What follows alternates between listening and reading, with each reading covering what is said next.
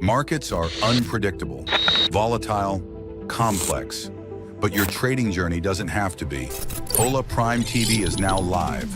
Every trading day, join top coaches as they break down real-time setups, key levels, live trades across Forex, futures, and crypto. From Tokyo's early momentum, to London's open surge, to New York's high volatility action. We decode every move live. Get sharp analysis, clear strategies, and insights that actually make sense. And yeah, we don't just break down charts. We crack a few smiles too. Only on Hola Prime TV. This is more than content. This is infotainment and beyond.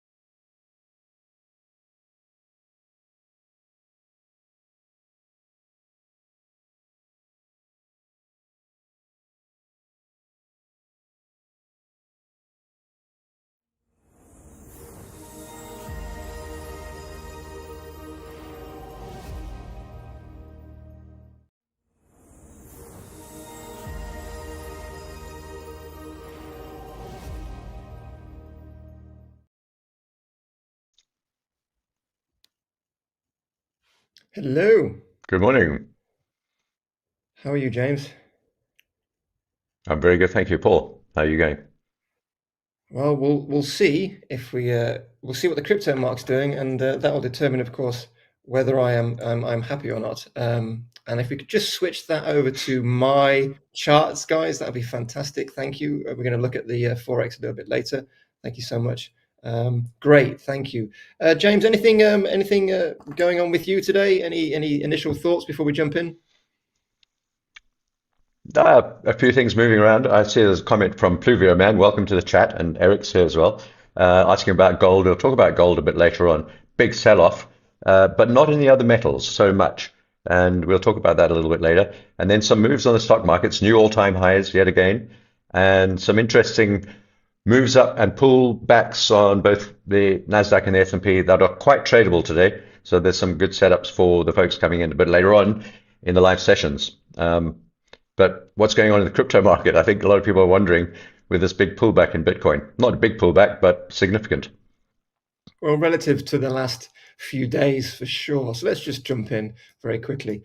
So this is Bitcoin 2-hour chart. And of course, all week, me and James have been discussing the range which Bitcoin has been playing in. Of course, we had these two lines in the sand, the double bottom neckline, which would be a confirmation, of course, that we're potentially heading upwards, at least towards all-time highs. That hasn't happened, and we've had actually a break below local support. Now, what do I mean by local support? Well, as you can see, this green area at the bottom is proper support, right? Let's call that proper support, right? This is essentially where we've broken out of previous all-time highs at around 112K, 110K. And now we've broken down, invalidated this double bottom, and we are just putting in a bearish retest of this range, which means unless we break back up, you have to presume that this is now the top of the range and this is now the bottom. And if you're looking for a long entry for Bitcoin, or you're looking for a long entry for altcoins, which of course you'd want confluence with Bitcoin, this of course is now the area to pay attention to. And if you notice, of course, this very quick move up, and when we had the breakout back at the start of the month, it's quite a transitory space. So there wasn't much price action, which means we could drop quite quickly. Now, this is very healthy. It's perfectly fine. And if we look at a chart potentially like this, we were talking about, we want to watch a retest of this trend line for a healthy move upwards. So you can imagine, of course, breakout, bullish retest, and away we go. All perfectly natural, nothing to worry about. But of course, if you are concerned what Bitcoin is going to do next, you want to be paying attention to make sure we have a nice solid bounce at that support. I mean, James, any thoughts about Bitcoin's current price at the moment? Yeah, so it's quite interesting. If we could switch back to my charts, please.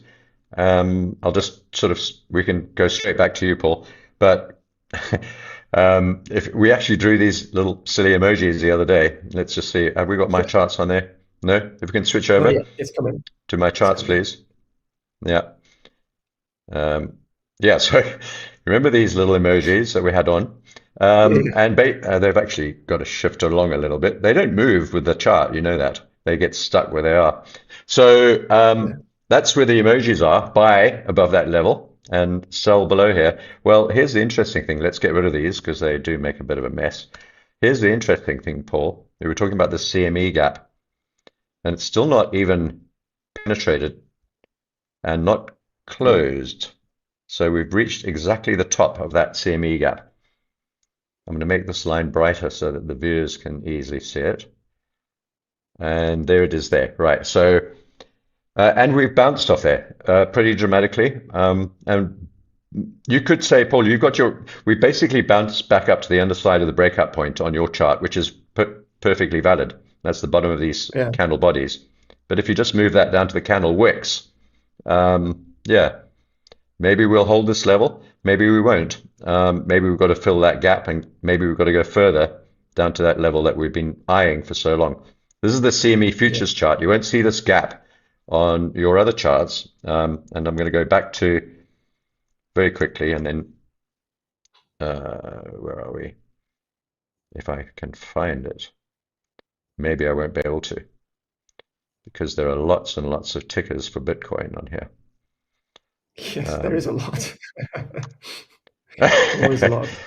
Always a lot. I don't want to be calling out broker names here either. So there we go. This is my Bitcoin chart. I've got trades on this chart, and you can see my position there. 30% hedged, and my average DCA price is way down here, about 85,000. Actually, where that green arrow is. So that's my average entry price. I started getting on down here. I added some around here, and the average is there. So quite a healthy move and quite a lot of Bitcoin on there. But I'm not convinced that I should be holding on to this just yet. I'm going to be watching very closely today, because if this does dribble down and fail this block. Now, here's the other thing that Bitcoin often does, is that little spike down through the range. We talked about this yesterday, in fact. We saw it over there as well, a range and a clear out down through the bottom. We saw it over here too, a range and clear out through the bottom. And we've just seen it now on a smaller scale. I have a feeling, Paul, that that is a low, and it's also a significant support level at 14,680, the low from today. I can't remember why, don't ask me, but I had a line drawn on there about 2 weeks ago, and I removed it for some reason. But there is a line there, and it might just be a Fibonacci retracement level, or it might be the top of that CME gap that I pointed out a little while back. So we are actually precisely at the top of the CME gap at that low. So, and the CME gap starts at the top of that previous candle, and it ends at the bottom of today's candle. So maybe we have to fill it. And if we do, I don't think we're going to stop there. We're going to go all the way down to 112,500-ish. I think, Paul, sure. I think we got a chance. Maybe it's 50-50. I'd give it 50-50 of holding here today.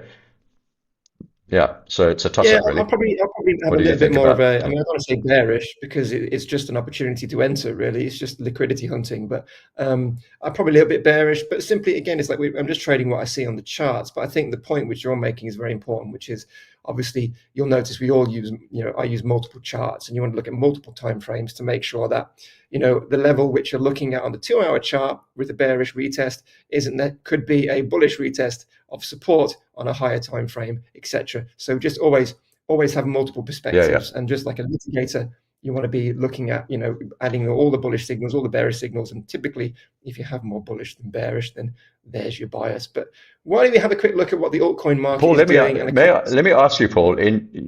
You've been trading Bitcoin for a pretty long time now. Have you ever seen Bitcoin behave so beautifully? Look at this chart in front of you. Have you ever seen a Bitcoin chart like that? I don't think I have. It is so perfectly neat and technical that it's almost trustworthy. Yes. And we could expect these patterns to actually behave themselves like they should. And maybe this is a bear flag, and we've got to the bottom, and we're going to carry on moving up. This is very unusual for Bitcoin, and maybe the nature of it has changed. Maybe it's become a real player in a serious market? Yeah, I mean, the whole thing of volatility is an interesting question. Where will we be in a few years' time? What will the price action look like? Will it be more volatility as a result of institutional adoption? But right now, I think, when things are bullish in a bull run, I remember the bull run very well when I was just trading it, with short-term positions. It would just be up, down by the breakout of a bull flag or by the retest of support, and up we go, and everything works perfectly. And it's a good indication potentially if Bitcoin's behaving this way, what we could see from the rest of the altcoin market, which would be an end to all of this up and then reset, and then some nice solid breaking through ranges consistently without any drama. And it would be really nice to see that. But let's see if we can switch back to my charts, if that is going to be a possibility in the coming weeks, if we have a look at Bitcoin dominance. So just back end, switch to here we go. Great, thank you. So yeah, again, really straightforward. Be very mindful that these dips are opportunities which people will see to buy. So if you think we might have a fully flush retest all the way down here, as James suggested, it may not happen. But again, you can only trade it based on your strategy. And for me, if we've entered a lower range, the ideal place for a long entry for any kind of altcoin setup or Bitcoin will, of course, be down here. But obviously, you need to do multi-time frame analysis. But let's quickly check in with Bitcoin dominance. Now, Bitcoin dominance for the uninitiated is very reflective of the strength of the altcoin market or not. And when it's heading down, that's very healthy for altcoins, which is why we've had some nice price action over the last couple of weeks. And you can see we have bearishly retested this moving average, the 200 MA on the day. Just one single signal, but it's a good place to be in for the altcoin market. And you can see potentially a continuation down here. Moving past this horrible liquidation event would be very strong for the altcoin market, which would give us, because essentially, if you think about it, the altcoin market has been suffering from Bitcoin dominance being in an uptrend, because it's very difficult for the altcoins to be in an uptrend consistently itself when the money flow is in the opposite trend. It makes it very difficult. So this could be the first sign of that more natural, comfortable, clean price action from altcoins, which we can see. And if we jump into Solana, then maybe this is what we're seeing. We've had a breakout finally of this resistance area, and now we seem to be putting in a nice, perfectly healthy, perfectly healthy bullish retest. And of course, in hesitant conditions, I probably wouldn't be entering here because I'd need more confluence. But in bullish conditions, this may just move up from here. So there's a play with Solana right now for sure.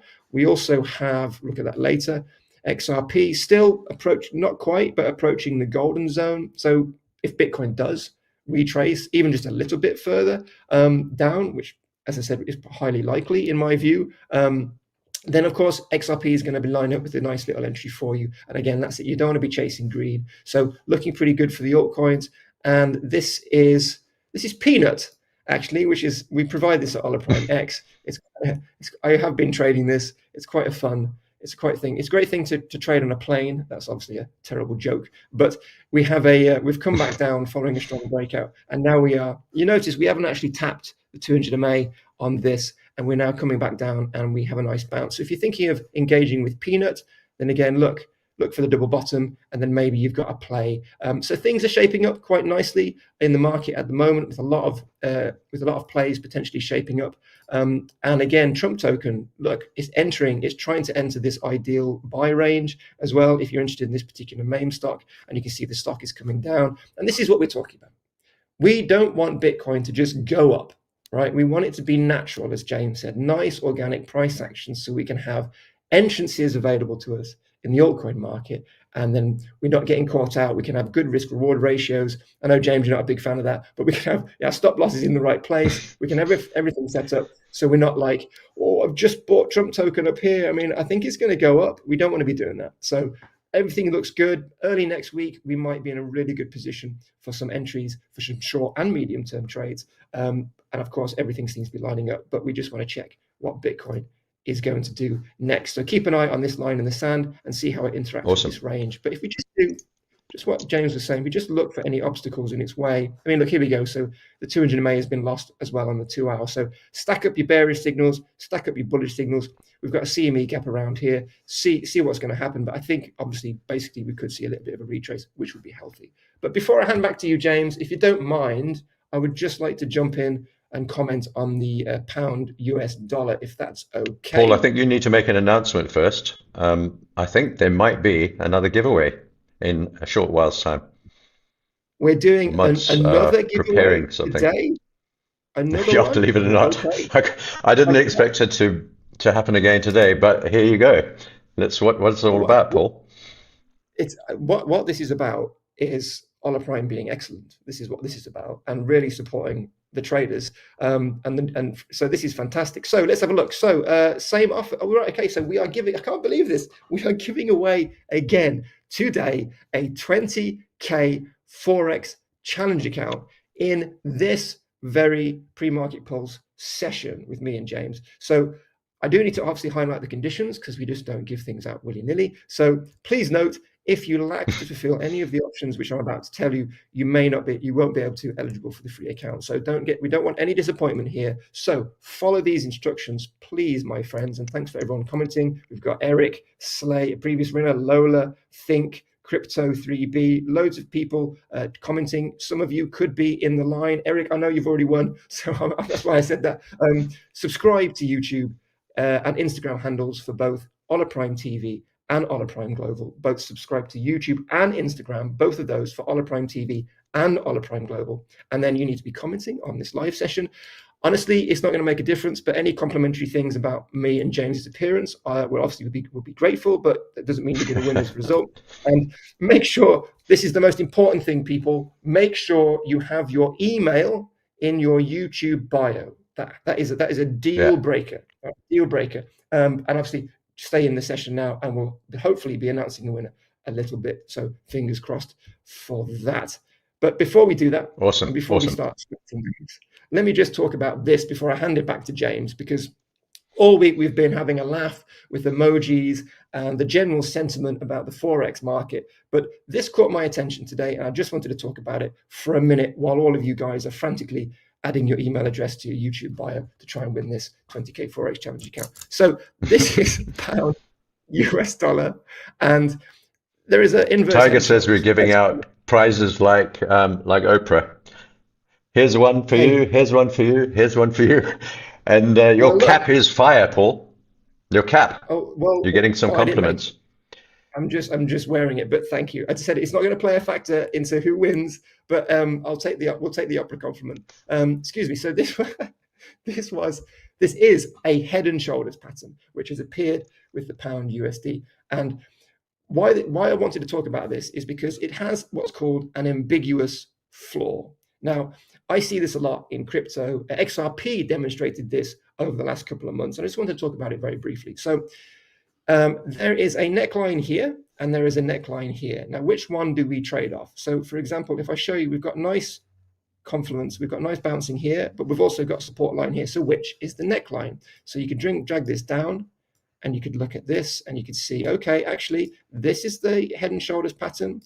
And we're waiting for a breakdown of this line. And I think this is probably the correct pattern. This is the correct level. But when there is ambiguity, there is uncertainty about committing to a short position, as an example, if we break down from here. So my point is that we've seen this with XRP. When there is an ambiguous area around the neckline for a head and shoulders pattern, it can cause a bit of a trap, and it can confuse people. So you might think, okay, if the pound is breaking down here, we could see it move down for some bearish price action. But are everyone going to commit based on this ambiguity? I mean, James, what are your thoughts about this nonsense I'm spouting? Is there any? Do you think there's any advice about how to trade these kind of ambiguous levels, or do you think I'm just being silly and this is just the head and shoulders neckline? What do you reckon? Yeah, no, I think it's sure. I mean, it looks like head and shoulders. The problem with head and shoulders is that they often don't work out, and you'll find that on your chart there that quite a lot the neckline will be tested and the head and shoulders just won't occur, and that'll bounce and carry on moving up. My view on the pound is bullish, so I wouldn't be shorting it, but actually I've got a long position. I've got two long positions, but if we do break that neckline, sure, we'll probably get a breakdown through there and a bounce back up again from the underside to that zone, and then continue down to the next level, which is down at that next swing low on the left. But I don't think that's going to happen. And I think we may not even reach that level. But if we do, and it's not a good idea in head and shoulders patterns because they are pretty unreliable, as you just pointed out, Paul, and they can be ambiguous. And they're often lopsided, or they, came out of the mother a little bit skew, and one shoulder's a bit flopped down, and the head's a bit, squonk, got squashed in there when it was coming out. So, yeah, not my favorite pattern, to be honest. And most of the time they don't actually work out. And when they do, it's already too late because you've got to wait for that neckline to break. And by the time that's happened, most of the move's already complete. So, nah, not for me. And you're right. It has some. It looks like it's been calipered out for a little bit, for sure. But I think this is the point which I was trying to underscore, that you see these patterns, you immediately think, "Ooh, it's going to be bearish," but it's not necessarily going to be that case, especially when it's not a particularly clear neckline. And therefore, I would agree potentially with James here that we could see actually a continuation upwards from here. So don't be caught out. And that's why I wanted and to the other point thing it out. about head and shoulders patterns, the psychology behind them is that there's a lot of trading psychology going on inside that pattern, which could go wrong at any point. There's a lot of moving parts there. And also, they're incredibly difficult, incorrect, let me rephrase. They're also incredibly easy to spot because they look like humans, and we like looking at patterns that look familiar. And so we see them all the time, even when they're not there. And even when they are there, they often don't work out. So, yeah, not my favorite. I think there are far, far better patterns to trade off. But if it does break down through that line, then my longs are in trouble for sure, Paul. And we're probably going down to the next level. I'd have to hedge the whole lot, or potentially reverse to short. I don't know. But I don't think we're going to get there. But if we do, it'll be decision time, sure. So, yeah, I completely agree. I completely agree. And that's why I wanted to bring it up. But what is happening, James, in the rest of the Forex market? Do you want to jump into that for us? All right. Yeah, let's switch across to my charts and have a wee look. So, here we are on the pound. Let's carry on with that. So, is that the pound? So I've got the tie me down cable roo moniker up there still, and it actually worked. And the cable, the tie down, is the green 20-period moving average, and it really just didn't let it get up. We have a tweezer top and a bearish engulfing candle, and we've broken down through that trend line and these two moving averages. So not good, not good. But there's that line that you were talking about, Paul, the headline, the neckline of this potential head and shoulders. But we're also on top of support right now. In fact, you had this ambiguity about yours. We're on the first level, and there's the next level down below us. So I've got a feeling that we'll hold here today. We'll have to see. There's not a lot of news coming out today.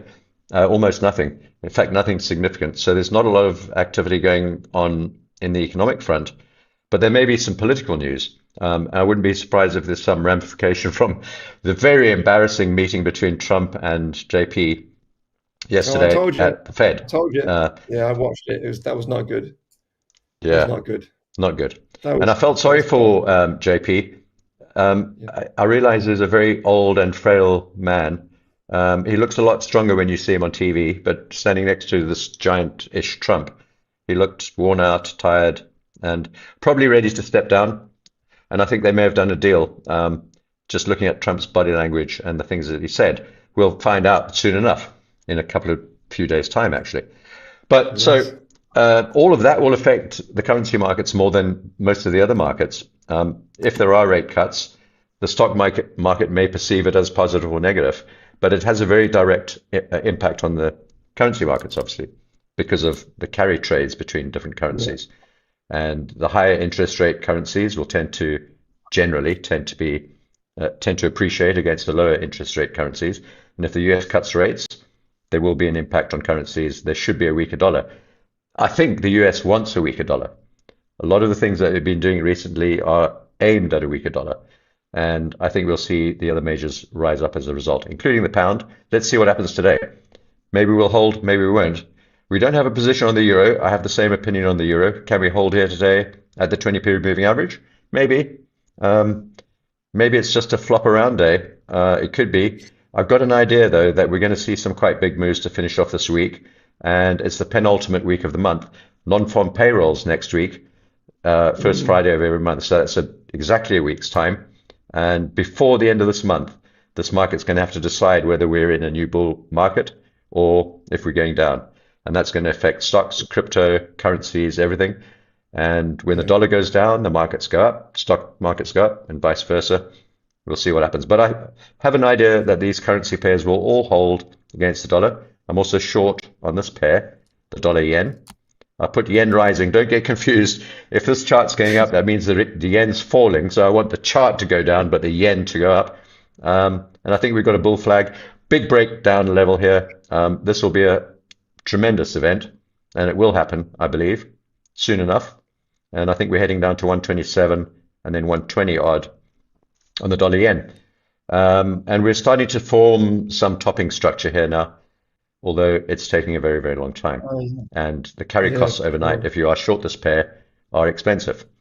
You've got to have a decent wallet to pay for that. So if you want to, or you could just not be in the trade, of course. We're long on the Aussie, and again, in line with US dollar weakness, that's the idea. Go you good thing. I think we could get a lot more upside on the Aussie, probably to about 0.7, where the Aussie dollar was in 2002. Yeah, we talked about that last time. And then I've also got shorts on the two yen pairs, the yen crosses euro yen and pound yen. And those are obviously not great. Pound yen, these are also expensive to trade, carry costs overnights. And that's actually the whole reason that all the yen pairs are favoring or not favoring the yen, because every single currency pair has a positive, or has had up until now, slowly changing, a positive interest rate differential against the yen. And so people will move money and investments in general out of yen-based denominations into other currency type denominations where you get more money for your currency, more interest. So that's that really on currency. So basically short the dollar, sorry, short the dollar and long the majors against the dollar. Yeah, that was almost a terrible mistake. Short the dollar, long the majors against the dollar. And then I'm trying to sell the yen crosses and the dollar yen, but I've been trying for a while. It's not working so far. But Michael, these things can change very, very quickly. In the chat has mentioned that gold is crossing the 4-hour waiting for the close. I know you wanted to look at gold today, James. What is happening with that, do you think? Yeah. All right. So gold, this is a super interesting. Just before we jump into that, I just want to remind people, sorry, James, for interrupting you. This is really good coverage. Just a reminder, if you're looking to get win the amazing, shockingly good prize today, the 20K Forex Challenge account, which we'll be giving away in this session, please make sure you have your email in your bio, right? We have so many instances where we are choosing people and they don't have it, and unfortunately people miss out. So thank you for everyone commenting, Mark, Carlos, everybody involved. But please make sure, if you want to win this prize, this amazing opportunity, make sure you've got your email, of course, in your YouTube bio, because that would be gold. Absolutely. And folks, there are 26 people watching, 28, and only 11 likes. So do us a favor and click the like button while we're talking. Only 11 likes? Yeah. How many people did you say are watching?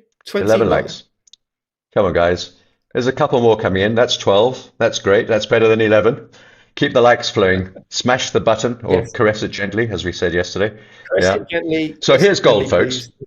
Yeah, caress it very gently, very gently.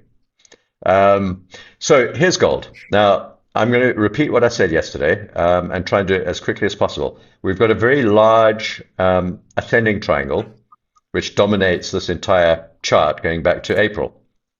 We're in July now, almost in August. So enormous. Within that large ascending triangle, we've got a smaller one, this little one down here at the bottom of the larger triangle. And so we were long into this pattern. We literally sold the top on gold, and we got out sort of down near the bottom. And since then, we've been buying and selling and hedging and making a few dollars here and there, flip-flopping around. But now, we rushed up through the top of this triangle that I've called it the baby excuse me, the baby gold rush, the baby ascending triangle, that worked. We broke out through the top as we should have done. We got to the top of the bigger, larger maxi gold rush triangle and immediately failed. Now, it should have broken out through the top. Most of the time it will have done that. 65, 70% of the time, these triangles break out to the top, like the little one did. And this one did not. When we got to the top there, we saw some very, very clear price action, which indicated not only was it a reversal at the top of a pattern, which you'd expect normally, a reaction, but there was some serious institutional selling going on here. We've seen from the COT report, and if you've been keeping up with the COT report, that we're very overweighted to the top side, very overweighted to the long side, and that sort of backs this up. So some release of very large positions occurred here, or some very large sell positions were initiated, and that drove this price down. We got short on the retrace back to the 20-period moving average, and that's where we are today. Now let's go back to, that's the 15-minute chart. Let's go back to the day chart and see where we are in this bigger picture. Now, I said if we did break up through there and hold, I would have traded like this. And I was basically ready and waiting to get into this trade, up, retrace, and off we go, following my red path, which is already drawn in, up into that direction. But that did not occur. And when we reversed here so dramatically at the top, when we got short, actually we got short there, you can see my arrow. And the reason it's short there is because that was the bounce and the retracement to the 20-period moving average on the 4-hour chart, which I trade from. There's the bounce on the 4-hour. I only trade off 4-hour and day charts, but there's the push down, the bounce back up to the 20, touch the 20 precisely, and then collapsed. Now, then we got to this area, which is pretty critical. As you can see, a bit of messing around at the moving average and support trend line. Eventually got through after about 4 or 5 candles. And now we've got to this next level, which brings me back to the day chart. And we can now see very clearly that we have a particular level that we're at currently. We're sitting on top of the 20 and the 50-period moving averages. We have broken down through a very badly drawn triangle. And if I act this triangle more beautiful and accurate, I was meant to do this about a week ago, wasn't I, Paul? You need like people paying attention to this stream right now. We've talked about triangles before, right? They're hard enough, right? You've got to get them to look sexy. They've got to look sexy. Yes. If they don't look sexy, there's something wrong. You always, everyone talks about candle body closes, wicks. We should be put it. Forget the wicks. Forget the candle body closes. Just make it look sexy, and I guarantee your success rate will improve. That's my advice today. That's it. Good advice there, Paul.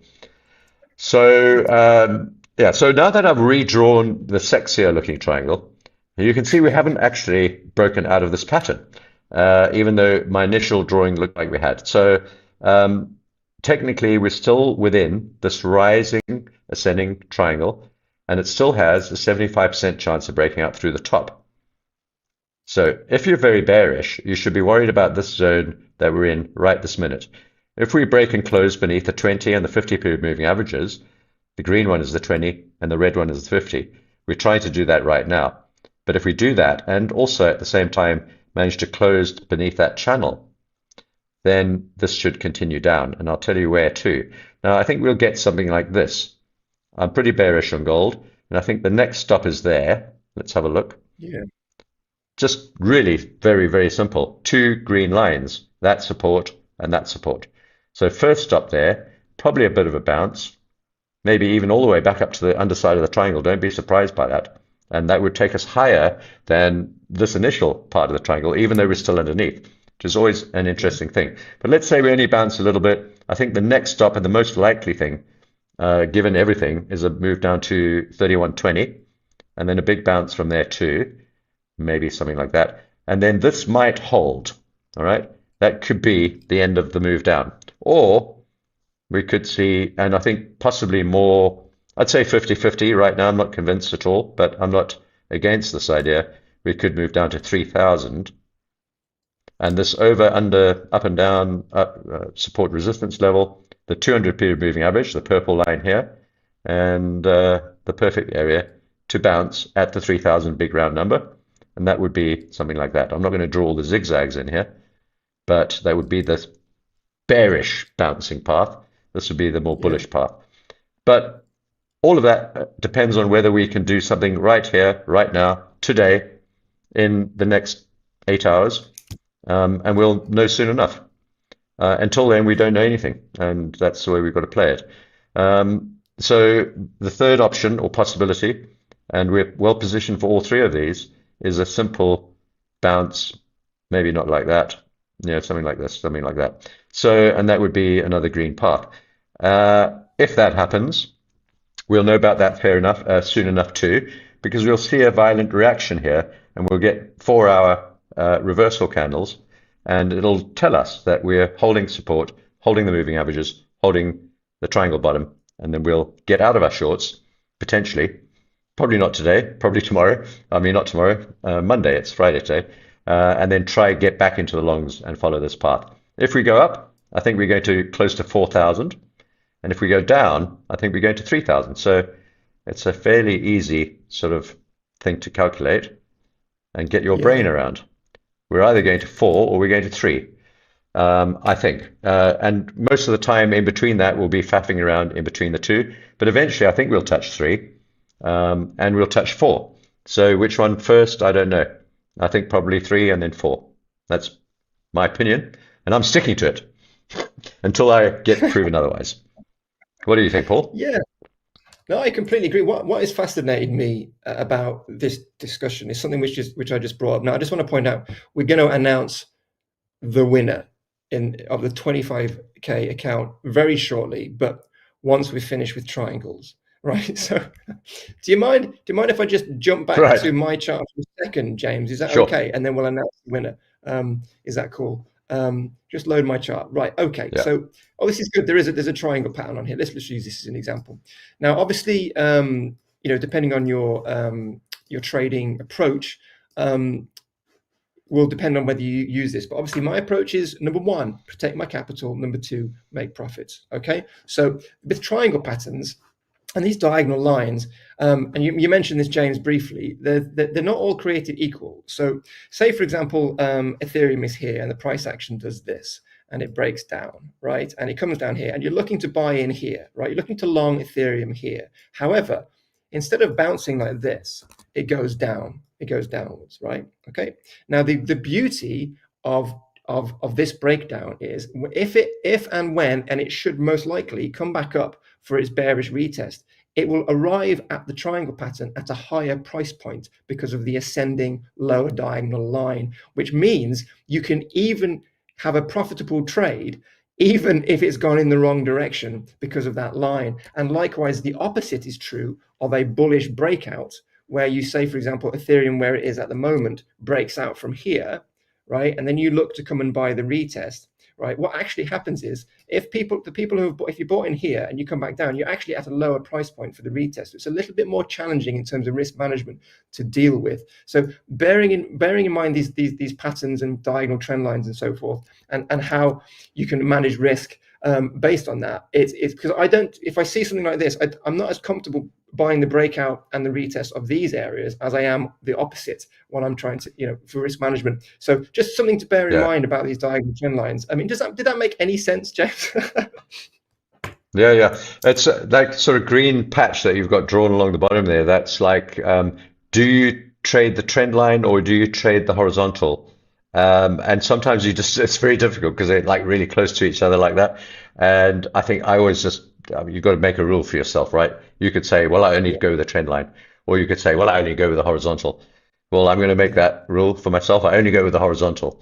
So, but I don't think it makes a big difference. You just got to be aware that these days, that move through the bottom there, Paul, of your triangle, you'll see it all the time on any triangle, on any market.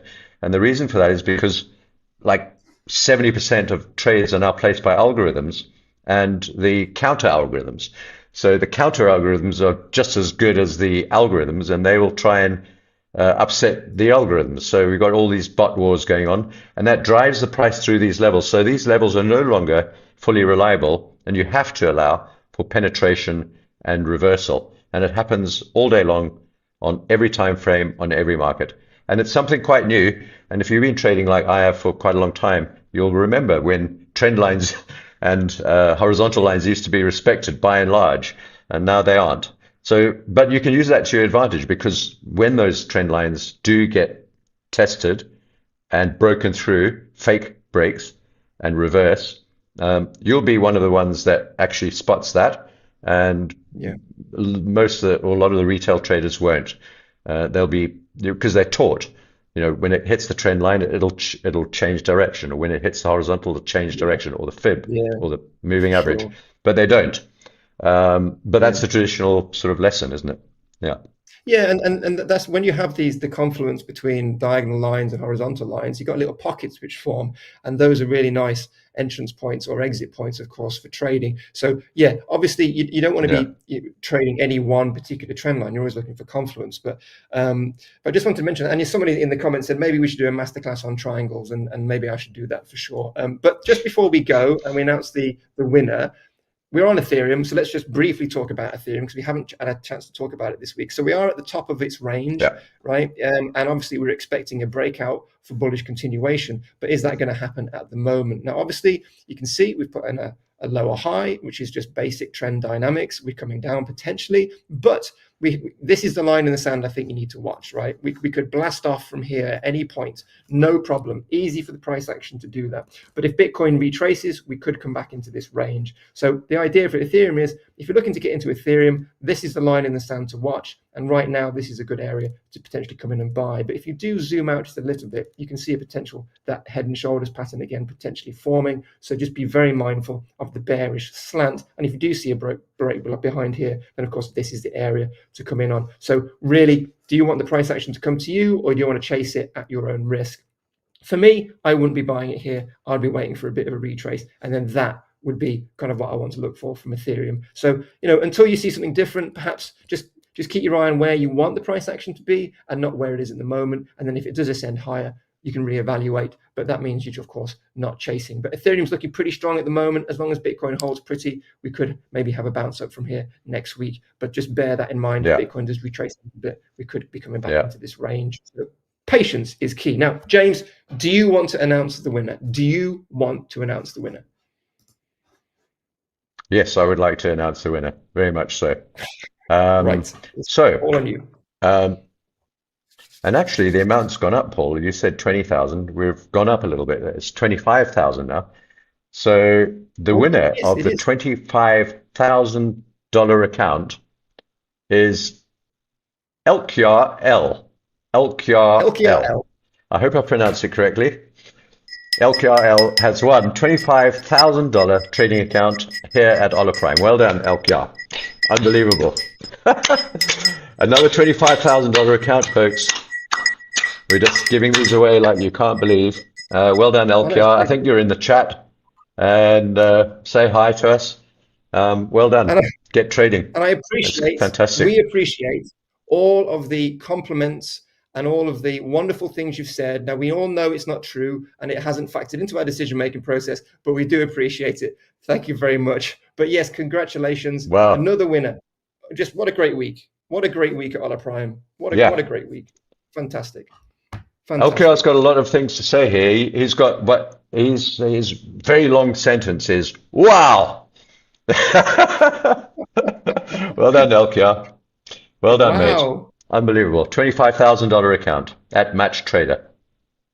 Brilliant. And you know what the nice thing is? Fantastic. Do you know what the great thing is? And I think this is what, the sort of community we try to build here. Everyone is supporting each other. No, because I think if I was in the comments, I'd be like, no, what? I wanted that. No, I'm out of it. I'm not commenting again. But no, everyone is such a team player here. Everyone's supporting each other. And I think it's so good. And we're glad, of course, to be giving something back to all the attention and love you're giving everyone in these streams. So well deserved. Great stuff. Yeah, well done. So, and if you'd like to stand a chance to win a prize for the rest of these giveaways for the rest of the week, and I think maybe even into next week, depending on the management team. But if you'd like to win one of these, all you've got to do is a few things, and we can flash those up on the screen. But essentially, you've got to subscribe to this channel, say a few things in the chat, say hi, ask your questions, and just let us know you're around. And make sure your email is in your YouTube bio, and you'll be entered into the draw, scot-free. And we've already given away hundreds of thousands of dollars of trading accounts this week, this very week. Quite a lot of money.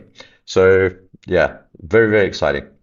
And Very, very exciting. I think there might be some more later on today. So make sure you subscribe, click the like button. Folks, there are 28 people watching, 12 likes. Click the like button and support the channel. And make sure you're in line to get into the draw to win the next prize. Yeah, and again, look, the compliments, they're not a prerequisite, right? We're not gonna, we're not gonna give you the prize because you're making compliments. But I'm gonna be honest with you, I appreciate them. I enjoy them. So keep them coming because it makes me feel good. And honestly, it's been so exciting this week. So keep them coming, even if they're just fictitious. Even if you want to say you really like my hat, which that's fine. Just say it. Let's go. Just compliment us all. I mean, James's headphones. I mean, no one has commented on James's headphones. Do you know how good these headphones are? And nobody has complimented on them. I mean, it's a bit of a travesty. Yeah, very good. I think your headphones should win a prize. Yeah. Right. Anyway, LKL, well done, mate. And everyone else, yeah. Paul, do you want to carry on? Do you want to talk about Bitcoin further, or would you like me to wrap up on stocks or anything else? Let me touch base with. Oh, I can talk about stocks. I do have something interesting to show everyone. If you switch across to my charts, if we have time, let's go. Or don't we have time? Yes. Switch over to James's charts. Thanks. I'm busy making a video, and it's in progress. And right, I actually hope to have my positions on the screen, but my broker seems to have disconnected. Probably a good thing anyway. But here we go. This is the trade I took last night, and this is the Nasdaq. This is a 15-minute chart. We'll switch to the 5 shortly. So we had a big bull move up, and then this flag. And if you remember trading yesterday, we had the dip down, and then a bit of a rally, and then sort of dribbling down since then. But look at the structure here. We broke out. We had a false break through the bottom of this, which was now a bull flag, a clear bull flag. That's the clear out. We were talking about this on Bitcoin, and this is what, in fact, we were talking about it on all markets. This is what algos are doing to us. Be very careful of that and don't be deceived. Read the candles and the tape. When you see that sort of thing, and a tweezer bottom, and a sharp, dramatic rebound, it means it's probably a fake break, particularly if it's through the bottom of a bull flag in a bull market. It's not the time to be selling. A lot of people got short here yesterday. Not the right place to be selling in a bull market in a false break through the bottom of a bull flag. The key is in the word bull. And also, we dipped down to the 200-period moving average, and we formed a tweezer bottom. So I took this trade on the bounce through the top of the channel, on the retrace back to the top of the channel, and I've got 2 long positions, 2 Nasdaq contracts I entered over there. And these are live. I wish I could have shown you. These are live positions, and it's real money. It's not a demo account, but it's not a big position. But I wanted to demonstrate it. We'll come back to it, and I'm recording it as a video separately. But look at what's happened since then. That's where we got long. We got into some good profit, actually. I think we got about 40 points, 50 points maybe. And since then, overnight, last night, while I was sleeping, we dribbled all the way back down to the trend line. But look where we've got to. This is a 15-minute chart. We're on the top of this big bull flag, and we're on top of the 200-period moving average, and we've got a potential little double bottom here. Look what happened last time. We got to the 200-period moving average here on the 15. That's exactly what I was talking about with those diagonal breakouts, where you're buying a breakout on a descending diagonal trend line. For even a natural bullish retest of the zone you've just breaked out of ends up with a slightly lower price point than where you've got in. And that's exactly why I hate trading those things. But yeah, that's exact example. Yeah. So my position on the Nasdaq today, as soon as I finish this stream, and if we get another dip back down to the trend line, this channel line, and the 200-period moving average, it's only a few dollars down. I'll add my 3rd position on there to the existing 2 positions from here, and I'll have a slightly better price, as Paul has just pointed out, which is one of the beauties of, in fact, the benefits of this. And if I switch this to a 5-minute chart, where you might be trading if you're a day trader or a scalper, you'll be looking for these candles at the support level, the 200-period Bollinger Band down here on the 5-minute chart, bouncing off the support, bouncing off support, once, twice, 3 times, 4 times now. and I think it's a buy right now. Bullish engulfing candle, Yeah. two Yeah. dragonfly dojis, and it's a reversal. We've got to get through these moving averages above us. That's the 20, the 100, and the 200. But if we close above there on the 5-minute and then above here, I think we're going to new all-time highs again today, and that will take us right up into much higher levels, probably somewhere around 23,500 on the Nasdaq. Yeah. I mean, and that's That's what I also, think. that's the other side of putting an initial amount on the breakout of a pattern like this. And the other way to look at it is when you do get the retest, despite it being lower, I mean, that's what you want. If you're scaling in, you then get a lower average price coming in on the break. So that's Yeah. fantastic. I hope that works out for you. Please give us an update on Monday. But I think we have run out of Will do. time. So thank you again, and congratulations to today's winner, and obviously all the comments, the likes, and all the fun. Next up, we have got Coach Sam, we have Iris, Paul Gallows, and Daryl up next for your Futures Takeoff. But I think that's it for us this week, James. Awesome. Yeah, fantastic. It's been a great week, Paul. Thank you very much for your presence and your company and all the viewers. And I think we've had a good trading week. It's been a little slow, and unfortunately, not a lot of action during the later sessions in the days because the markets have been quiet, as you can see just by looking at what's in front of you on the page here. So, but we have had that move up on the Nasdaq in the middle of your page right now, and I think we're getting ready for the next one. So there you go. Fingers crossed. All right, we'll hand it over to the next team. Thank you, everybody. We'll see you on Monday. Thanks so much, James.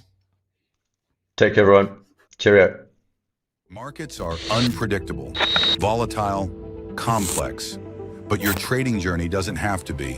Hola Prime TV is now live.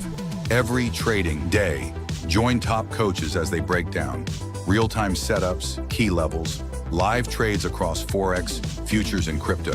From Tokyo's early momentum, to London's open surge, to New York's high volatility action. We decode every move live, get sharp analysis, clear strategies, and insights that actually make sense. And yeah, we don't just break down charts, we crack a few smiles too. Only on Hola Prime TV. This is more than content. This is infotainment and beyond.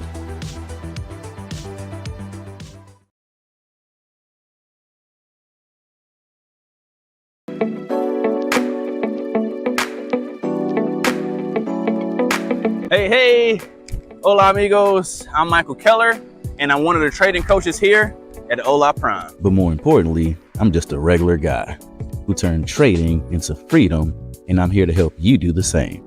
So this is a glimpse into who I am in front of the screens and beyond the charts. See, a strategy will get you in the trade, but mindset keeps you in the game.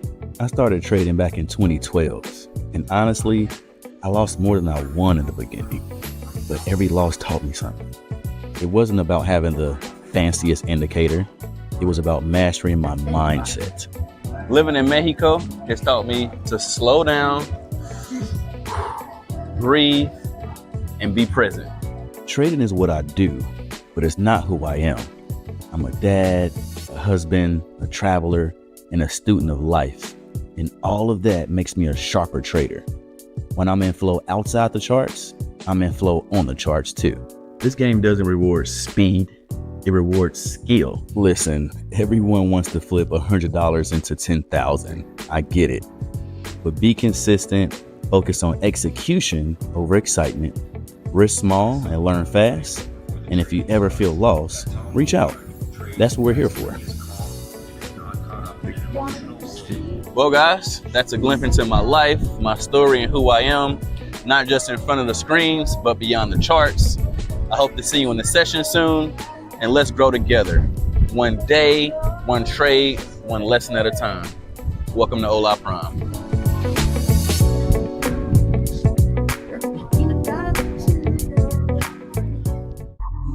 Hola Prime, trade with transparency.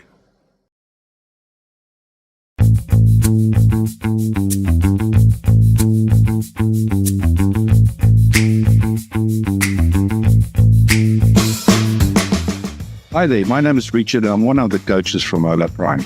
Join me as I take you behind the scenes on a little tour of what I like to get up to on a daily basis and beyond charts. I started trading 16 years ago, but through persistence and a very high level of dedication, I got to learn 3 invaluable lessons through my career. That trading should be treated as a business. It's really not a gamble. Consistent profitability demands effort, and there's really no shortcuts or any way around. And especially risk management, which isn't, it's part of your survival as a trader. You see, early on I realized that success in trading is only 20% strategy and 80% mindset and emotion. Now, as a coach at Hola Prime, my focus is very simple. Helping traders build systems with an edge, cultivating the discipline and focus needed to execute them consistently. You see, guys, the markets doesn't care about you. It will humble you if you let your pride override rules and reward you when you execute your plan without fear or hesitation. As a trader, I like to get outdoors as much as possible. Really try to strike a balance between trading and also leading a healthy lifestyle. Leading a healthy lifestyle for me could be anything. Hiking, I love swimming as well. Today is not really the weather to go and swim, but I will take the dog out for a walk. Because I'm really trying to force healthy habits so I can stay focused when I really need to, when I'm behind the charts, and all the stresses that comes with it. As getting outdoors really helps relieve those stress and helps me personally keep focused as much as possible. In my spare time, I like to play league darts with my trainers. And just as in training, skills and practice is everything. And that's a wrap, guys. Look behind the scene of who I am, what I do every day, beyond the charts. I hope to see you in the session soon. Take care.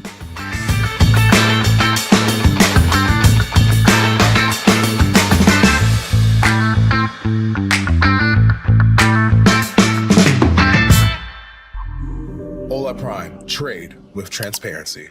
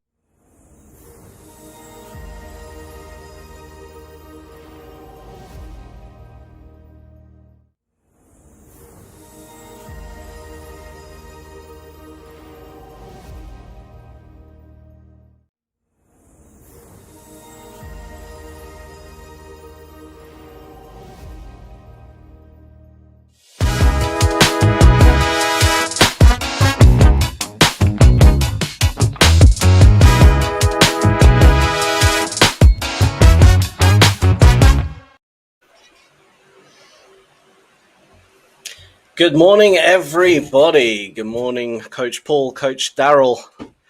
How are you both doing today? Hello, great. I am awesome. Good morning, good afternoon. It looks like both of you boys moved to Miami overnight. What a backdrop. Yeah, I moved house. Look at that. Look at that. Again, you've been moving every day, Sam. You've been busy. Hey, this is my weekend home. You know, I just picked this up for like a cool 20 mil. You know, it was nothing. You're right. Right. Just wasn't a week's work, right? Just a little bit of, exactly, scratch. Yeah. Pocket change. You know. This is my condo that I stay at on Thursdays. No, on Fridays. Does your wife know where you're staying on Thursdays, Paul? No one knows where I'm staying Thursdays, Wednesdays. It's just different every day, you know. Oh dear. Well, what a reversal in the market overnight, my lord. Yep, that's typical Friday for you. That's people cashing out, people taking money out of the market. Absolutely. Hello to everyone in the chat. I see Eric Lake. We have Rick. We have XD Cool. Yes. Coach Tiger is here, and also Coach James is also here. So James is here. if you're watching right now, How you boys doing? let us know in the chat. Drop a message. I know Eric from Discord. He posted on Discord. He made a really nice trade. He was up 3,000 something. He managed to close overnight. Yeah. Incredible stuff. So well done, Shoot. Eric. Got to give a shout out. Credit where credit's due. Eric's crushing it. Crushing it. Bravo That's awesome. Bravo Zulu FX says, morning crew. Good morning to you, Bravo Zulu FX. Good morning, I like Bravo. the username. I like absolutely. the username. Well, let's get up some charts. Tiger. Let's have a look. Get some sleep, Tiger. Yeah. Yeah. So if the back end want to pull up any of our charts, doesn't matter who. The market has just opened. Yeah. I'm seeing a potential long, actually. Oh, are you? Okay.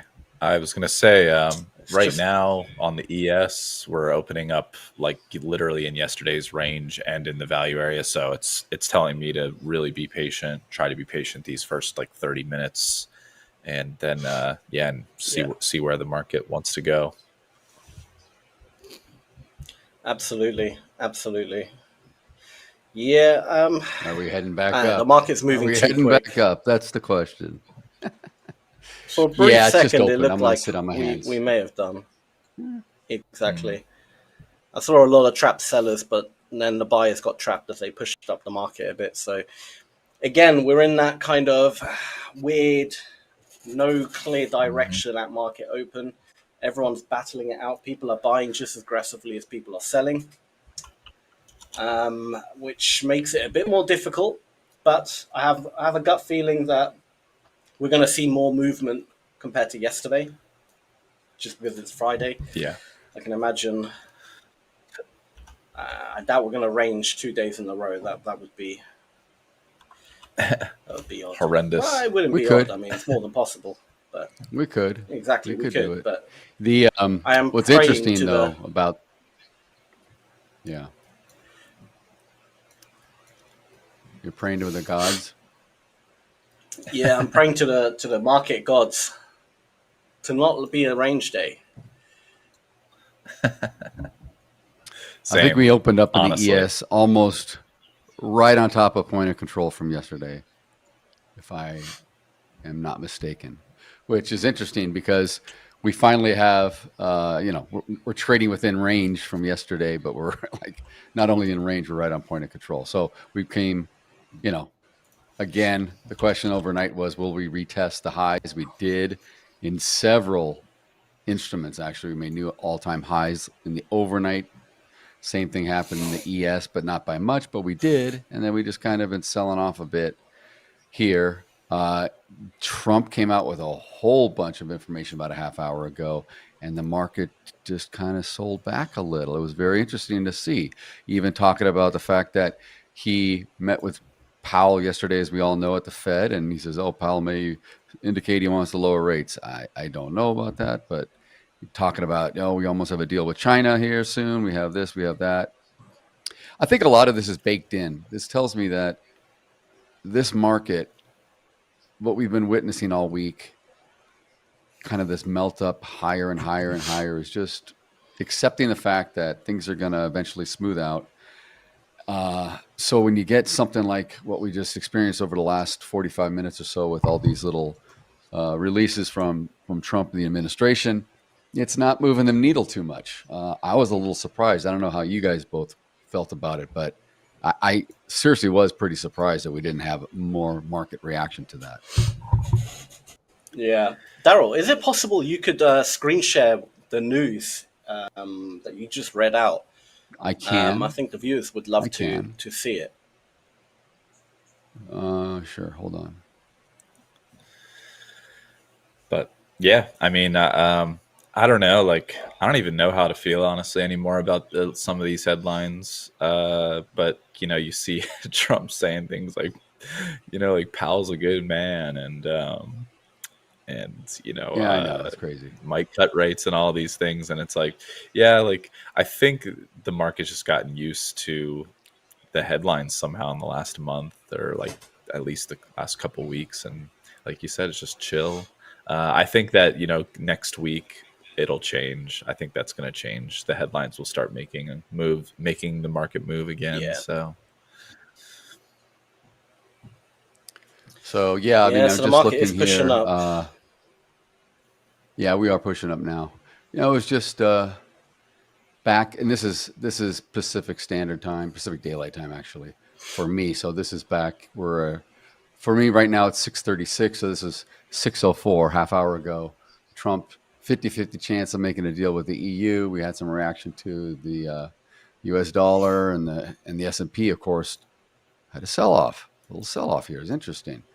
Come back up here, Trump on Fed's Powell. Got the impression yesterday from Powell he might be ready to lower rates. Trump on trade. Most deals will be done by August 1. Trump again. We have the confines of a deal with China. On Canada, there could be a tariff, not negotiation. Who knows? I mean, it's just, now he says we're nearing a trade deal with China. If you go back several weeks or months, if there was a whimper of anything with we're nearing a deal with China, or China's negotiating team said anything about maybe coming to meet with the U.S., man, you'd have a major reaction. So it's just a little bit more dull and muted, and I think that really goes to the fact of it's a lot of this is just baked in, expected. So what does that mean? Does that mean we can't keep creeping up? No, it doesn't mean that at all. It just means that, we may have some profit taking opportunities more than we think. Let me share, let me go back and get my other screen back. So I hope that was a little informative, what I just shared.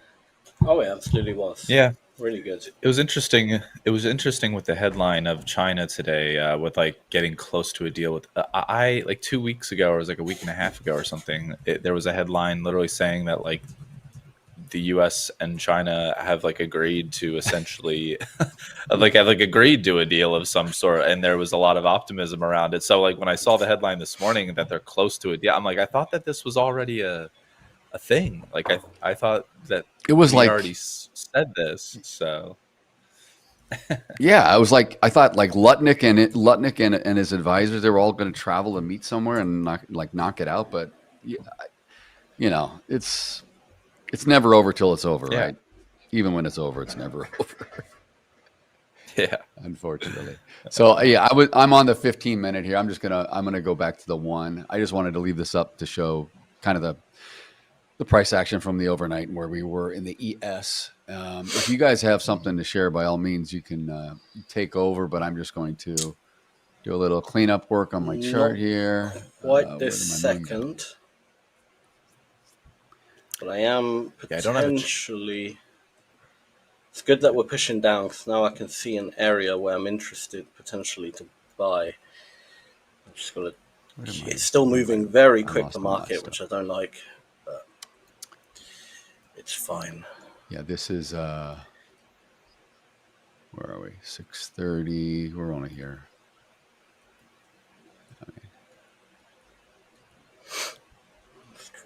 I may have to remove my rocket ship. It may be foreboding.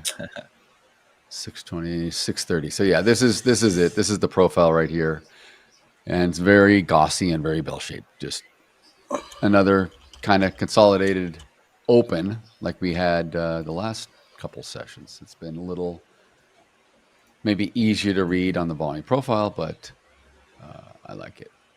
It's clean. It's already pushing up annoyingly. There was an area very close to where I would like to buy for a scalp, but it looks like it's made its move before it got there, annoyingly. I gotta find my pointer. There's my pointer. My makeshift pointer. All right, we'll go back. We'll go back to real time here. I was in outer space both to the right and to the top. It was crazy. I didn't know where I was. We can show my screen too. Actually, we can, if you want to switch to my screen, I can kind of I got nothing going. I can show my levels.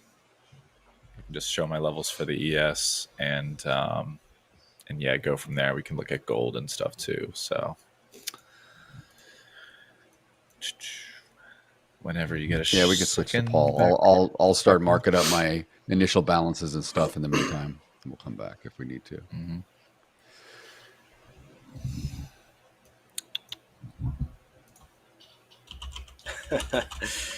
Pluvio Man says, if I had the same amount of tabs open as Daryl has on his PC, my PC would blow up. Oh yeah, when I was here, sharing Robert's here as well.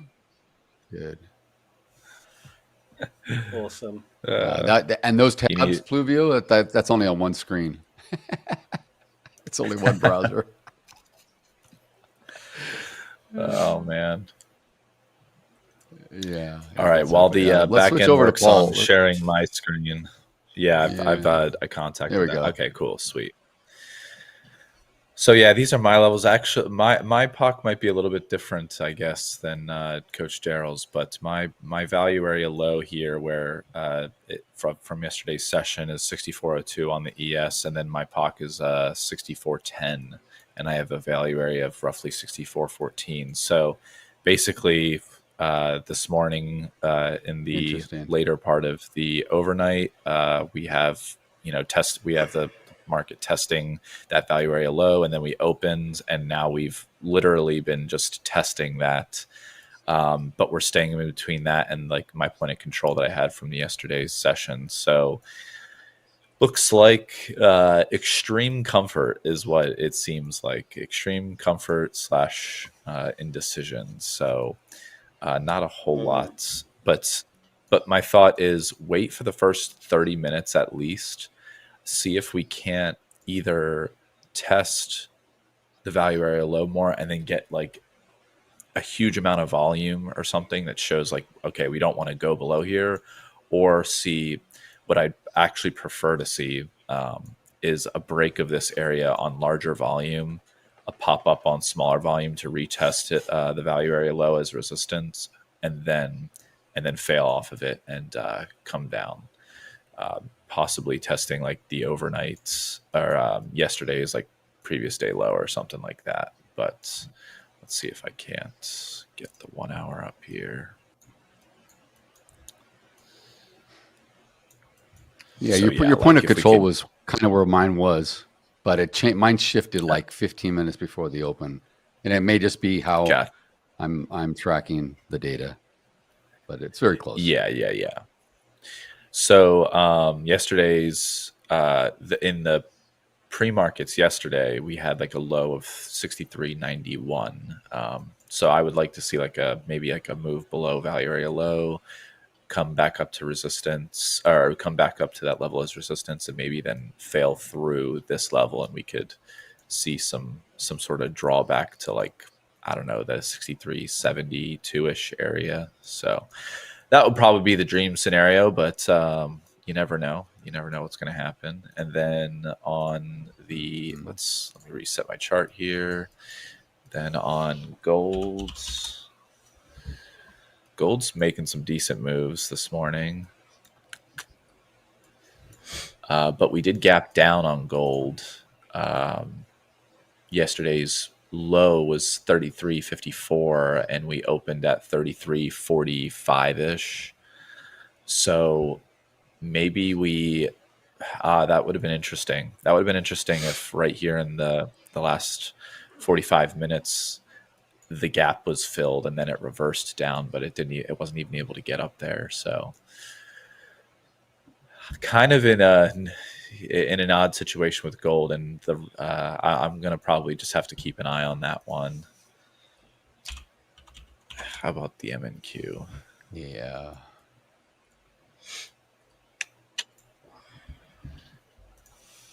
Pull up the market profile.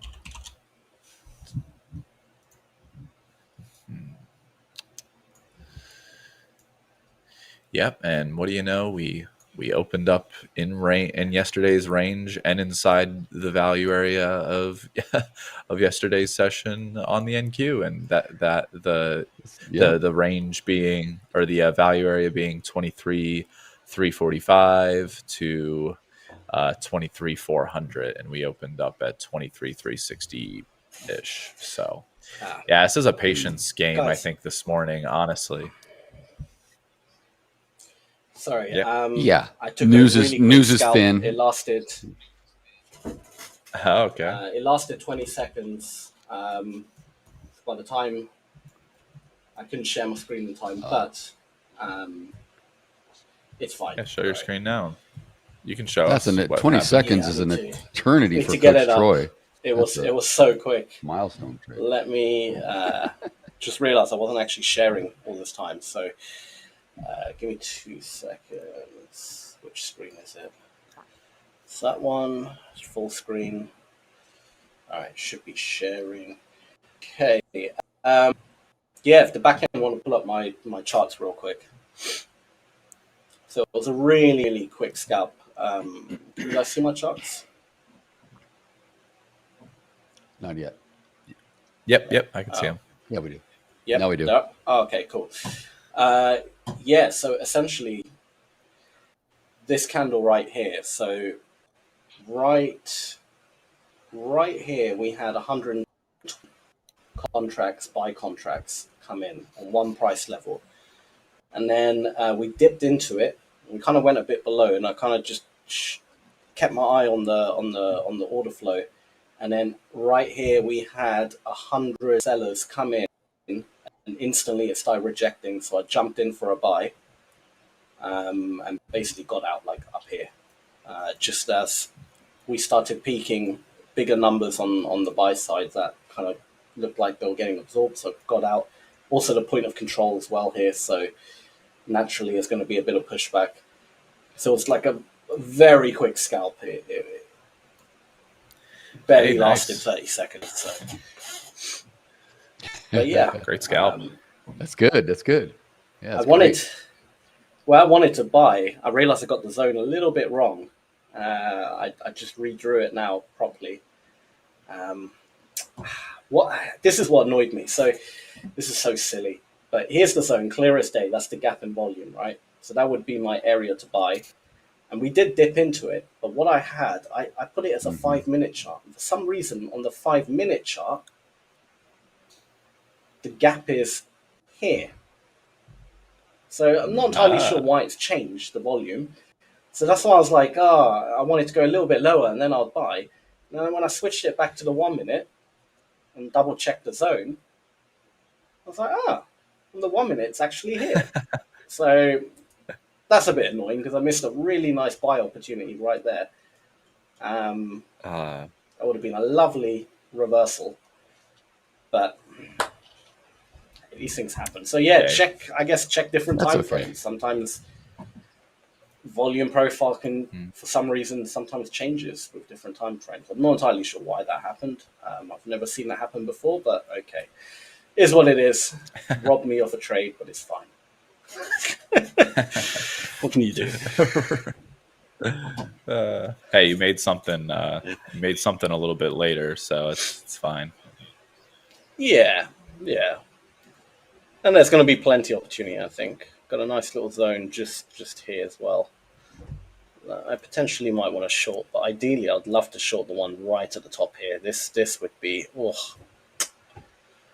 this would be the one right here.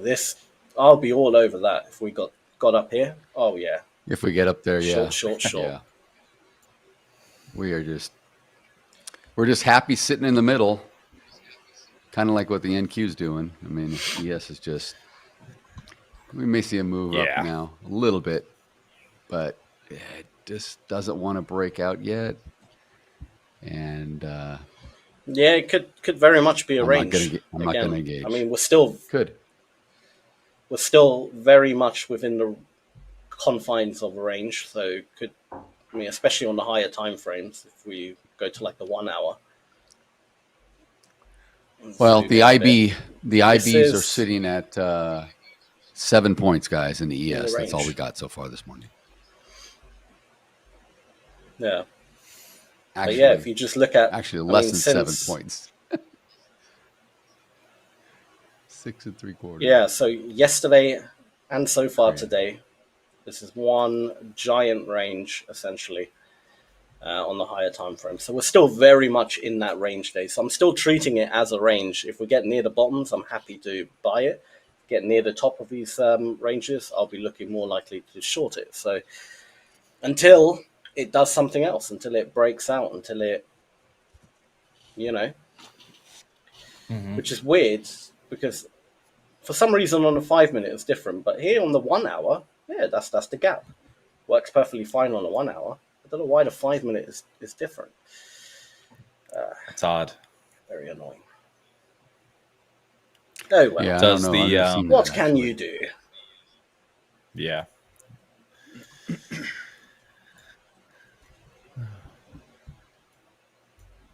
Well, the Nasdaq is breaking through its own highs in the regular trading session right now, so there's some bullish momentum going on there. Maybe the ES will follow suit.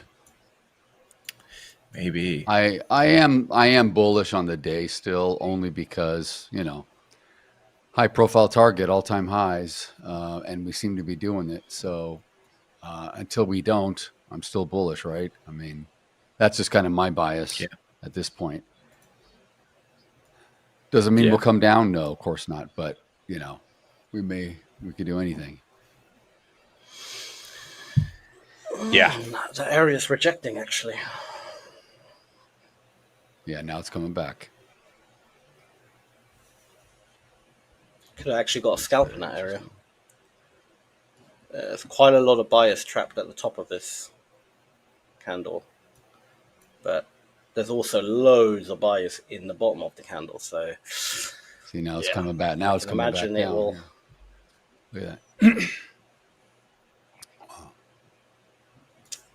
No, these buyers are defending that area. I think it will blow through this area. I think that was just a small reaction. I could have scalped that, but small reaction, nothing more. The volume on the ES is feels like nothing, honestly. Low. Very low volume. Low for sure. Yep. Yeah. So far, anyway. But I mean, the overnight had quite a lot of volume. It's kind of like you either get a normal, typical open session, or if it's a little kind of muted like we are now. It's each the overnight or the regular trading hours is taking their turn, right? It's like, who wants to run with it? Now we're breaking out of highs a little bit on the ES up to 64.10. Yeah. And we'll see the if Dow it carries just bounced through off here, its low. Yeah. And I get to move my IB, good but absorption I'm right still sitting on my hands. Mm-hmm. I'm looking for an opportunity to get long.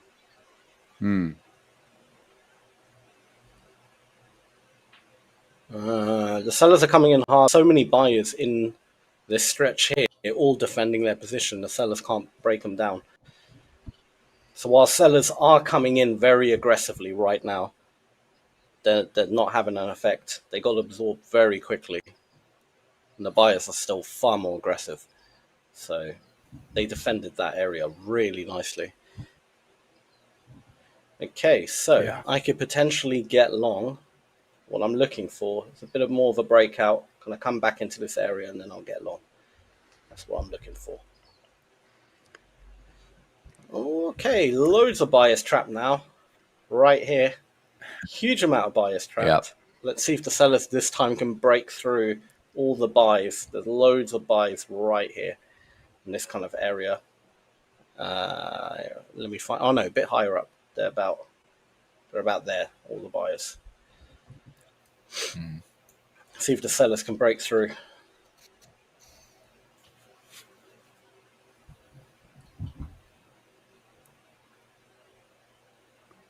Talk about a Gaussian shaped profile. I mean, this thing is like symmetrical as you can get almost.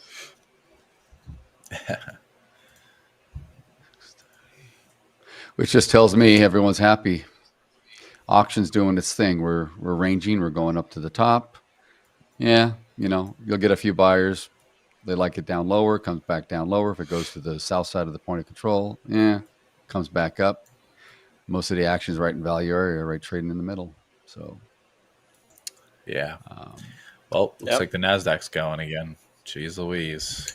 Yeah, and those buyers is right in that behind area it now. there. Here comes the ES. Here comes the ES. Defending.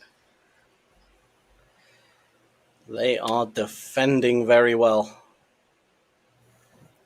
Dow is diverging. Okay, now I want it from to the come Nasdaq back into this again. area. Mhm.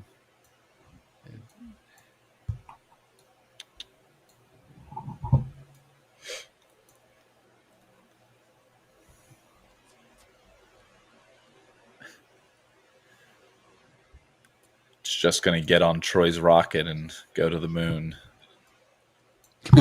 Never going to come back. Never going to come back for you, Sam. Troy will die. Yeah, it looks like it's not going to come back, is it?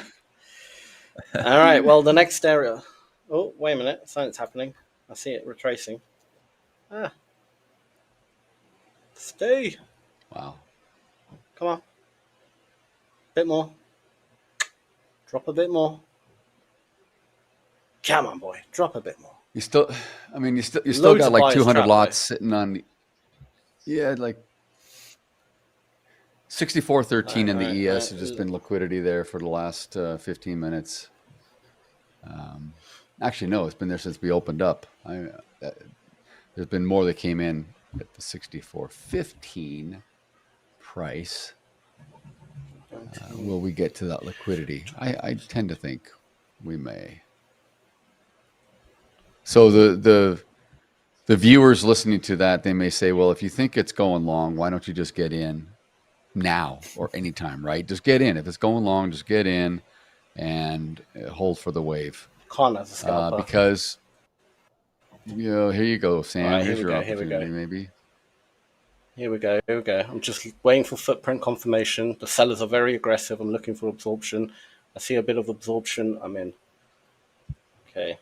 Back up to the highs. Now my stop has to be, annoyingly, 382.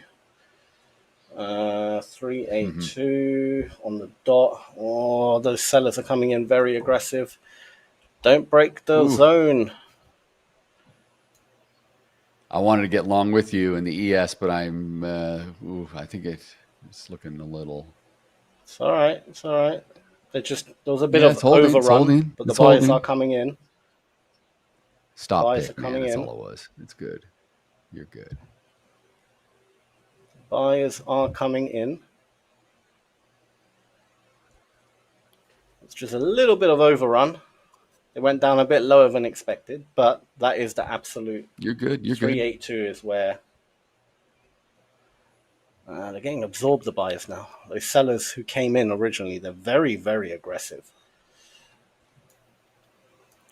Geez, the lower wick is like Come on, two buyers. ticks away from 382. That's crazy. You had that was a perfect stop at the moment. He held. Yeah. He held. I mean, if it goes lower than that, then come on, these sellers are coming in aggressive again. The buyers kind of pushed them up, but this area has to hold. If we want a continuation and to go to higher, go a bit higher, this area has to hold. If it doesn't, then I have to short the market. But I may get out if I see anything I don't like, because this is getting quite, this could become a bit of a range kind of market. If that's the case, then, well, I'd better off get the hell out. Buyers are, realistically speaking, the buyers came in at 387, which is where we are now. So if the buyers can't defend it much here, then I think I just don't want to get in because we're right on point of control. For me, I just don't want to. There's not enough range here for me to get. Because I don't know where the upside is, right? If I get in long, I'm playing for 3 points currently based on the rotation at the top. That's the thing that's holding me back. Don't get absorbed. You're getting absorbed. Why? Yeah. Come on. A bit more aggression. You can break through these sellers. These sellers are weak. They're feeble. There you go. We're stronger. They're getting absorbed. These feeble sellers. No, looks Come good. on, break through them. No, you're okay. There's a lot of absorption happening. I'm holding. Yeah, I want to hold a okay. little bit. Yeah. You're going to push that's through. A lot of volume. There it goes. That's a lot of volume. You're okay. That's a lot of volume. They're getting absorbed. I'm out. Oh. I don't like it. I don't like it. I don't like it. Darn. Oh, well, they broke through that, but it's fine. Yeah, I was going to say you got out early again. You did well. That's what I do. That's always what I do. I always get out. The moment I see the first sign of trouble, I want to get out. I'd rather take my money and just build up the balance like that. Little hits. There's nothing wrong with that. Nothing wrong with that. Yeah, and then with the Nasdaq being so just whippy, that doesn't help your case either. With the ES, I think you probably can hold on a little bit longer because it's not as whippy. But with the Nasdaq, geez Louise, it's like split second. Oh, you're absolutely right.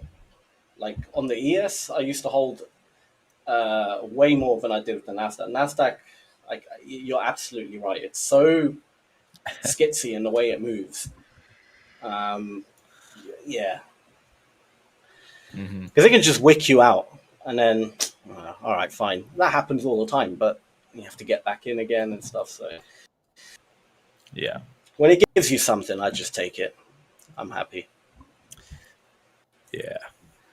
Yeah. In a tight range, you almost have no choice, right? Unless you're just holding for a breakout or a breakdown. But yeah, I mean,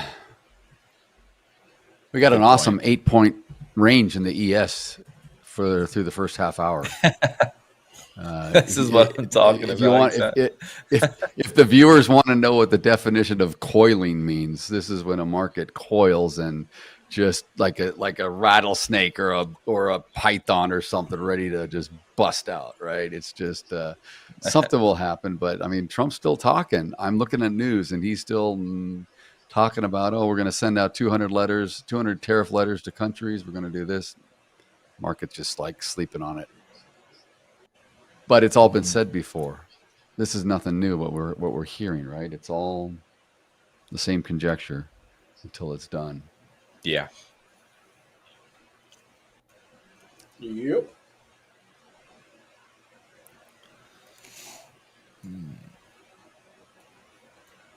So. Yeah, we're starting to range in this area now. Yeah. The Dow is making new lows on the day, while the Nasdaq pulls back from the highs. So that's, I think, why the S&P is just in the middle of its own range. It's just all the sectors are fighting with each other at the moment. Yeah, it's a great point. Because, if you guys want to take over, if there's anything you want to show, feel free, because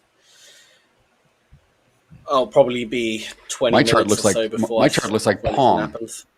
My chart is the most boring, simple thing you've ever seen. It looks like Pong. I mean, it literally like. In fact, where's my pointer? I gotta get my pointer back. You guys will see it's hilarious. Oh, come on.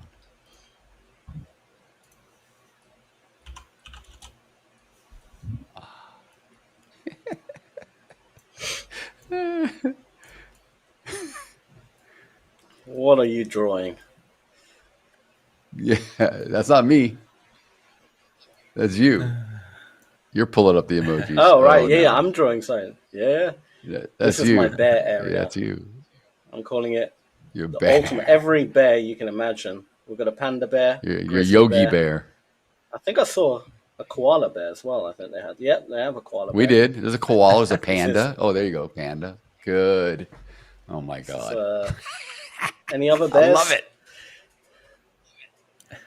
I think those are all the bear species. Yeah. Awesome. That's the bear area. That's what I want to sell. Oh my gosh. I want to show.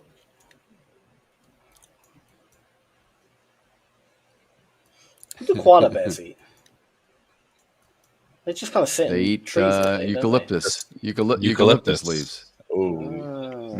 Eucalyptus. Okay, let's find. I don't think they have I don't know if you'll find eucalyptus eucalyptus emojis, tree. but they got some broccoli. I mean, that's close enough, I guess. No, for the that ain't koala gonna bears. work, dude. No. Broccoli's not gonna work. No way. No way. Oh no, they got some leaves. Speaking of broccoli, Actually, there you go. what? It looks like a shrub. There we go. That's good though. That leaf is perfect. There you go. Pandas eat bamboo, right? So let's see if there's any bamboo. Pandas eat bamboo. for the I was panda. looking for bamboo. I got something good. I'm working on. What Okay. is this? Is this Welcome to bamboo? kindergarten, everybody. that's a- we're that's a gonna have a breadstick. little doodle time.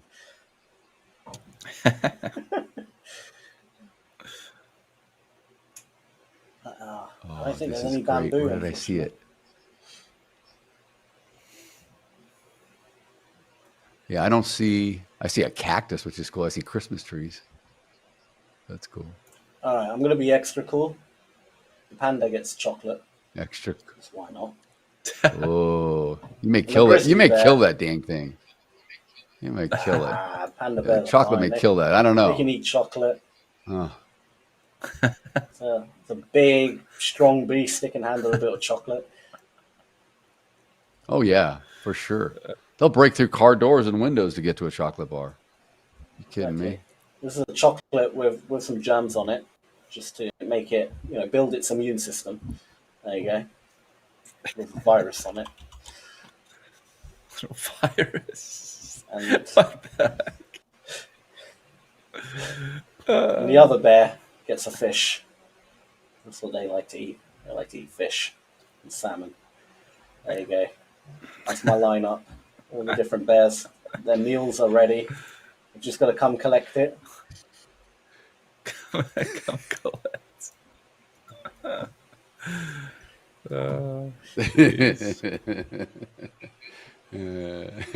For added protein, the fish has an ant on it.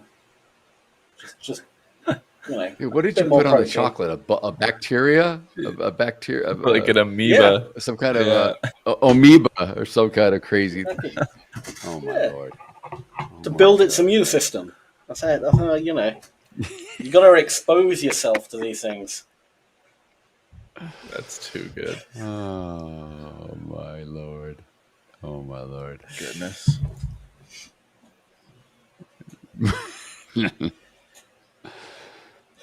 There's nothing on the leaf though. I feel the koala bears it's kind of left out here. We're gonna put something on the leaf for the koala bear. I put a big sloth hanging on my point of control, Coach Paul, just hanging there because it's just like slow moving. It's just like, well, what are we doing? We're not doing anything. It's just like the sloth trade of the day or something. I mean, It's true. God. It's Yeah, I want to do something, but there is really not a whole lot to do. I'm having a feeling that the going to need to let the first hour go through, and then once the initial balances are set up, maybe we can do something. But I'm with you. I want to do something, but I'm not. That's the smart move, is not to do it right now and fight that FOMO, fight that urge to just kind of get in and make something happen when there's nothing there. Don't do it.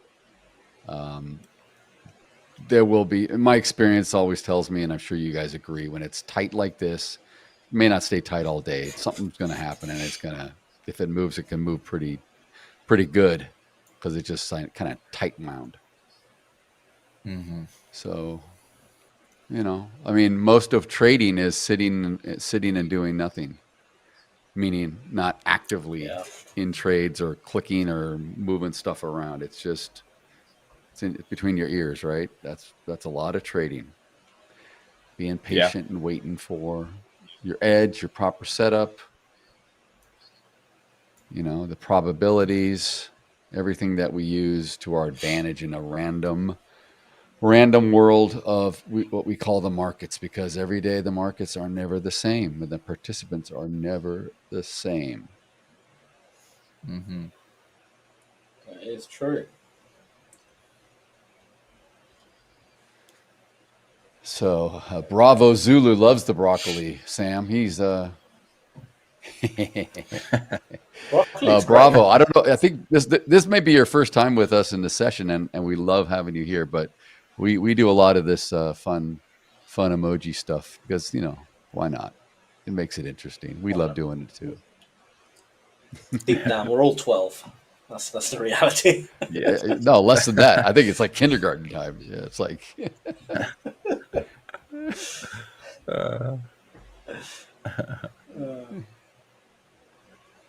Oh, there's a surfboard.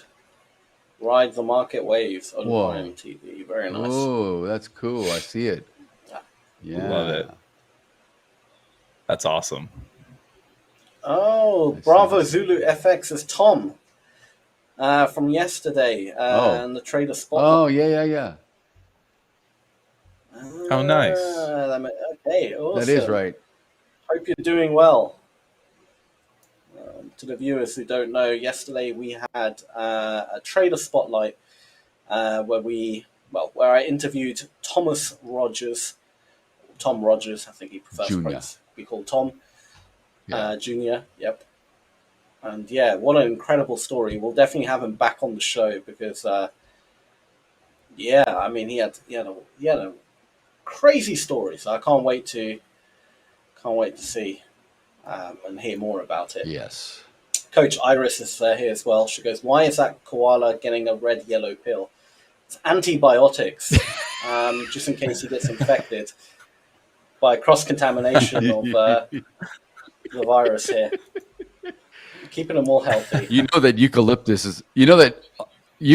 is very toxic as it on its own, right? That's one of the rare things that koalas can digest. I think most animals can't have eucalyptus. Oh, really? I think they get. Yeah, I think so. I think That's Iris crazy. probably knows. She probably could correct us. Probably, yeah. All right, we're approaching We're at that the top area. of the range of the day. Daily. Yeah, we're at the top. We're at the top.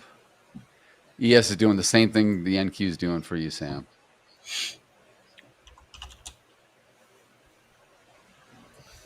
I wanted to go between the two blue lines, ideally.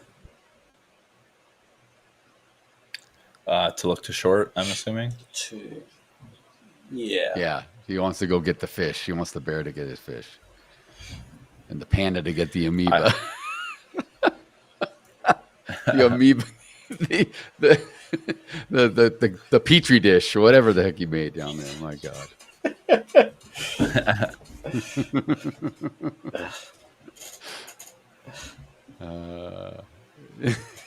Eric loves it too. Yeah, we're trying to find something to do now. I mean, we got within a tick. We got within a tick at the top of the range, and ES says no go. Same with your NQ, no go. Not yet. Oh man, I know. I drew out the white area, like the white box area, but that was, at least a gap. There's another one just maybe you need to move your bottom above, blue line down a little. different platform. Yeah.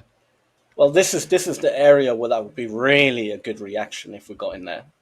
So I'm hoping this is just a joke right now, and it's not actually the move, because that would annoy me.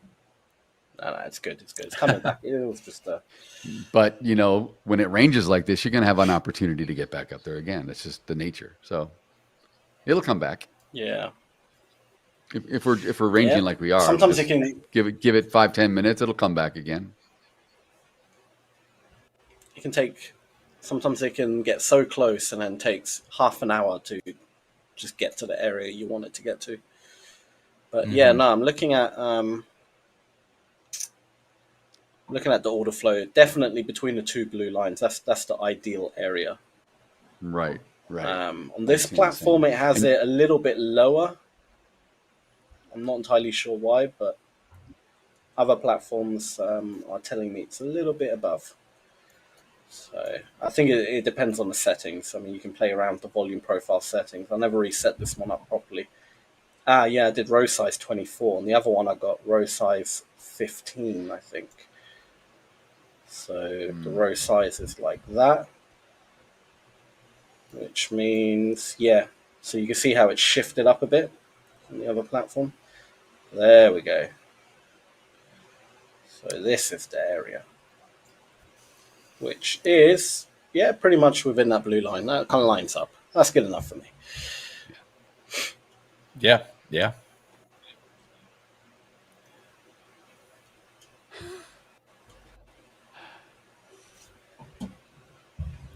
Come on.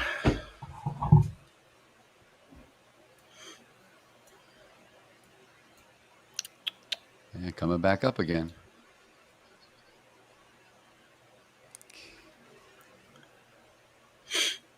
The Dow is fighting to get back up into its initial like 30 or 15-minute range area. It really wants to try and trade higher, so that's kind of interesting. No. Bears, what are you doing? I didn't ask you to drop now. I'm taking away the food because they broke the rules. I asked them to get right at the top, and then they can have the food. But they're gonna try get it early. I'll snatch the food out of my hand before fulfilling their end of the bargain. Then no food for you. Starve now. End of the bargain. Put some like junk food down there for the grizzly bear or brown bear or something. Put like some drumsticks. I see there's hot dogs, there's pizza, there's burgers, fries, pancakes. We got donuts. Put Grizzly some bears junk food would eat down there. Maybe anything, the bear right? wants to. Of course, they're oh yeah, they eat everything. Omnivorous, man. They eat trash. They eat cans, tin cans, whatever, everything. For sure. The thing is, I don't want them to go down. I want the market to go a bit further up and then do exactly what it just did. I know. Then go down. But you're moving the food away. So I'm just saying move. Maybe tempt them with different Okay, food. maybe if I move the food higher, the market, or if that doesn't work, you have to threaten them. This is the only way I'm going to speak the language of the beast. So I'm going to find a bow and arrow of the beast. If you don't go up, you're going to have to go up. If you don't go up, you're going up. If you break this low, I will. Spoken like. I'm not afraid to use it. Spoken like sound like I don't know what you sound like. Some like Pulp Fiction or something. Samuel L. Jackson. Yeah, if you shoot. If you That's awesome, man. You bring it up to Pulp Fiction. That's cool. That is cool. Oh, these bears. Oh, these bears. They're not intimidated by the bow and arrow, which I get. It's an old weapon. All right, fair enough. Let's see what else I've got in my arsenal. Fair enough. I guarantee you that koala is intimidated. He's like, "Get me out of here!" Jeez, making me cough. Okay. There you go. I know it's a water gun, but they don't know that. You're gonna have to go up. If you don't go up, your buddy gets it. The koala. I feel like the grizzly bears. There you go. So now he's listening. As soon as you threaten the koala, the grizzly and the panda, like, okay, I'll back off. We'll stop. We'll go up. That's it. I bring the market up to those two blue lines, and then I'll be nice again. There we go. Good. It's actually working. Sometimes you have to do these things, you know. I don't want to be this guy. I didn't want to have to do that, but This is Meet Sam, aka Market Maker, emoji Market Maker. He's trying to force it right here. This is good stuff, man. Oh, can we break the range? Oh, we came right to it in the ES. Oh, we broke it. We ticked it. We ticked it, boys. Oh. See, the ES is going up to your bears, but I don't know about the NQ. I don't know why it's not reacting. Yeah, the Dow's really been taken off. I think we get to that point of the day where all the markets start kind of trending with each other now, which could lead to a little bit of a bullish day. There we go. Right, had to inch the gun a bit closer. I get to move my IB by a now they're listening. Woohoo! They're listening now. All right, now we got some. Now we got some sellers. Just in case they fall out of line, I need to have a backup plan. Show them what they will look like after the fact, maybe with some skull and crossbones or something. Yeah, I had that up there. That's awesome. Yeah, we should.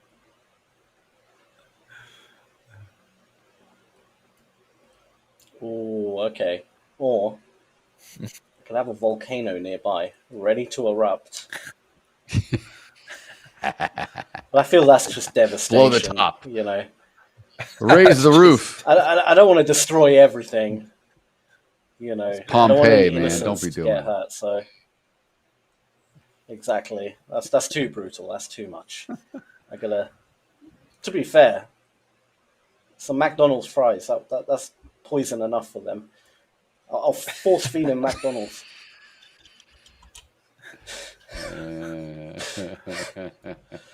That sounds like some really good poison right now. You're making me really hungry, actually. Shoot. Ooh, I know. It's bad for you, but it's tasty. So exactly. Eric's like, thank God I made 3,800 before I woke up because this market's a snooze fest right now. Yeah, he's right. Oh, man.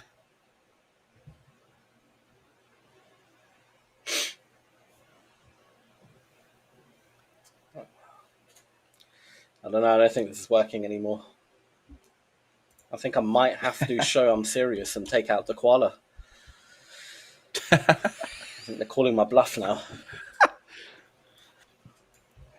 Oh, man. Maybe I can just injure him, you know? Oh, God. That won't be hard to do. It's a little koala. But they got some crazy claws, those things, apparently. The way they grab. Oh, go on. Like super sharp little long claws. Distance weapons. Like little Wolverine claws. Oh, yeah. I'm gonna have to do something. They're disobeying it. Like they're calling my bluff. Oh, what is that? Okay. Dynamite. Dynamite? Do you want to mess with me now? Oh, dude, you're forcing the market down. Look at this. You're forcing the market down, Sam. Look. For real. I will do it. I will find a bit Putting of a stick of dynamite. Okay, Here we go down to point of control. I'm going to light the dynamite. Where's a lighter? I need to find a lighter. It's like Walter White's brother-in-law at the end when he's like, you know, the guy already made, like, you're such a smart guy, but how are you dumb enough not to see that he already made his decision? That's Sam. Sam already made his decision a while ago. Well, boys, I've taken a long trade. I will set. Good. Actually, yeah, and it's not normally where I would take it. Not normally where I would take it, but I took a long trade. At the point of control. There you go. Oh, yeah, that's interesting. And I'm aiming for a slight breakout. Maybe I got my take profit at 411.5 in the ES, and I think where did I enter? I entered at 07 on the nose, 2 contracts long. So let's see what happens. Okay. I'm gunning for Sam's panda. Looks like. Equivalent. Tight Oh, stop. show your just out screen. of the just out of the range. Yeah, you guys could share my Back screen. end, back end. Pull up Daryl's screen. Yeah. Yeah, they're on me. They're on me. That sloth. So With a I got cigarette. in. Yeah, I know. With the cigarette. Yeah, I got in right here, and I'm just obviously aiming at the top. It's not much, but it's a 4-point move or so, 4.5 points. I'll take it. I'll take what it'll give me now. Yeah. I gotta Honestly, move I gotta I move would my slot too. a little bit. Cigarette. Tom says, There you go. But yes, there you go. you have to no. beat one in front of the others, Sam. The others will fall in line.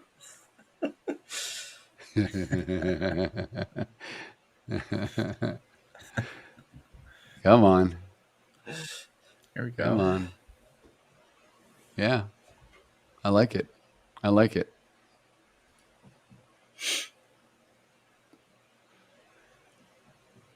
We're 4 minutes from my IBs being set. Wouldn't that be ironic? Yeah, I would be just happy with even getting to 64.10. Honestly, that's pretty. Just to play that range. I would. Well, I'm gonna lock in because there's nothing here, so I'm locking in a point and a quarter for something. There we go. Come on, give me a little love. Let's go up to 13. I'm moving my take profit. 13 quarter above the stops. Let's go. Let's sweep it. Sweep it.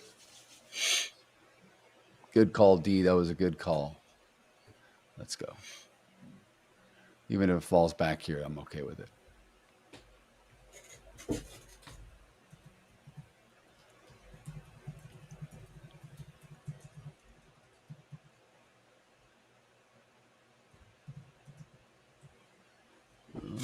May fall back.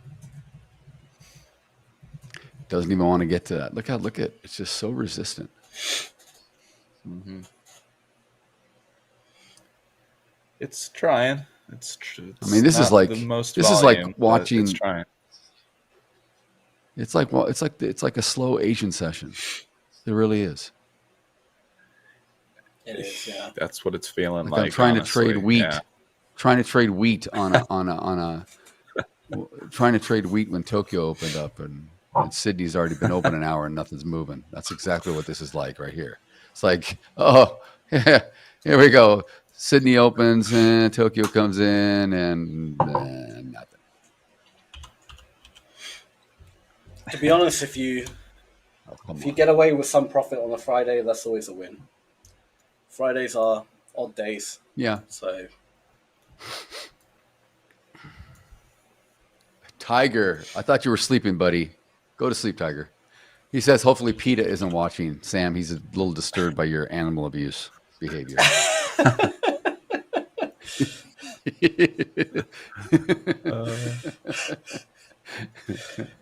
I was never going to do it. It's all just a bluff.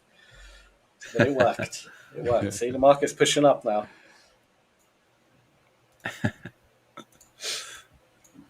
Come on. I may have to remove my sloth and put something more active in there. Let's go up. I just realized you could probably do an emoji of Tiger, Coach Tiger. So you have Tiger, and his name is Tiger Berry, right? I'm sure there's a berry emoji. That's right. Tiger yeah, there is. Emoji. That's awesome.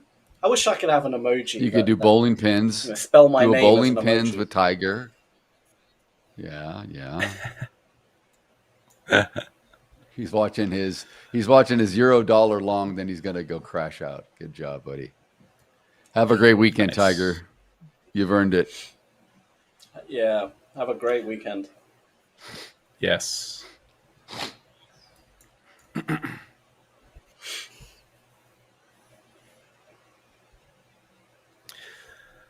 Oh, it's slow now. I forgot to. I was saying it in the quiet market session last night. I forgot to look at the Russell. I was saying if it gets slow in like the S&P 500 and the Nasdaq and whatnot, that I would look at the Russell to try and make a trade. And what do you know? At open, it just sold off, and we've been in a downtrend again. Son of a gun! I feel like I missed some I recall stuff there. I recall hearing you say in one day you're going to shock everyone and say, "I just entered the Russell." Exactly. That could have been today, and I fumbled. There's no love for the Russell 2K. There's no love.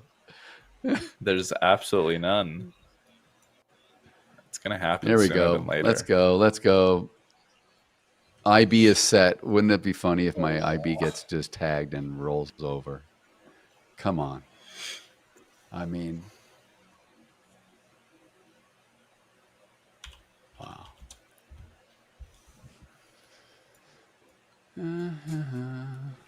Typical range. Mm-hmm.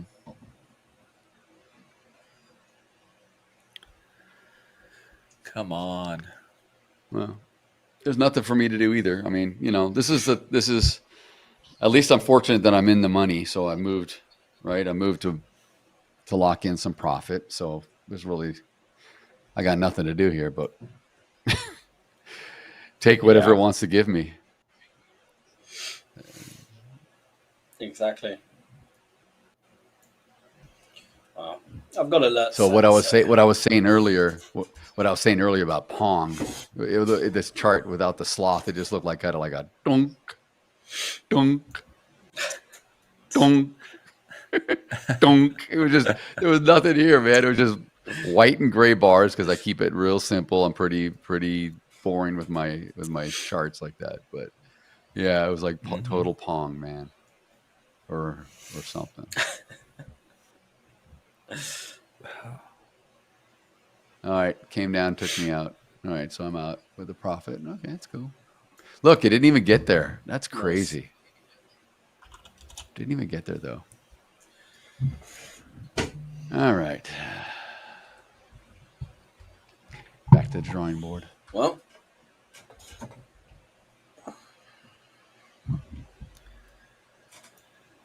Good day to you as well, see if I can't do anything. James.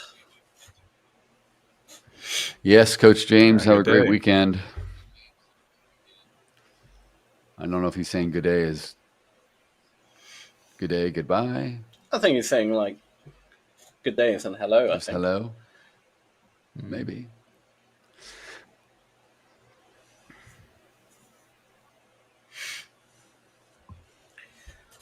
All right. Tiger While this likes market emojis. wakes up, draw the tiger emoji. We need a tiger and a berry. Let's do it. Let's do it. Let's do it. I think we have. Do we have a white tiger? Try... We have two tigers. Oh, here we go. Beautiful.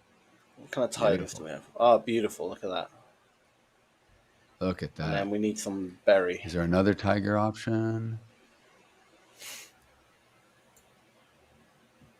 We're gonna have to find a emoji for all of us. The only rule is you're not allowed to choose your own. So you can't choose. Dude, I already have like an eagle. I know what you guys are gonna pick for me. I'm worried. I know. I already know where this is going. This is not gonna end up Sam, well. you just made this very fun. Actually, this is now I'm really interested. So now he's motivated. This is part of Tiger.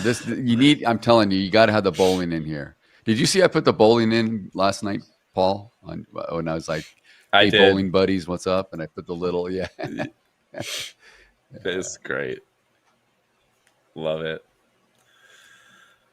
Not many bowlers out there. Oh, Eye of the Tiger. That's good too, man. That's perfect. Put a little Survivor. Start singing a little Survivor, guys. Rising up, back on the streets. Back on my feet. Took our time, took our chances. Oh, look at this move. Okay. Oh, the breakout. My area. The breakout for Tiger. Stop. For Tiger. Where did this come from? We were snoozing. Big sweep up to 64.15. God darn. And I had my take profit. And man. This is a joke. It's okay. This is an absolute joke. It's not a joke. This is trading. Literally man. dipped into the area I was waiting, and look what's happened. Back end, Yeah. switch to my screen. Have a look at this. This is a You joke. snooze, you It's lose. 'cause I What can threatened I the tell you? bears. That's not PETA. snoozing. That's a That- PETA. That's a that happened PETA sweep right instantly. there. Listen, That was because PETA I came in and threatened took you three out. innocent animals. That's where I wanted to sell, right? I've been waiting for how long now to sell in this damn area, and it does it in one real quick split second and pushes down all the way. But Yeah. nah, Yep. these Hey, bears man. are getting it. No, there's no peace anymore. These bears they thought they were being smart there. They thought they were being sly, like I'm moving. I'm back in long. I got to Maybe take it'll profit come at back. all-time high. I got to take profit right over all-time You high. can switch to I'm back Daryl's in. screen. I gotta declutter my stuff now. That spike just basically literally hit the value area high from yesterday and then backed off, and now we're trying. So it looks like it's really trying to bust out of yesterday's value range. So there might be some exploration to the upside. Very interesting. Hopefully buyers can get through. Well, if we get to 64.15, then I think we're clear for takeoff for the all-time high. We're just hanging out 64.12. Come on. Oh, come on. Just go back in that area, please. Oops. Let me in the market. Shoot it.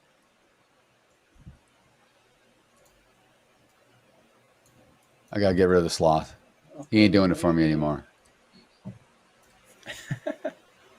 This is such a joke. Because now we're moving.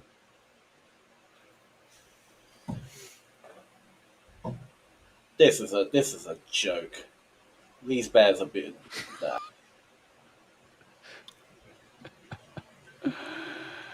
They're trying to be sly. They're trying to be smart. That's what it is. Trying to trick the system. They don't like I'm your not gonna let food this fly. choices, I'm telling you.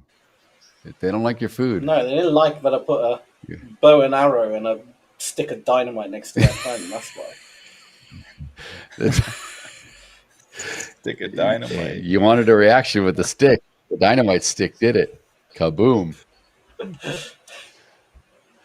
Oh my god. All right, let's see here. I want to get break even because I don't trust this. I don't trust it out here. I think it could snap on me. But I don't want to get in. I want to break get even in and, short. like, you know. But Yeah, we're this just is what I'm worried too about. far up. My stop loss would be so big, and I don't like that. Yeah. I'm all right. I'm gonna wait. I'm gonna be patient. Maybe it goes back in the area. If it doesn't, it doesn't. Who cares? What can you do? Yeah. That's essentially been my problem this entire day when I'm like, I see something, I'm like, yeah, I could take this, but my stop loss is just like a little too far, and just sit on the sidelines for now. Something will pop up. Something will pop up. Come on, buyers. There we go. Let's go. Let's go. Move it. Skedaddle. Get up there. I got to bring out the rocket. What the hell? Maybe that'll help me. Rocket time. Bring out the rocket. Let's do a little. Rocket Man. Let's do a little.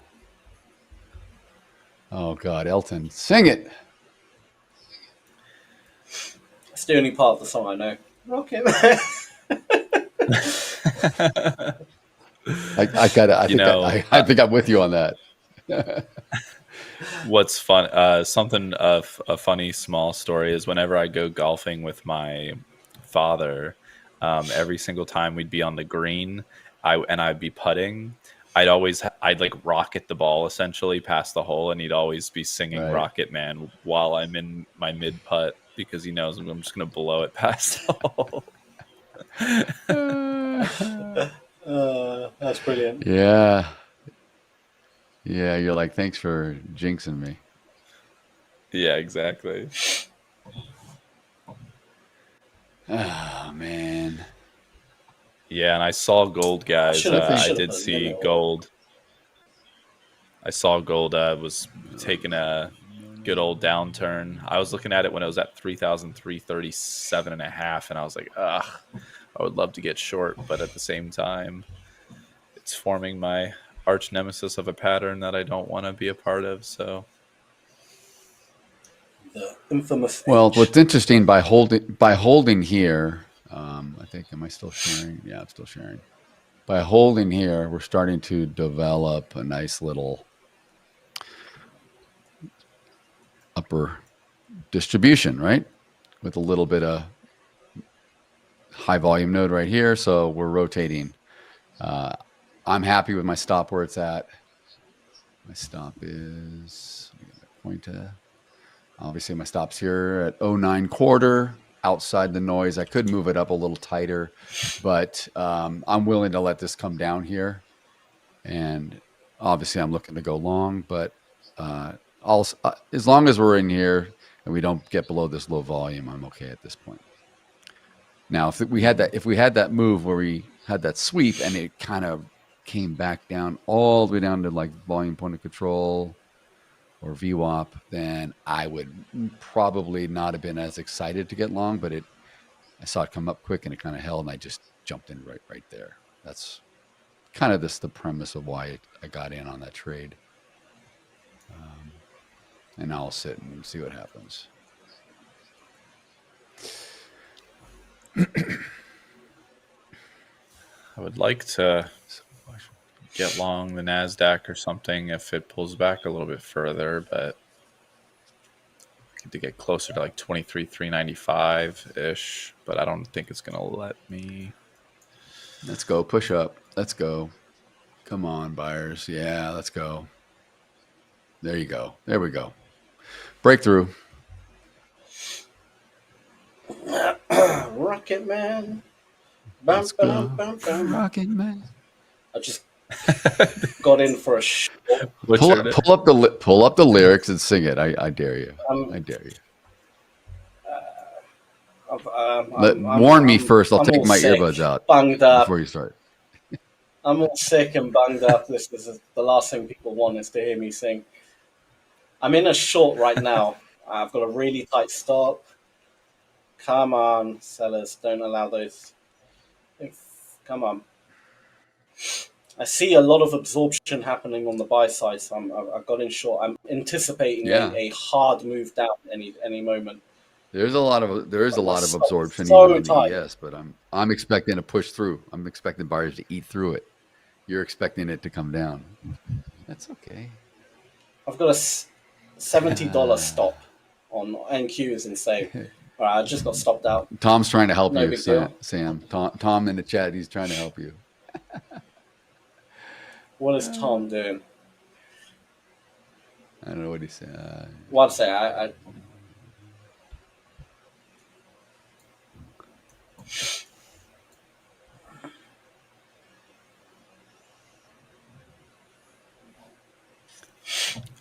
Oh man.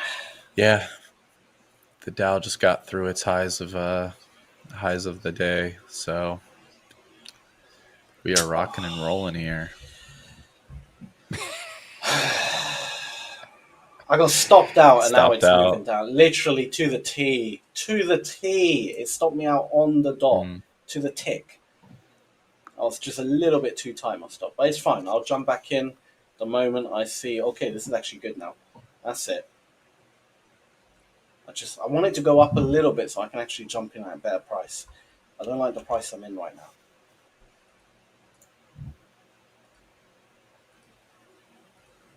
Here we go. Go back to that area. That's it. That's it. Go back. Let's go. All-time highs. We're pushing through. We're pushing. I'm telling you. Here we go. Eat through the 15. Eat through. Got about 300 contracts. What the hell happened there? Oh my God. What just happened there? 74. Oh. Okay. Okay, something big's about to happen. I don't know if it's going to go up or down, though. I really can't tell you. But a huge amount of buy contracts just got executed. What? But they're being absorbed. What the hell just happened there?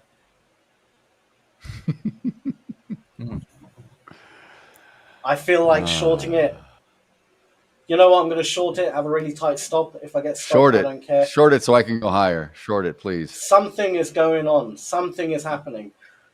I've got $100 stop. Who cares? Come on. Bye-bye. You're gone. You're gone, Sam. You're toast. Am I toast? I'm actually in profit right now. What's going on? Are we looking at Yeah, but hold on. Well, I'm only looking on the ES. I don't know what the NQ is doing. I should be, to be fair. Something is happening on the NQ. Something huge is happening. I'm seeing something big. I feel like about sellers to happen, are getting but trapped. I'm betting. I think it's buyers getting trapped. I think it's gonna. Oh, it down is. hard. It is. It is. It is.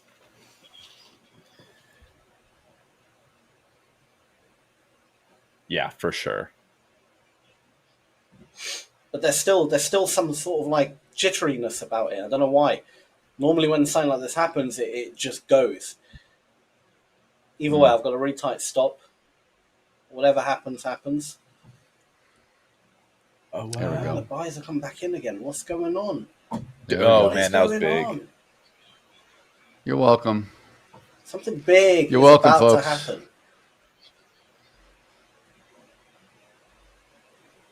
It cleared that area. All I right. just got stopped out. It actually cleared that area. Wait a minute. Let's have a look. What happened here? Don't dis. I'm telling you. I No, accept your it's doing it apology. again. It's doing it again. It's getting more liquidity. It's doing it again. I'm still feeling short. Just the timing wasn't right. This is crazy. What is going on? All right. Let's stop. There. James, it's going up, fellas. Thank you, James. I agree. Something is Thank going you, on. James. Something is going on. This is 17 thing. Listen to the voice of Something is reason. James and happening. I are the old men here. We know what we're doing. It's going, baby. Guys, I'm telling you, there is so much buy pressure trapped right now near the top. Something is happening. It's either going to be an aggressive move up or an aggressive move down, but something is about to pop off.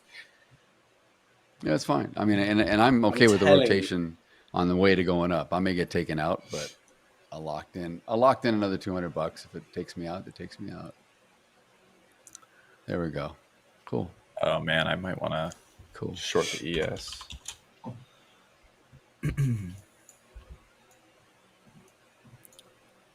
Why are you going to short it when you're 5 points from all-time high? I mean, I understand if it rotates back, but I think we've broken out. That's a good question. No, it was just based no, I mean, off I'm not. of this I'm not trying last, to be. It was 2 minutes ago. There was like a huge push, and then it just slammed back down close to its opening print. So that just got me to say, like, I need to look to see if there is a short opportunity, essentially. Not that I necessarily am going to get short, but I just wanted to keep an eye on it for I'm with you. the next minute. I'm with you. No, I'm with you. I'm being a little facetious when I ask, but I'm just gapping and moving like a madman. I'm back in long. I got taken out I got stopped out with a $200 profit, so I'm back in long because I think it's just going to rotate right around this liquidity here. It may come down to 13 or so and then revert up. If it moves up a little, I will add another contract. So I'm in with one lot at 14.75 is where I got in. For anyone else trading ES. 50 and there, 50. There's some sort of build up in. I'm probably going to get stopped out, but that's fine. At some point, something big's going to happen. I'll just need to catch the right time. I can see a huge build up happening, and one side is gonna pop. I just hope I'm in the market for that to happen. But I've got to keep my stops obviously really tight.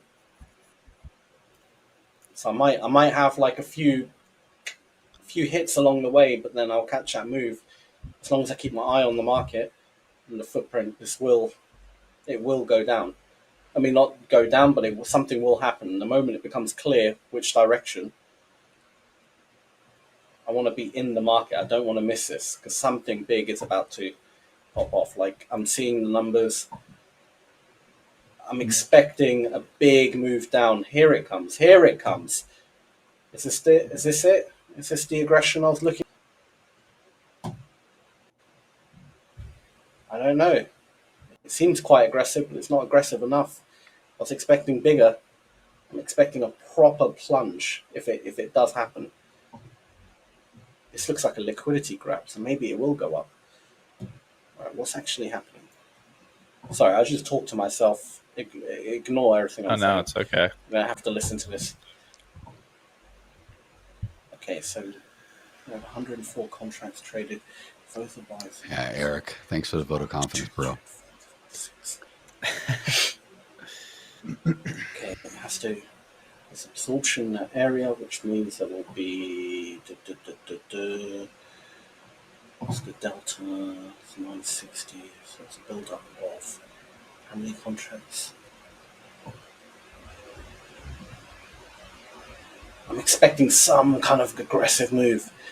We've had an aggressive push down, but that wasn't aggressive enough. That wasn't it. It's not what I think should have happened.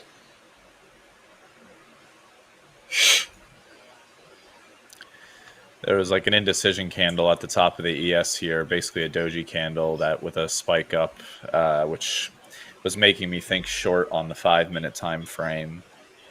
But it is just so slow. Like, it's not dropping at all.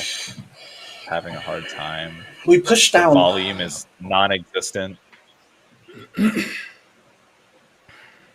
We pushed down actually quite nicely just there, but it just wasn't enough to follow through. That wasn't the move I'm expecting. I'm expecting, looking at the numbers that I'm looking at and the way it's like on a single price level. We're not talking about a range of prices. We're talking on a single price. Some big institution is bleeding out large amounts. We're talking billions of dollars. Something big is about to pop off. So I'm looking back at news on, well, you know that spike up we had at, what time would it have been? It would have been 10:35 for you, Paul, on the East Coast, 7:35 for me. That was a news release or just a headline stating that EU officials and diplomats stating that European framework trade deal with the U.S. could happen this weekend. So that caused a little reaction. Yeah. So this is what I'm saying. We don't have we don't have much scheduled news really left today, but we, again, we're susceptible to any of this stuff that could hit at any moment. The fun, the joy, what we live for. Drop it to one tick. Drop it to one tick. 70, 60 contracts in there. Someone's absorbing. Someone is placing something. What is going on? Presidential J. Yeah. Welcome, Presidential J. I haven't seen you in the chat. This is your first time. Welcome. Thanks for saying hi for us, Eric. You're the man. Eric's taking over moderator duties. I love it. Eric's the best. He truly is. Come on, where's that pop? Yeah. I'm expecting a pop. This might be it. Come on. Give me a pop. I know there's a pop. I know there's a pop. I can see it building up. We're building up a huge amount of pressure right now. It's like a canister, like building up loads of pressure. Okay, it's starting to push down. But I'm expecting like an instant kind of like boom, one of those crazy kind of moves. That's what I'm expecting. Mm-hmm. We're not really. Come on, these contracts are they're just not being effective enough. Come on, show me that money. There we go. There's a pop. There's a pop. Don't get absorbed now. Come on. Come on. You instantly got absorbed. It's so funny. Come on. To listen to you. It's so funny. Come on. You need to make that now. arrow, that crossbow you have. You need to make that a cupid or something. A little more love. I think the crossbow or bow and arrow, whatever the thing is not working. I got out.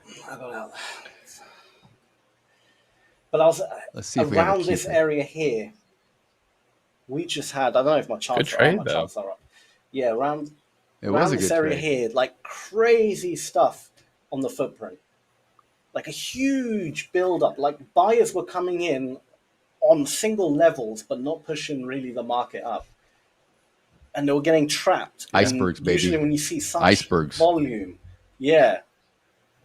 Like you have this instant kind of boom reaction after a while. Like as soon as the pressure releases, bang, it just sort of floods down.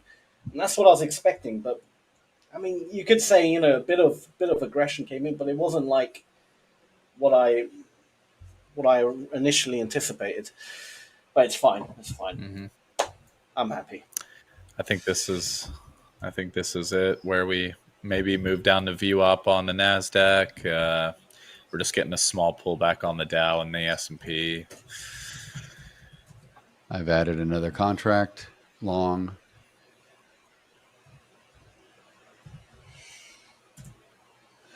So.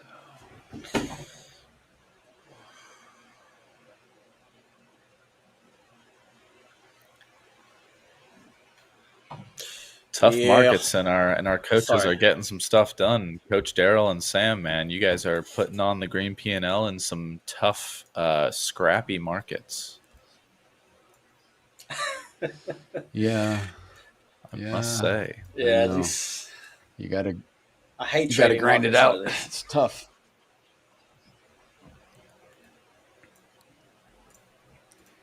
It's almost like he's up over 5K. What's he trading? What are you trading, Eric? I see that. Good Eric, on I'm gonna send you my Cash App. I'm joking. Mr. Moneybags Eric. That's Eric's emoji is just a big pile of cash. That's Eric's emoji. We found it. Oh, that'd be awesome. Big pile of cash with the sunglasses.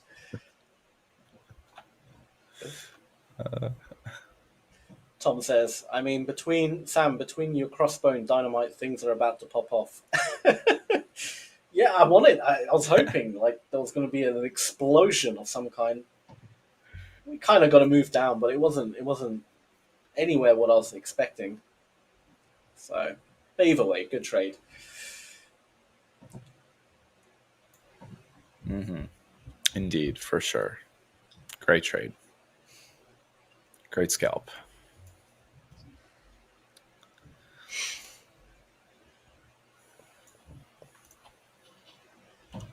Wow. All right. Oh, what a day. I'm a bit annoyed I got stopped out on those two little ones. Never mind. That's fine. Hey, yeah, that's what they're there definitely for. okay. Stops are. Yeah, stops are. Don't sweat it. Oh. 1 second. No, you guys carry on. I'll talk to the back end.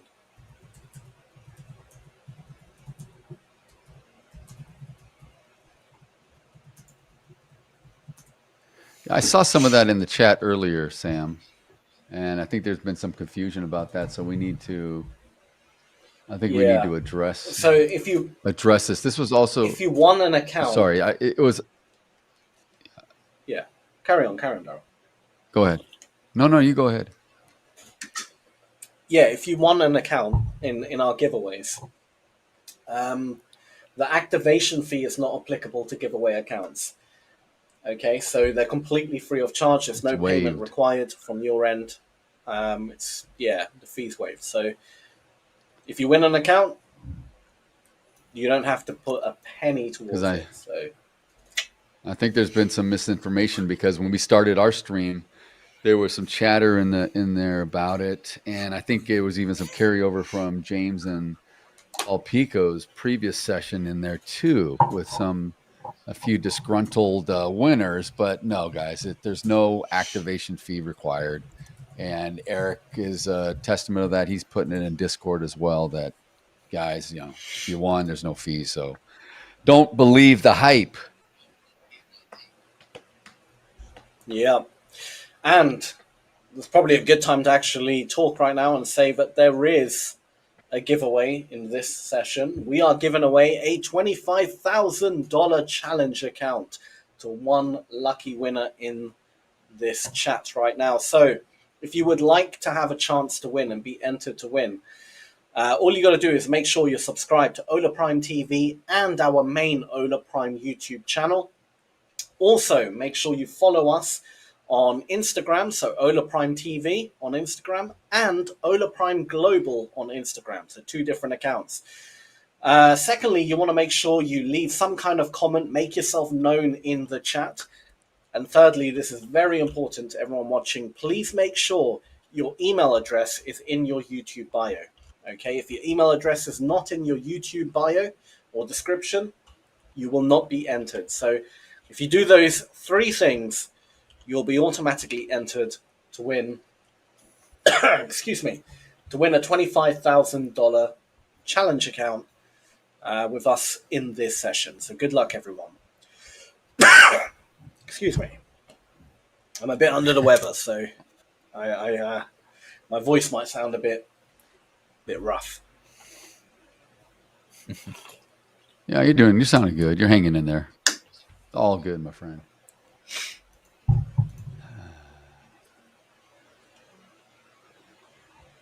I totally agree.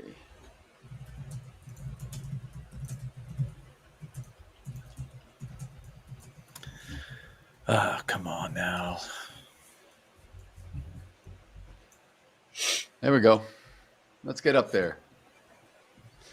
Oh, liquidity is opening up. The skies are partying. I see it.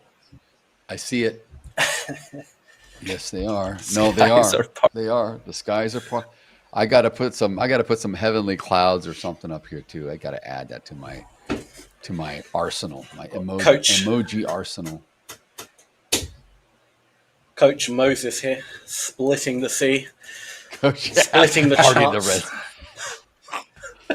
With my staff, port.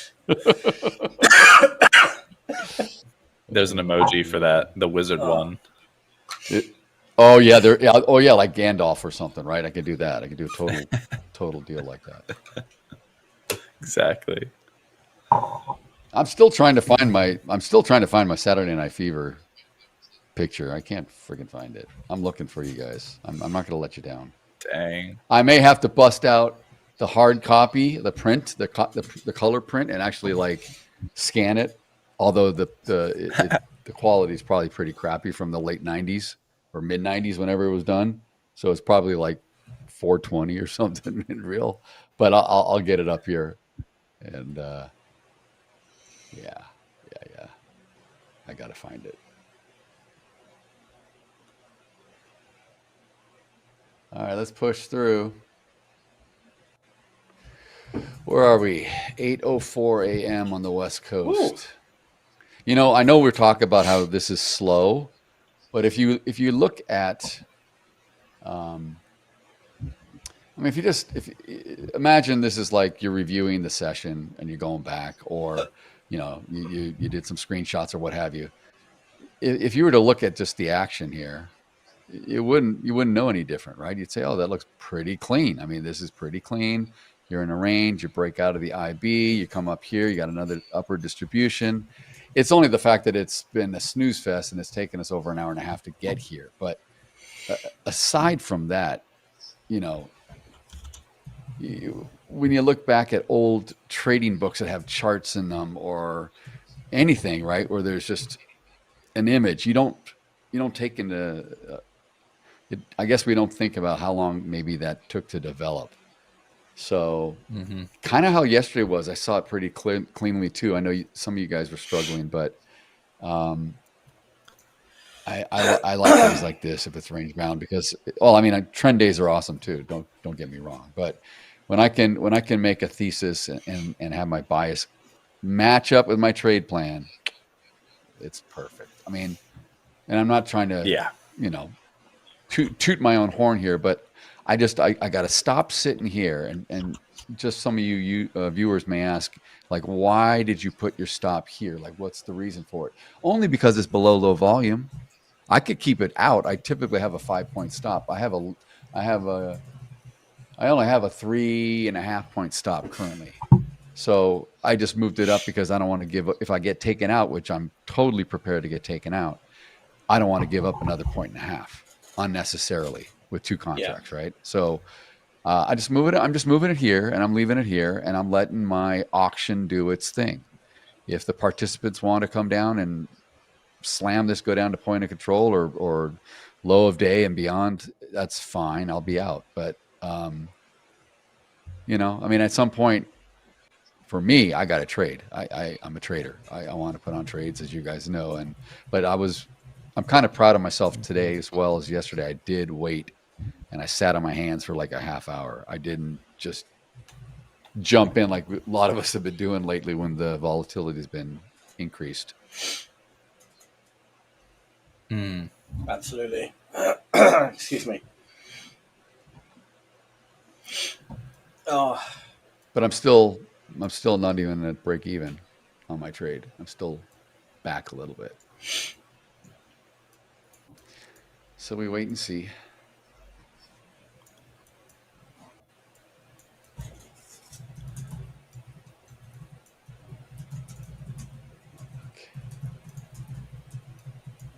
Got to get through that 15 area.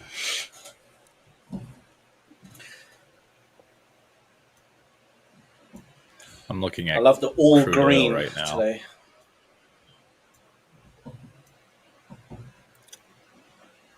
Yeah.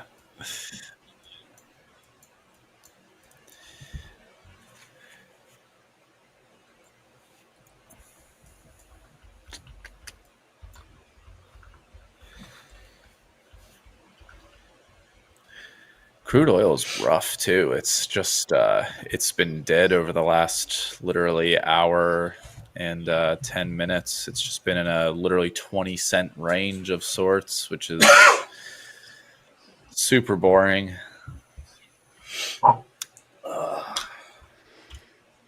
Yeah, I mean, it's interesting. Oh man.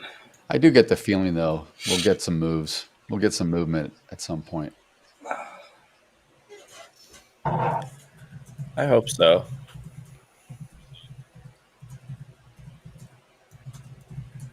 Yeah, I hope so. There's no guarantee. It doesn't have to do anything, but I hope so.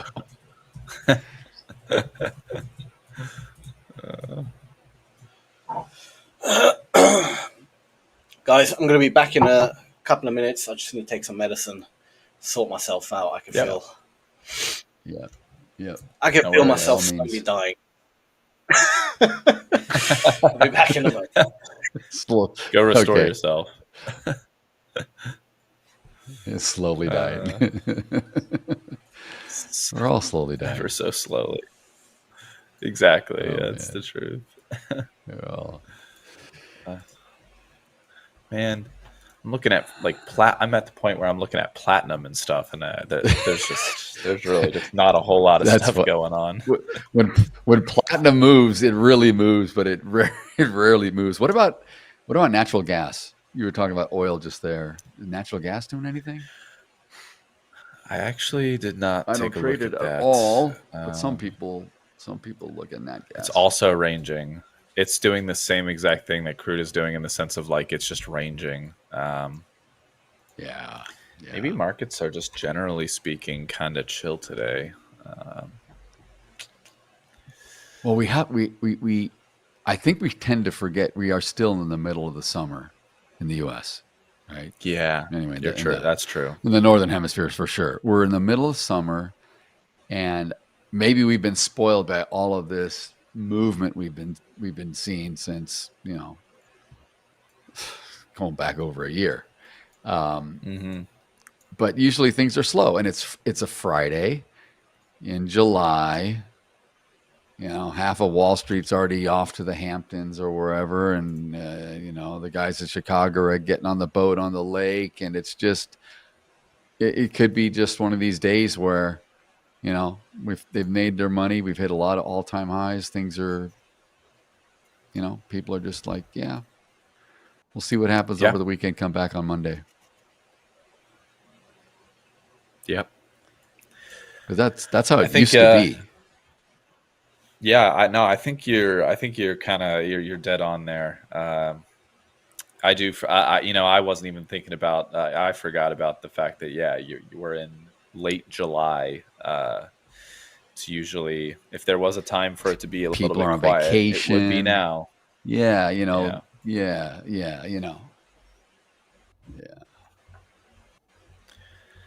Next week that'll all change though. They'll all be back to make sure that they're at their desks so that they can trade whatever that news is between the FOMC and the tariffs. I'm sure. I know that's kind of the whole thing is what's going to come out over the weekend. What's so crazy is it wasn't very long ago when when Israel was attacking Iran, we were trying to take out the nuclear facilities and all this craziness, and that just seems like eons ago, like forever. Gaza seems like forever, like really, really a long time ago. All these things. I mean, when's the last time you heard about Ukraine and Russia? It seems like weeks. Yeah. I mean, it's just, and I know the markets are forward, leading. I mean, they like comfortable, predictable. I guess you'd say expectancy, because it is future. Whenever there's like a war that starts or some kind of disruption, they freak out at first because it just shakes things up, because they like things very calm, cool, collected, very predictable. Mm-hmm. And then maybe if you're trading some defense stocks or something, if it's a drawn out war, those really get amped up because you're manufacturing, ammunition and machinery and things to fight a war. But, excuse me. It just seems like all this stuff is so far in the past, and it's really not. Yeah, I agree. It does feel like that. Like the last thing I heard we about have news Ukraine overload. I think so. And the last thing I heard about Ukraine was like literally like over a week ago, and it was something about like Trump resupplying them or something. It was like a very minor headline that wasn't meant to shake anybody or anything really. But I can't believe that's still like he's encouraging happening. He's encouraging like Zelensky to go bomb Moscow or something. I mean, what the hell, dude? Yeah, you can't do that. I mean, we don't need this. You're really gonna poke the bear. You're really gonna. I mean, jeez. Yeah, we need that to be calm so the markets can, settle down a bit and trade in a relatively normal way. So. Yeah, I mean, even when Iran was threatening to, close off the Strait of Hormuz or even, anything that would stop cargo oil, right? I mean, it was just a little. I don't even think it was like 3 days of a spike in oil. I don't even think it got over like $75 a barrel. It was crazy, and they just kind of shrugged it off like, Houthi rebels, all this stuff, Suez Canal. We haven't heard. There hasn't been. It's just like, God, that seems like 20 years ago or something. Just ridiculous. Yeah. All this stuff. It is crazy how well the markets have shrugged a lot of that stuff off. And with where we're trading now, yeah, you would think like none of that has ever even come about at any point. So I know, exactly. You could have been like Rip Van Winkle, gone to sleep in the mountains, come back down, and everything looks the same. What happened? Nothing. It's like exactly. But it is crazy, man. It's so crazy. I wonder. I was close to just taking a short on the Russell here, but you want to do the Russell? You do.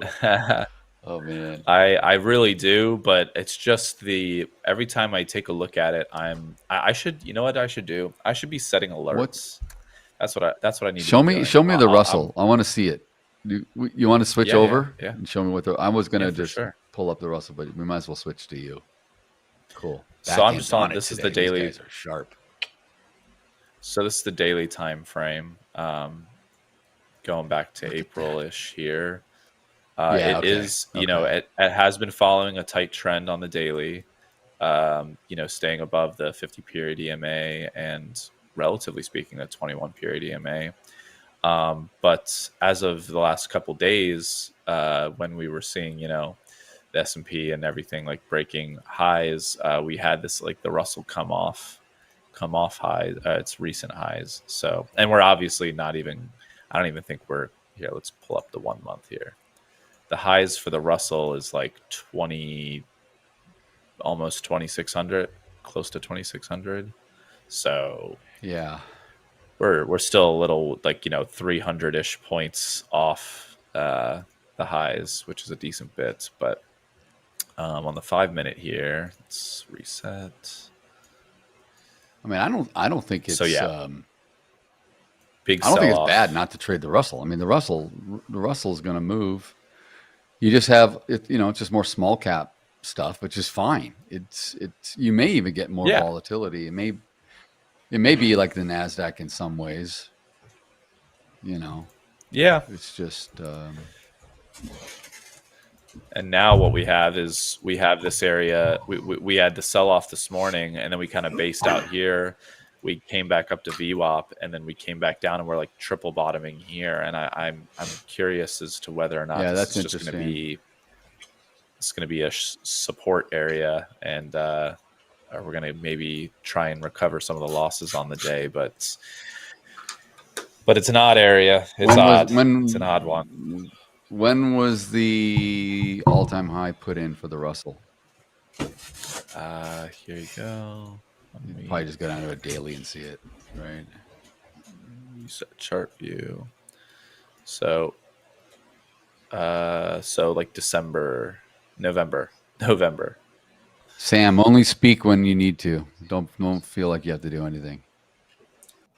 No. You can speak through your emojis. You could speak through your crayons and your I'll do sign language and watercolors. I'll just do sign language. I don't know. I actually don't know sign language, but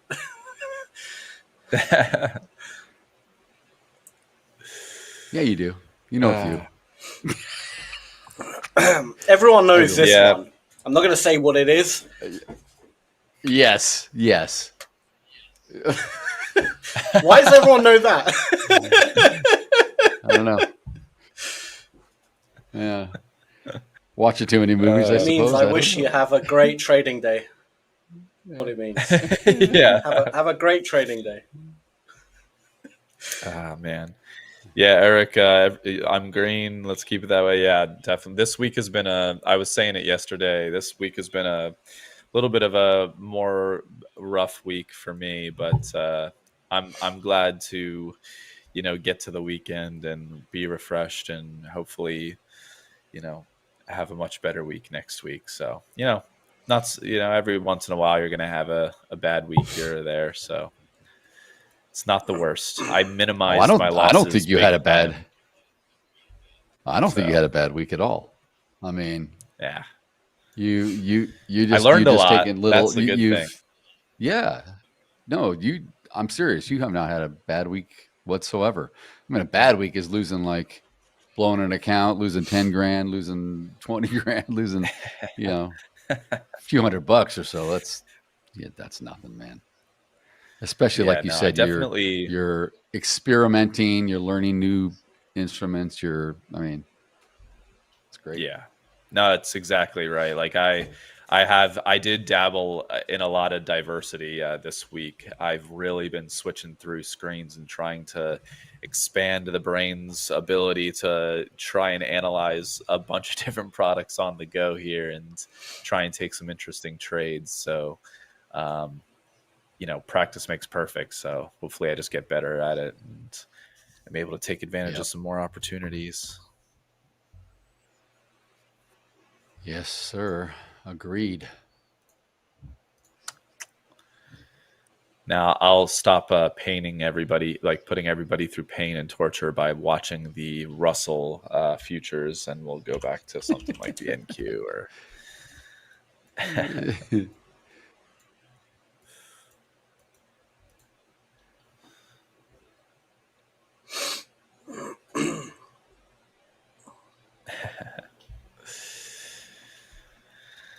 All right.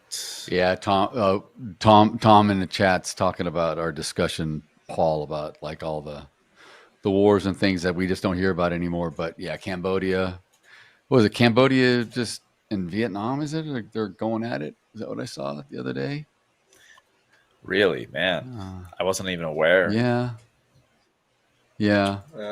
I believe so. I mean, I got to search it up, but I thought it was Cambodia and Vietnam, I think. I don't know what they're fighting over. But yeah. And yeah, news overload. Sam, we were talking, we were just mentioning when you were taking a break that it seems like forever since we've heard anything about, Israel, Iran, Gaza, Ukraine, Russia, anything. I mean, it seems like eons ago since we've heard anything, because we were just talking about how the state of why maybe the market's moving so slowly, being Friday, being in the middle of summer, maybe half of Wall Street's already gone to their summer home and half of Chicago's on their boat in Lake Michigan or whatever, right? I mean, this is kind of what summer trading has always traditionally been. Fridays are slow as crap. I mean, unless something crazy is going on. But then we're thinking of like catalysts and thinking it's like, man, it wasn't very long ago we were talking about all this other stuff, and now it's like seems like years ago. Totally crazy. Now we're back on tariffs. Remember, everyone was hot on tariffs. We got off of tariffs, focused on Iran and Israel, and then U.S. got involved and tried to take out some of this. It was all on Iran for a week or two or three. Is Iran going to close the Strait of Hormuz? Oh, they're going to stop oil flow with cargo ships. Oh, they're going to do this, going to do that. Now you don't hear crap. It's like crazy. Yeah. So. Yeah, it's weird, isn't it? Mm-hmm. Cool. Daryl, your trade must be going good. Are you still in the long? That must have been a good. I am. We could switch over. I might. We could switch back if they want. Yeah, a little spike up there. Might look short.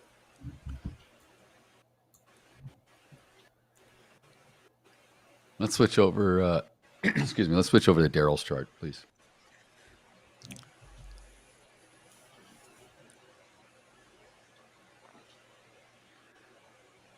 So it's funny.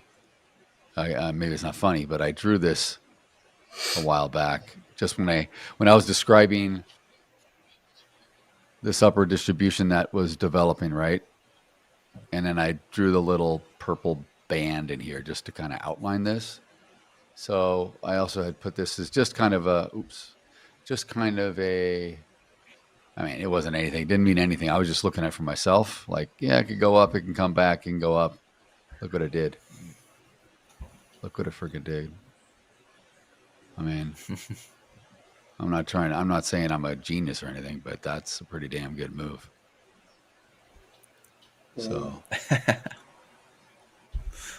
no, I mean, I'm all I'm saying is it's just trading. It's just bouncing around like it was earlier. Like we had, I still have my IBs up, this yellow. With the IB was, the low was 402.5 to 410.75. My God, it's 8.25 points was all we had for the first hour. We bounced around that. So now we're up here in the second distribution, right? That we were forming, and it's getting stronger. We may have point of control eventually shift up here, but we're bouncing around now in here. We're just doing its thing. So, and I got my stop just outside of it. I'm just sitting here the whole time we were talking. I'm just sitting here, guys. I don't, we get a lot of comments about people like, what do you do when you're in a trade if you're too scared? Analysis paralysis, this, that, the other. Look, I set my trade, and it'll do. If it takes me out, it takes me out, and then I can still goof around and do other stuff. And maybe it has to do with the fact that I've been trading a long time, and I just don't get really rattled too much. But I don't know. That's just me.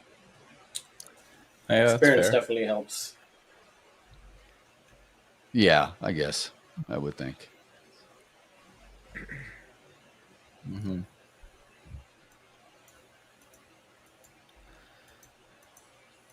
I got into a short as well. Nice. Nasdaq. Just looking at the order. Yep. Just looking. Might be getting out any second. We're getting a bit of absorption. We can switch to Sam. Looking for a pop. Yeah, let's switch over to Sam. Pop. Come on, sellers. Don't give What's up. with the kid? They're getting up. They got absorbed. It's fine.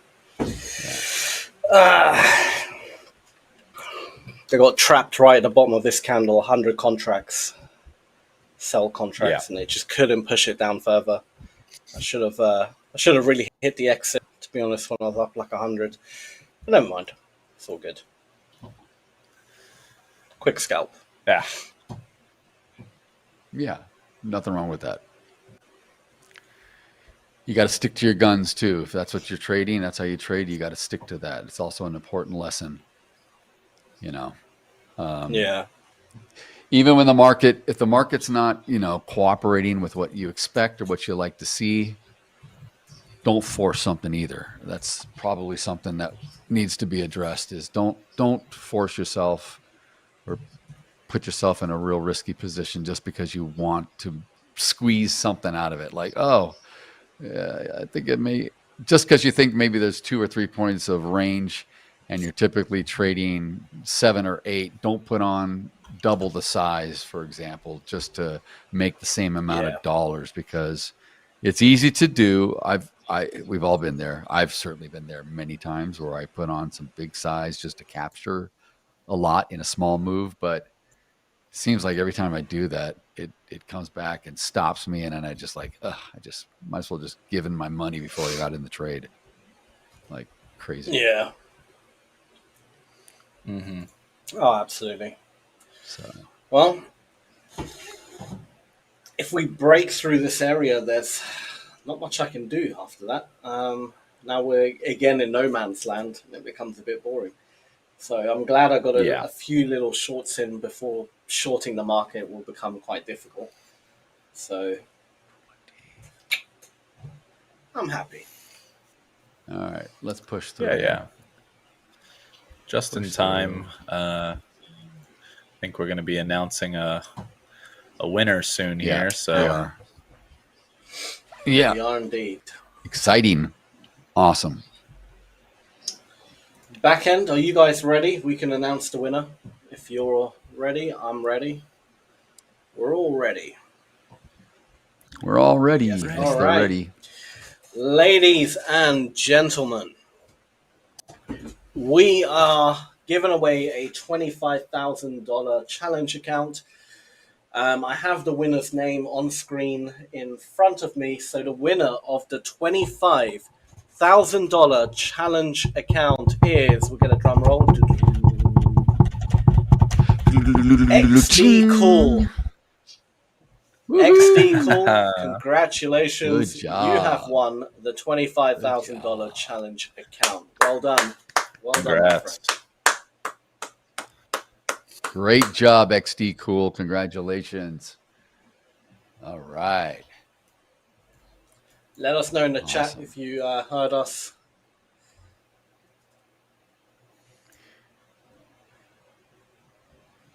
Let us know in the chat.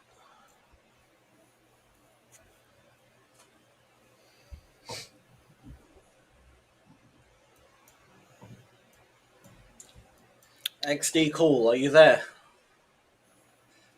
We're letting you know that you have won the $25,000 There he is. account. There he is. He go. got it. He got Woo. it. Yeah. Awesome. Congratulations. Nice. I'm glad you're fired up, man. That's good.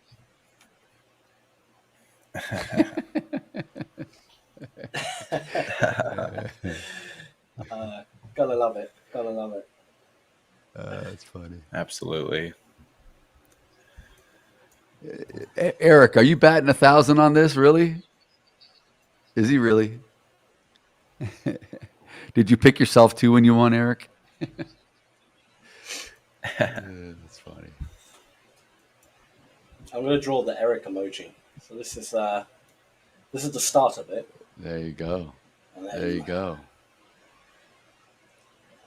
Come on, let's find a big bag of cash. A big bag of cash. Money bags. All right, bag of cash. or Money just a bags, wad of Lake. cash? Money bag. Yeah.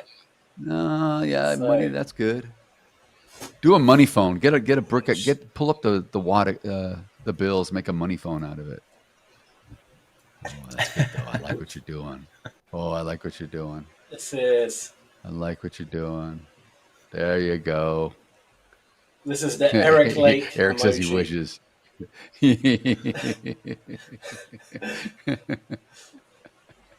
I wish you could put like a hat That on is it. perfect. That'd be great. There's a hat. But that's good There's a enough. hat. There's a hat. Yeah, there's a No hat. way. Okay. Yeah, there's hats. Yeah. I put a hat on my pig the other day, or the goat. There's like a blue hat. right. If you go down. Yeah. There's a hat, dude. There's two hats, I think.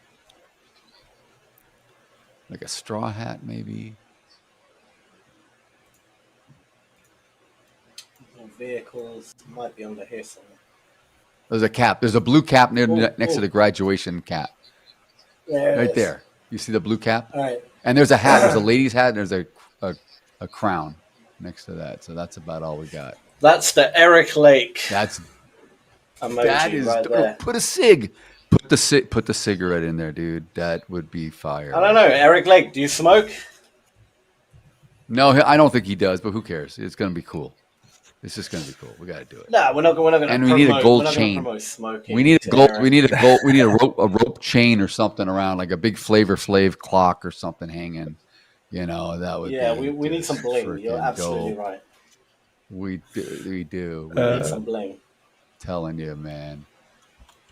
Ooh, Just maybe put like some an Public ancient Enemy, dagger. some big Flavor Flav. He's a scalper. Oh, That's it. True scalp. scalping Eric. I do have your guys' emojis, and they're actually He good. vapes. I think.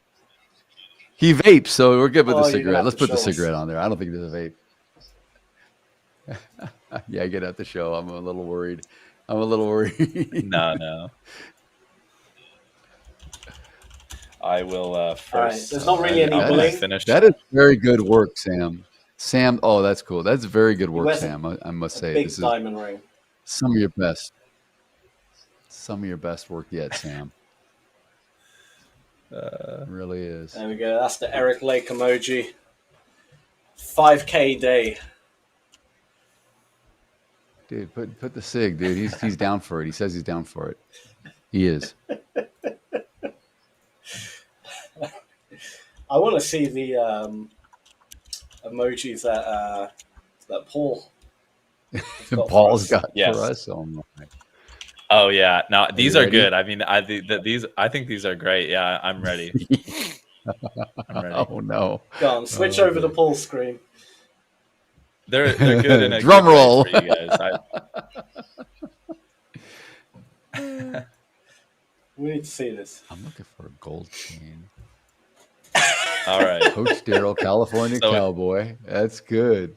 And That's good. Coach Sam is like the spy scalper, so he's like, always in and out of the market super quickly, very, So I was like, these I think are just dead on with You're everybody's. you're such a nice, polite young man. Look at you. You could be crueler. That is so nice and soft and You could. good. Oh, that's funny. Now we can make That funny is so ones. funny. Now that I got the real good ones out of the way, we can do the funny ones. Yeah. He's like, now it's on. Now it is on. Oh my god. Oh my. Yeah, we need some more bling. We need like a. Did they have any?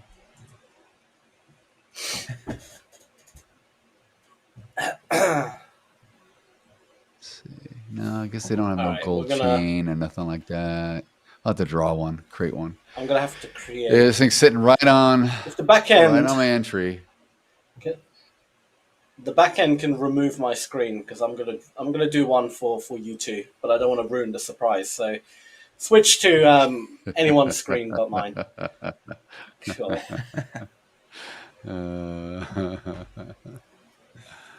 Oh boy. Too good. All right, let's do Daryl first. How mean shall I It's go? easy. That's the That's question. an easy. Go for it. I don't care. I got thick skin, man. I don't care. You can't, when you get to my age, nothing really bothers you anymore. You're just happy to wake up every day going, yeah, I'm alive.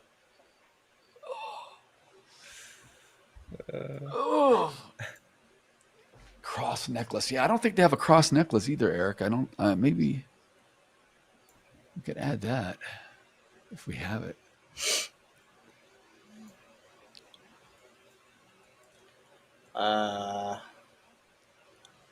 Oh, it's a tough one. Little sell off here in the ES. I'm hoping it stays within range.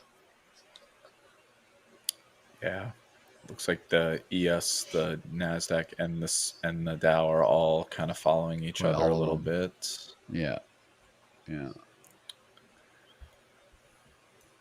But if it holds, then I'm cool with that. 10. There we go. Just like the doctor ordered. This is...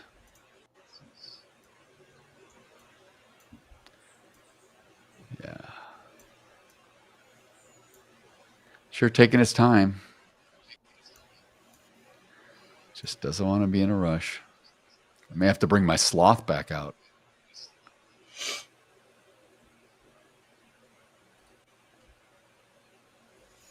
The sloth, yeah, for sure. May have to. I think I'm going to do it. I'm going to do it. There we go. Put him out there. Put him out there. Hang out.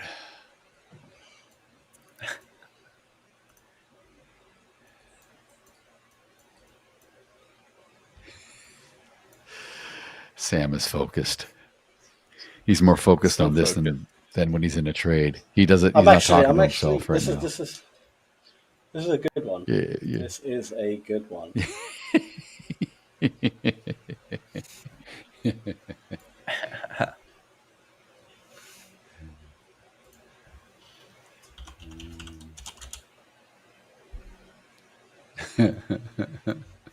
Come on, where is it?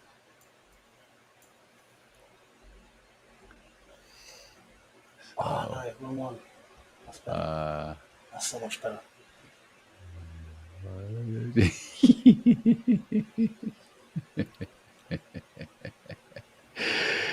Oh, back end. Oh boy. Bravo Zulu. What did he say? Is that what he said? Sam's the Oh yeah, of course. Sam's the Yeah, emoji Tom, I king. know you're biased. Yes, yes. What's he said? He said, the emoji king. if emojis were a currency, your guy, you meaning his guy, would be a billionaire. Long live Sam, the emoji king. Oh dear, this is my first time playing around with emojis. I'm really liking it. I know, I know. I never really did it before either. Yes. I mean, I wouldn't do it if I was trading by myself because I'd be like, what's the point? But Yeah. it's fun. It's fun when you got an audience, for sure. Mm-hmm. Absolutely.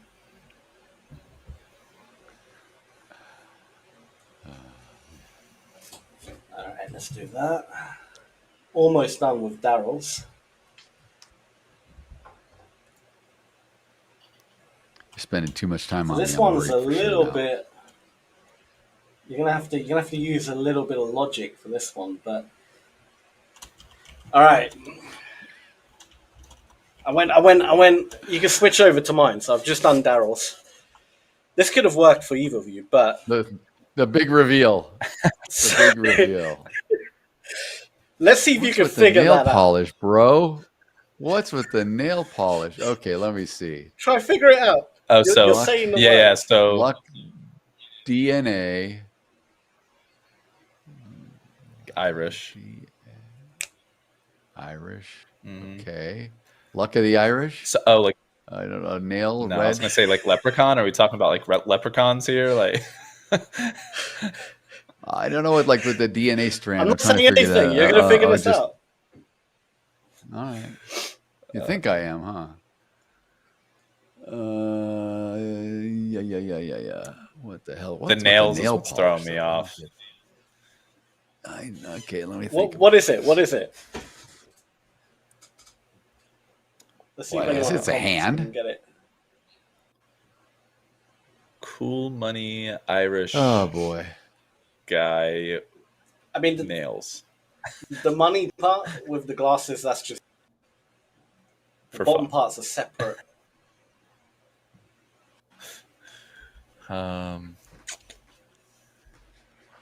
Come on, you guys are smart. You can get this.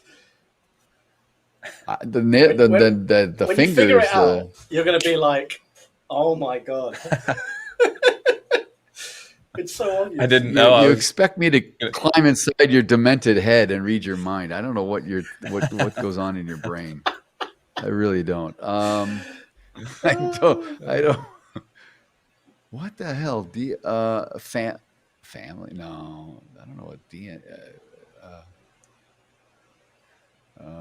stay here on the zone. Come Stay here in on. the range. Look. Ooh, Okay, shall I bounced give you off. some clues? Yeah, I'm looking at I'm looking at the market too. So hold on. Hold on. Yeah, things are turning down.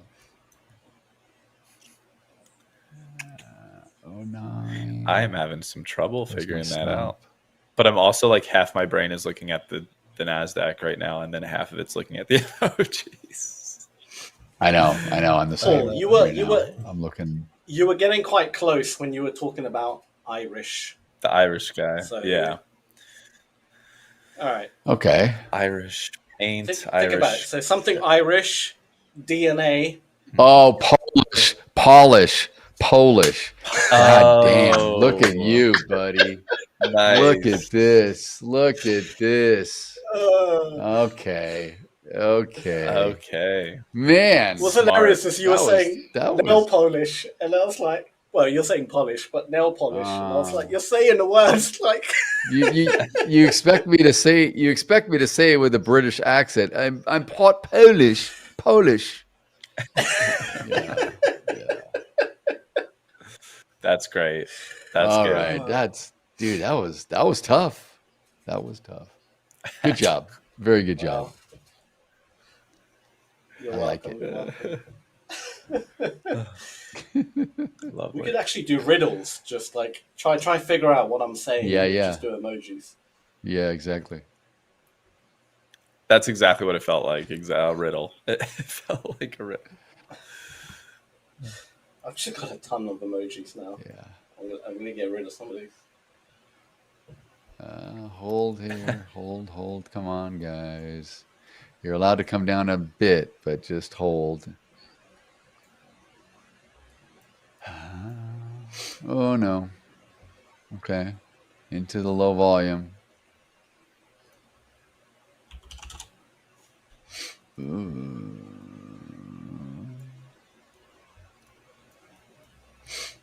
Daryl, if you're in Back a off. trade, by Let's all go. means, switch. You can. I am in the switch trade. I'm in the trade, but it's screen. okay. I mean, it's the same dang trade I've been in Okay. for never. I got in and I got in almost an hour ago. 50 minutes. I got in at 7:56 my time, 10:56 Paul's time. Yeah. Well, at the top of the 4:56 yours, I think. At the top of the S&P 500 sectors, we have consumer discretionary, industrials, financials, tech, and healthcare. They're all like, I mean, healthcare is only up like 0.1%, and along with tech, but the consumer discretionary being up as much as it is, that's interesting. That is interesting. I know. I saw that. I did see that. Yeah. Yeah. We probably should have mentioned that when we opened. Yeah. Yeah, it's also just when we interesting to started the see stream, that that's how it is, through the morning, like just to see where we are at kind of like not almost halfway through the day, but at least through the morning to see where we're standing is Yeah. kind Yeah, of exactly. Let's get a big push off the bottom here. Let's go. Come on, let's go. Do something.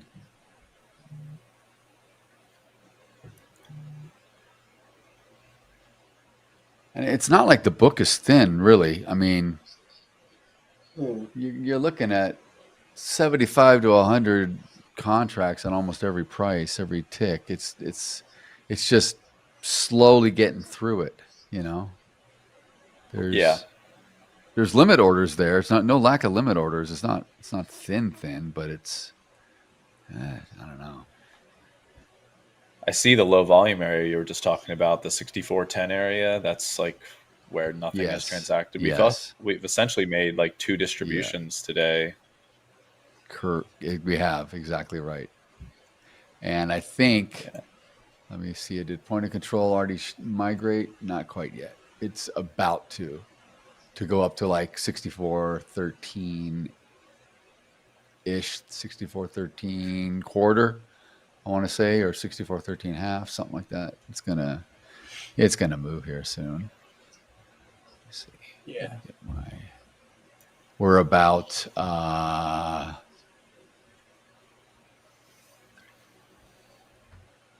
we're not that. No.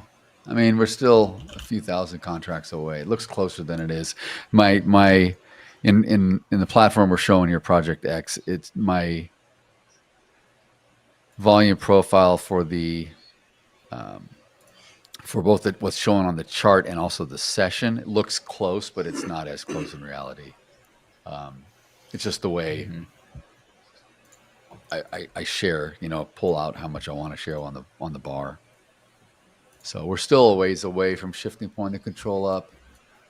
Now about 2,000 contracts, but it's filling in quick. I mean, boom, there's another 150 coming in, another 200 coming in. It's piling on now where we're trading in the ES. So there's a lot of volume coming in now. So point of control could potentially shift here. Maybe even before we're done with this segment. Yeah.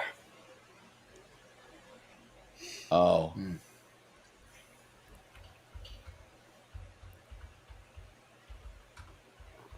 So next time I think we did. Did we ask when Sam was putting up the emoji of me? What we did ask if the viewers could figure it out. I think, didn't we? We need to do that next time. Yeah, I think they were all stumped. Stumped for a bit. Yeah. Okay. Was a good Eric one, though. guessed It was good. Iris does not apply nail polish. I mean, it's not bad. You know what, Sam? Thinking about it, I think I would have had an easier time if you had the polish first and then the Irish DNA. So then it would have been like polish, Irish, and then it put my brain, I think, in a scramble when it was the opposite way. Put a kielbasa there, some sauerkraut or something. Maybe I would have figured it out faster. I don't know, but it was good. It was good. It's good. It's good. It's all good. And the viewers wouldn't have known, because unless they happen to be on the call when I was talking about my ethnicity, they wouldn't have known. All right, let's see what we do here. Let's right now. I can too. That sounds good. I'm hungry. So good. Are you still on the diet, Sam? Even though you're under the weather, you still on your diet? You still? Yeah. You're probably in more ketosis now by being sick. You're probably eating yourself alive. It's good though. It's good. It's good. I'm getting in good shape, and that's what matters. Yeah. But Sam, like we were talking about kielbasa. It's like a form of sausage. Have you heard of it? I haven't actually. No. Kielbasa. I've never heard of that. No. Delicious. It's like bratwurst. For you. Where's it from? You were born in Germany. Oh, okay. It's from Poland. Yeah. It's from Poland, but it's like a brat. Oh, okay. Right? Like so it's similar then. So it's very similar. Very similar. Yeah. Very nice. Very nice. In Orlando, there are like kielbasa carts where people sell kielbasa, especially like around the bar areas and stuff. And I definitely have had a few of those in my lifetime, especially in college. Dude, they do it. They do it in LA too, and they have city permits. They let these guys come in like all around, like the Crypto.com arena and like SoFi Stadium and stuff. You go to these games or concerts or whatever. You come out and there's like freaking 50 Mexicans with these carts, and they're all selling this crap. And it smells good, but the problem is they have all like the onions with it, and they've been cooking it for like an hour, and it's just like overdose. It's overkill, man. It's like, oh, I got to get away from that. It's just like, I mean, I could see people want one if you've been drinking and stuff, and you're like, yeah, I can go for a couple right now. Exactly. There's so many of them. It's like there's there's more supply than demand. It's like I don't understand why there's so many out there selling, but man, they gang up. They're like you have to force your way around these carts. Like they make a little wall. Like you got to buy. I'm like, I don't. Crazy. I've never heard of it. Yeah, that's funny. Yeah. Let me see if I can. Get a picture of it. I'll show you.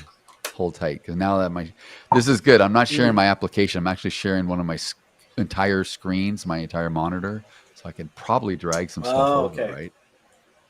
Yeah, I think I can drag some stuff over. So let me go on Google Image and let me just do. This is gonna be good. This is gonna be good. We have some. We have some Polish shops here. And I got to say, the bread, amazing, great bread. Yeah.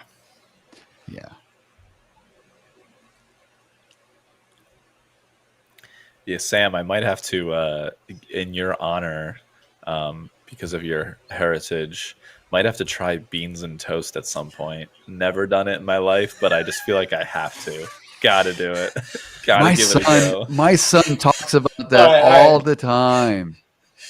My son walks around the house and he's like, "Oh no, here we go." Beans on toast is, look, it's nice, but it's not going to blow your mind. It is literally beans on toast, right? So, yeah, I know. It's literally a bit of bread, you toast, put butter on it, put some baked beans, and a bit of cheese. It's nice, but it's not like if you're going to try some English cuisine, you need to have a good Sunday roast. That's kind of the pinnacle or fish and chips. But fish and chips is a bit, yeah, you know, good Sunday roast. Overplayed. That's what you need with all the extras. Yeah, you got the meat, you got the potatoes, all that good stuff, all the veg, the gravy. Yeah. Oh. My mom My actually son cooks walked that around the house. for like Thanksgiving and stuff sometimes, and for like Christmas dinner, like a kind of like a roast with like mashed potatoes and stuff. So I've probably had a version of it essentially, but I definitely, whenever I do visit London, I will definitely be trying something like that for sure. But it's funny because everybody talks about beans on toast, and I just immediately thought of that. I know.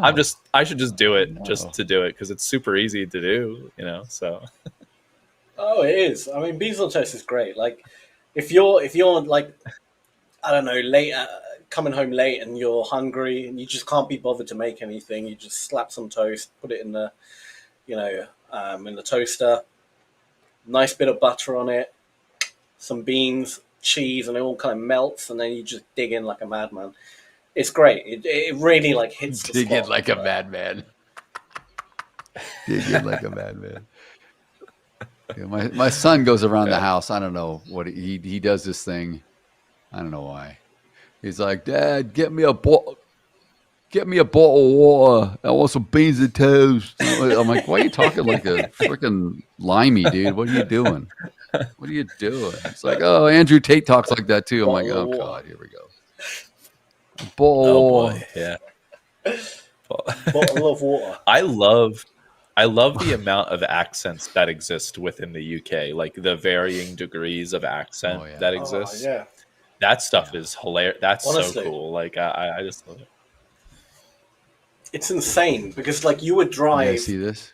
30 minutes north of where I live and the accent changes, like noticeably changes. It's insane. Like, oh yeah. Oh, okay, yeah, it's like I can't get Flatwoods. it bigger. Yeah, very nice. I can't. It's like a little, but there's like hundreds of them. They gangbang. They crowd you up. You can't. It's like crazy. And now they're just cooking that crap for like an hour, and it's like everywhere. Like city of LA is given like a gazillion permits to these guys. I don't understand. I don't know, but yeah, that's kind of like what we have. It's probably what you see too, Paul. Right? That kind of thing.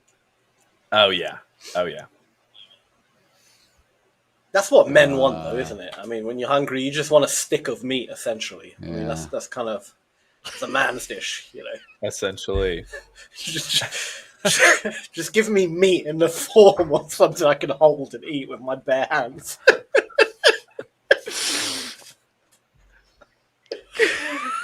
Dude. Brilliant.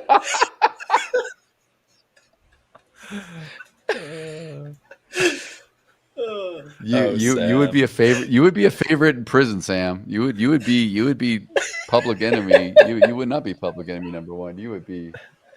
Oh my God! Give me a big. I don't even want to repeat it. That's hilarious. God, that's funny. Oh, that is brilliant. The trader guy was mentioning you in the comments, Sam. Oh, let me have a look.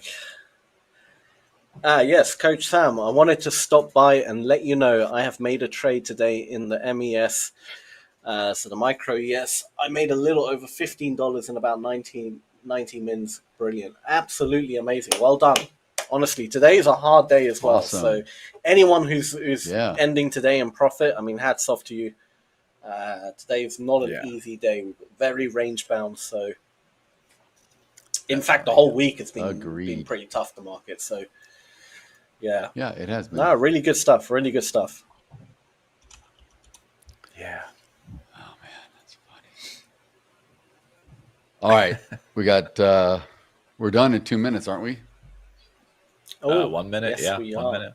Time flies when you're having fun, man. Time flies. Exactly. The back end said, pretty sure butter chicken is an English dish as well. I always thought it was Indian, Nice. but it might be, I don't know. Maybe it's like Couldn't tell you.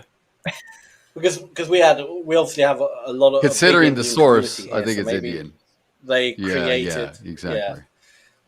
Yeah. Because I know one of them, I can't remember which one, is actually English, but obviously invented by Indians in England. If that makes sense. So I would say it's still That Indian makes then sense, yeah. because it's still inspired by Indian cuisine, but Right. yeah, Right. Yeah.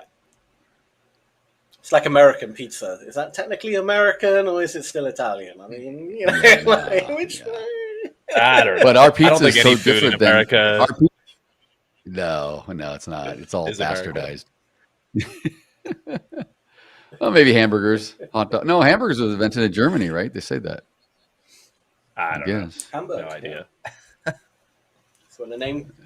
Named after like Oh, yeah. the Prince of Hamburg, Germany or something. He did it. Oh, it's the place, isn't it? Yeah. Well, guys, we have hit time. Thank you all for watching. Up next, to everyone watching, we do have, I believe, give me a second. Yes. No, we have the Know Your Coaches video. So, yeah, stick around. We are back to trading very soon. So, but thank you all for watching. We'll see you very shortly. All the coaches as well. Take care, everyone. See you guys soon. All righty.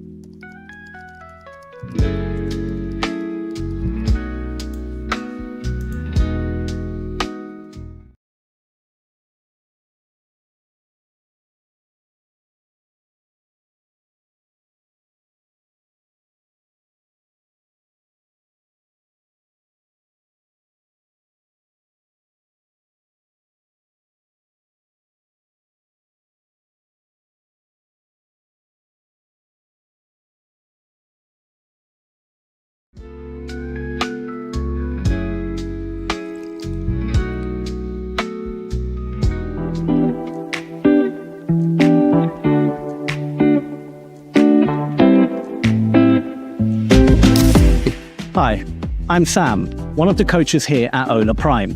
And in this video, I'm going to give you a short glimpse into my life beyond the charts. Outside of the charts, I love to cook. Anything with fresh local ingredients has a thumbs up for me. And when the weather's good, I like to go out, have a quick jog, keep myself healthy.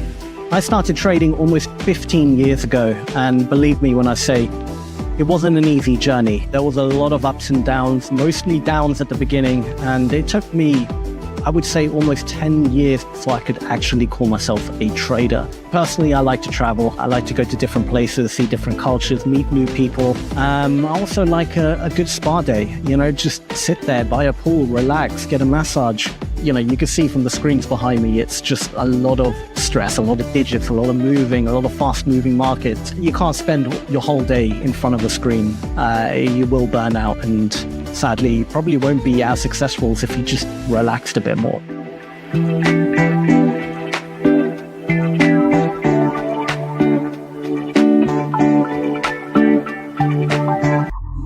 Hola Prime. Trade with transparency.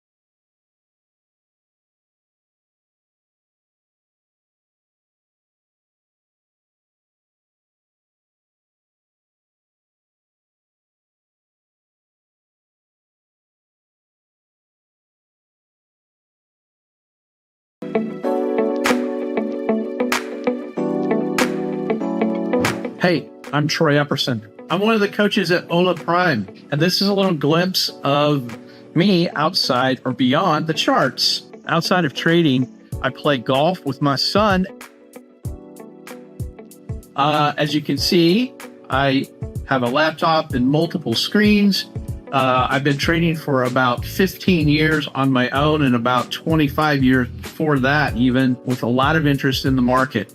I've realized over time that it's not about the strategy or the method. It's about implementing whatever that strategy or method is, which is super, super important to become consistent as a trader. Everybody wants to get profitable and make thousands of dollars a day literally overnight, but it's about taking those small incremental trades just over time, taking the same boring pattern over and over again that creates that consistency and develops discipline to make money trading currencies, futures, or stocks, or whatever you're trading. Golf is great because the parallels with trading are immense. Discipline, doing the same thing over and over again, getting your setup correct, knowing when to do a layup and when to actually go for it. All of those things apply to trading. Balance is super important and is the edge when it comes to trading. We want to be consistent, but at the same time, you've got to be patient, and you need to be able to reach out and ask a coach a question and never feel guilty about doing that. And there's no bad question. Every question is a great question because it helps you enhance your intelligence and your knowledge of the market. Well, that's a bit about me. I hope to see you soon in a live trading session. And remember, we're just looking for one good trade. And once we find that one good trade, we're going to do it again and again and again. I'll see you then. Hola Prime, trade with transparency.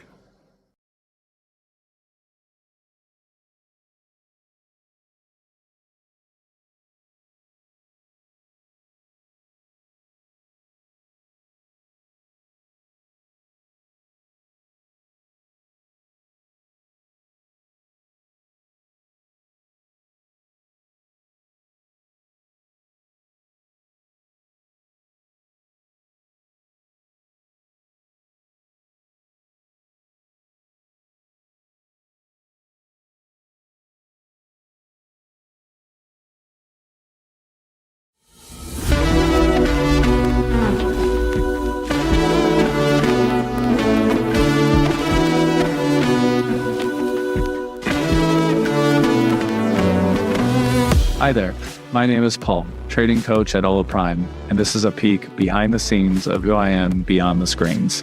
I've been a trader for 6 years now, spanning from agricultural commodities to equity indices.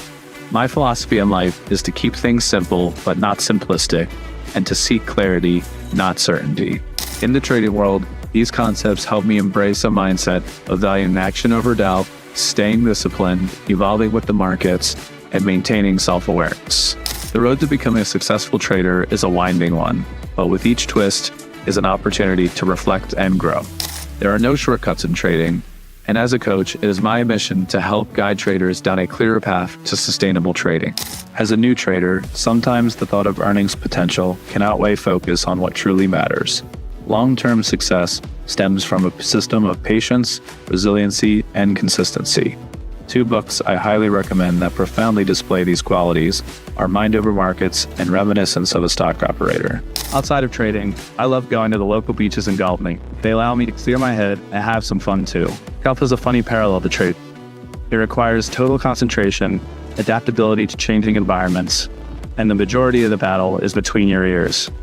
You must have a plan to tackle each hole of the course, combined with sound mechanics to execute each shot. Comparably in trading, plans and strategies are important to build and refine, but precise execution matters equally. That's a brief bit about me. I look forward to seeing you in a live trading session soon and expanding our trading horizons together.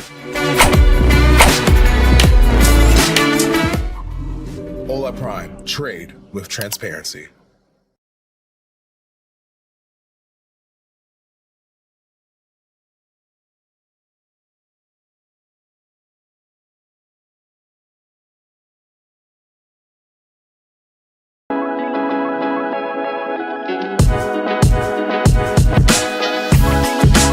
Hi, I'm Daryl, one of the coaches here at Hola Prime.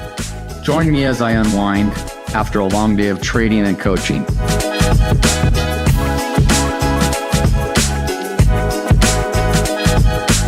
So, like I was describing, I like to get out on the trails, take a break from trading, kind of relax my mind, get some fresh air, get some sunshine.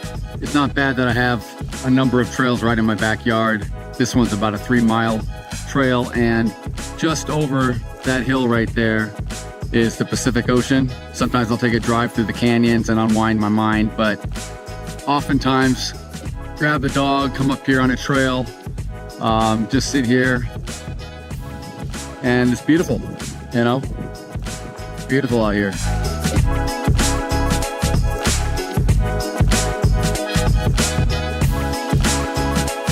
Every trader sees the market differently, and if you've been trading for a number of years and haven't had much success, instead of continuing to learn and research and add more, I would suggest maybe trying to unlearn some of the bad habits and removing some things that hold you back. Oftentimes, being simple in the markets is best, and it's only until we can remove and take away the things that we keep repeating that cause us the errors and the mistakes. Once we remove that, we can start to move forward, build some structure, and get profitable. I find that successful traders trade within themselves. They know their boundaries, they know what they're good at, they know what they're not good at. Just kind of finally forged away and had the discipline to stick with it. It's not trading the markets that's the key. It's truly trading ourselves. And once we can do that, then we can find success. Anyway, it's been nice to get to share a little bit about what I do in my off time and how I unwind from the markets. I look forward to seeing you on our Hola Prime TV channels, live streaming every day. And here's to your success. Thank you. Hola Prime, trade with transparency.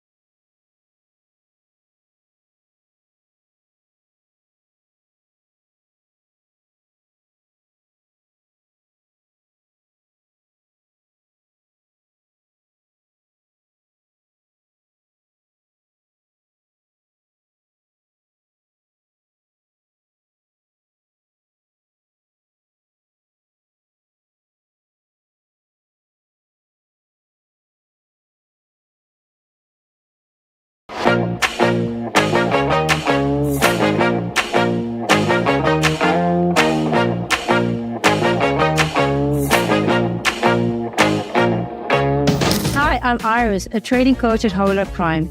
This is where I found my trading identity, studying the logic behind price action. I started my journey 8 years ago. Like all traders, I had to study the markets, learning what to look for. This only came through perseverance and lots of screen time. And here I'm all about socializing, hanging out, and just enjoying the moment. And the only FOMO that I have is just missing out on my berry news.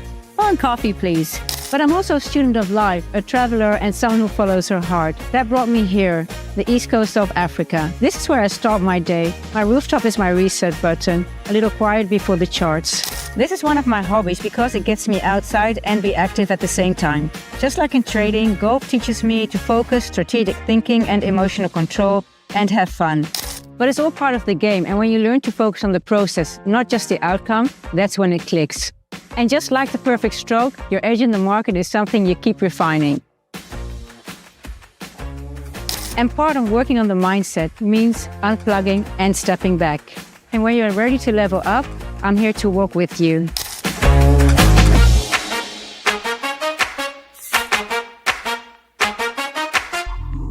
Hola Prime, trade with transparency.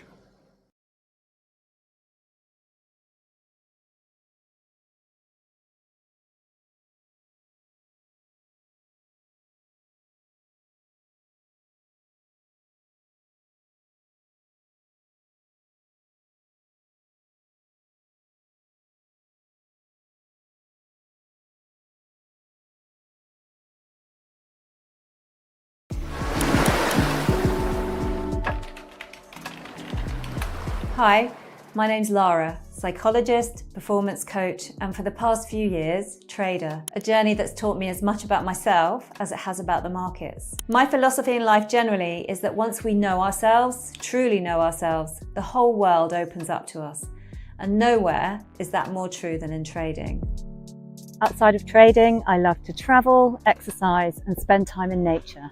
Nature has an incredible ability to reset our minds and bodies, and that's an edge in itself when you return to the markets. Patience, persistence, the willingness to do the work every single day, this is the foundation of success in trading and in life. Most traders think success is all about strategy and setups, but actually it's about mindset and discipline. Trading success is about mastering your mind. For those new to this journey, I always recommend 2 books, One Good Trade and Trading in the Zone. They will teach you the mindset and discipline required to thrive in this business. As Roosevelt said, a smooth sea never made a skilled sailor. And as we know, the markets are never smooth. Every loss, every challenge, it's an opportunity to lean in and grow stronger. That's a little insight into me and how I approach trading and performance coaching. I really hope to see you on a session soon. And remember, once we know ourselves, the whole world opens up. So let's trade with that mindset. Hola Prime. Trade with transparency.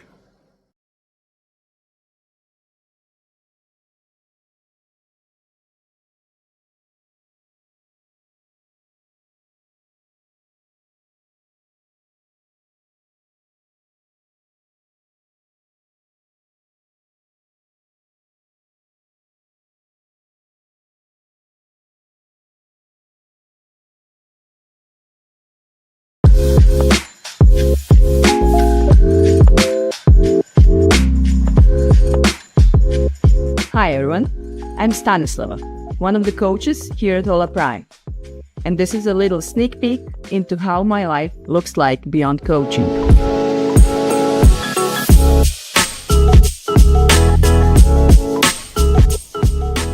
I like to start my day with kombucha and the radio.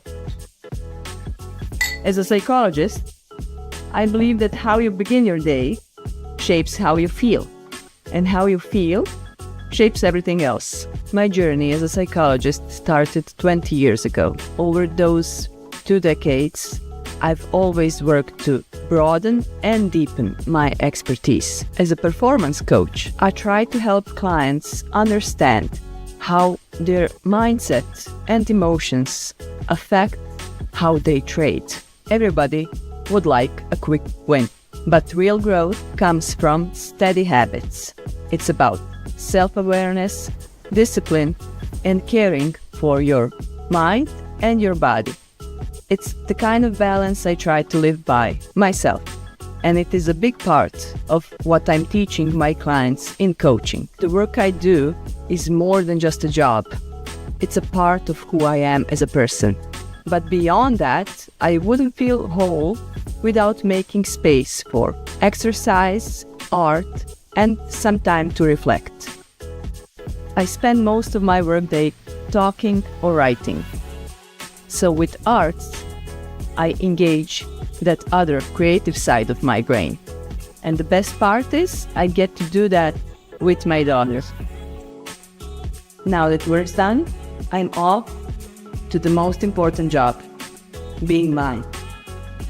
So that's a bit about me, who I am, not just as a coach, but as a person. Hope to see you in a session soon, and let's grow together.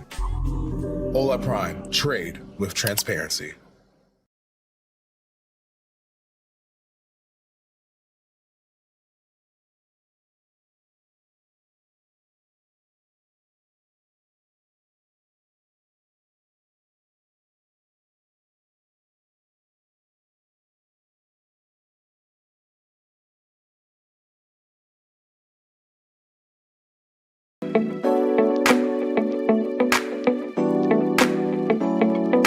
Hey, hola amigos, I'm Michael Keller, and I'm one of the trading coaches here at Hola Prime. But more importantly, I'm just a regular guy who turned trading into freedom, and I'm here to help you do the same. So this is a glimpse into who I am in front of the screens and beyond the charts. See, a strategy will get you in the trade, but mindset keeps you in the game. I started trading back in 2012, and honestly, I lost more than I won in the beginning, but every loss taught me something. It wasn't about having the fanciest indicator. It was about mastering my mindset. Living in Mexico has taught me to slow down, breathe, and be present. Trading is what I do, but it's not who I am. I'm a dad, a husband, a traveler, and a student of life. And all of that makes me a sharper trader. When I'm in flow outside the charts, I'm in flow on the charts too. This game doesn't reward speed, it rewards skill. Listen, everyone wants to flip $100 into 10,000. I get it. But be consistent, focus on execution over excitement, risk small and learn fast. And if you ever feel lost, reach out. That's what we're here for. Well, guys, that's a glimpse into my life, my story, and who I am, not just in front of the screens, but beyond the charts. I hope to see you in the session soon, and let's grow together. One day, one trade, one lesson at a time. Welcome to Hola Prime.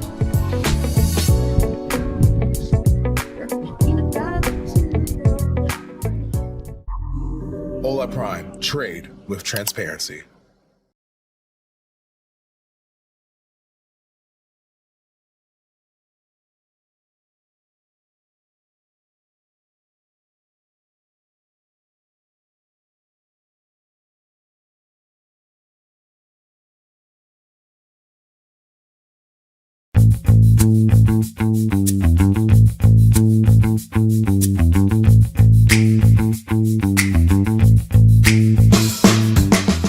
Hi there, my name is Richard. I'm one of the coaches from Hola Prime. Join me as I take you behind the scenes on a little tour of what I like to get up to on a daily basis and beyond charts. I started trading 16 years ago, but through persistence and a very high level of dedication, I got to learn 3 invaluable lessons through my career. That trading should be treated as a business. It's really not a gamble. Consistent profitability demands effort, and there's really no shortcuts or any way around. And especially risk management, which isn't, it's part of your survival as a trader. You see, early on I realized that success in trading is only 20% strategy and 80% mindset and emotion. Now, as a coach at Hola Prime, my focus is very simple. Helping traders build systems with an edge, cultivating the discipline and focus needed to execute them consistently. You see, guys, the markets doesn't care about you. It will humble you if you let your pride override rules and reward you when you execute your plan without fear or hesitation. As a trader, I like to get outdoors as much as possible. Really try to strike a balance between trading and also leading a healthy lifestyle. Leading a healthy lifestyle for me could be anything. Hiking, I love swimming as well. Today is not really the weather to go and swim, but I will take the dog out for a walk. Folks. Really trying to force healthy habits so I can stay focused when I really need to, when I'm behind the charts, and all the stresses that comes with it. As getting outdoors really helps relieve those stress and helps me personally keep focused as much as possible. In my spare time, I like to play big dogs with my trainers. And just as in training, skills and practice is everything. And that's a wrap, guys. Look behind the scene of who I am, what I do every day, beyond the charts. I hope to see you in the session soon. Take care.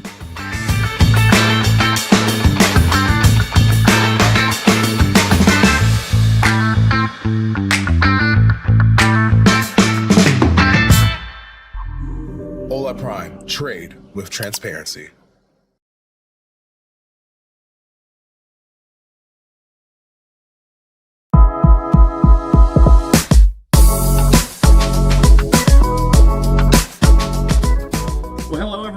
My name's Tiger. I'm a coach here at Hola Prime, and I wanted to give you a quick little glimpse into who I am, both inside and outside of trading. So let's check it out.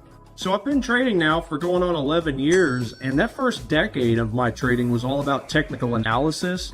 And really over the last few years, though, I've really dug a lot deeper into fundamental analysis and sentiment analysis, seeing how the bigger banks and institutions are trading so I can ride their coattails, so to speak. They're the ones making the money. So I've just kind of looked at trading like Edison and his light bulbs. He's went through thousands and thousands of different prototypes in order to find the one that worked. Look, one of the things about trading that people get wrong is they think it's an overnight get-rich-quick scheme. So You know, for me personally, all the hard work was done well before I even picked up trading, and it all had to do with reading some good books. So one of my favorite books right there, The Magic of Thinking Big by Dr. Schwartz. And as you can see on there, the chapters, best way to read this book is read chapter 2, 12, and 13, and then turn around and read the whole book. Powerful, let me tell you. And I'm sure you caught that above my bookshelf. One of my biggest things that I love doing is bowling. I'm a very competitive bowler. Bowled a lot of perfect 300 games, so they give me these nice little trophies whenever you bowl a perfect game. Got another one for an 800 series, basically bowling 3 games of 800 or higher in a 3-game series, so it's like a 250 average. Pretty good stuff, but yeah, compete in national tournaments, state tournaments. I've won a lot of them, so bowling, that's one of the top hobbies that I have. Outside of that, I love singing. I like to I like to go and belt some tunes, whether it's karaoke or just singing in my car, some carpool karaoke. But other than that, listen, on the weekends, I love nothing more than just to hang with my girlfriend.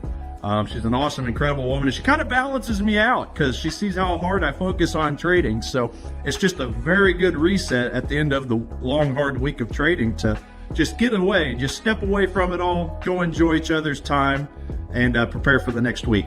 So that's a bit about me. Yeah, just let us know how we can help. Just remember, it's not a sprint, it's a marathon, okay? The basics of trading are quite simple to learn. It's just all the nuances that take a while to really master. So just keep that in mind. Don't overwhelm yourself. We'll take your hand. We'll lead you to where you want to go. Like I say, just one step at a time. So with that, have a wonderful day. Look forward to seeing you in a session soon. Hola Prime, trade with transparency.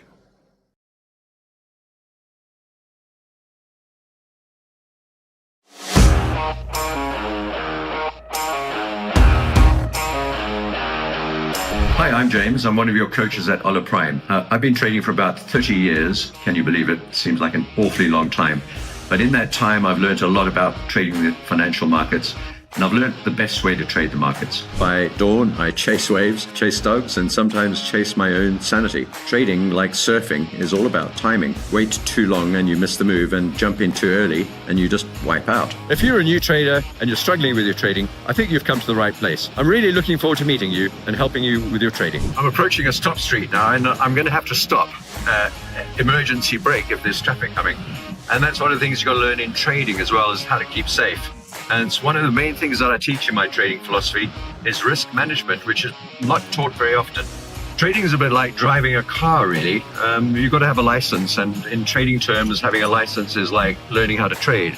And once you've learned how to drive and got the license, learned how to trade, you've got to get good at it. And my philosophy is to teach traders how to trade properly using the tools and techniques that they should be using. My specialty is swing trading, and it's a bit like riding the waves. I've been a surfer for a very long time, and swing trading is not much different. You've got to find the sets and catch the right wave and get out of the wave when it's time. A lot of people ask me, how did I get to where I am today? How did I learn how to trade? And how can they get to where I am themselves? I think the best answer to that is to get educated, learn how to trade. And there are all sorts of resources out there for you, including fantastic resources here at Hola Prime. Hola Prime, trade with transparency.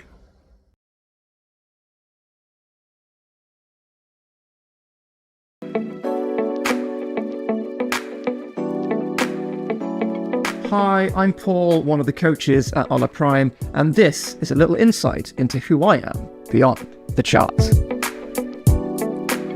I started trading 5 years ago. I made some money, sure, but I also made mistakes, a lot of them. As I progressed though, I realized it's less a game of chasing green and more a game of enacting discipline. As a coach, I try to help traders focus on the process, how they structure their approach, not just on the charts, but in their heads. Everyone wants to 10x their money overnight, right? But real growth, it comes from small, smart, and consistent moves repeated over time. Trading is a journey, so patience is always required, but I am here to help you grow, so don't be afraid to get help. Improving your success rate is what we do. But after a day of trading or an afternoon of coaching, getting away from the ever-evolving price action of chart setups is a must. as the outdoors can reset your mind, whether it's taking my dog for a walk for 30 minutes or gently strolling on the beach after a winning trade. I never allow myself to get lost in the charts. Stepping back gives me perspective, and perspective is what makes me a good trader. I'm always looking for that balance in everything I do. And if you can achieve the same, you'll soon discover it unlocks so many doors. So that's my deal. What's yours? Hopefully we'll see you for a coaching session soon where we can level up your skills one profitable trade at a time. I'm going to place a trade. Hola Prime. Trade with transparency.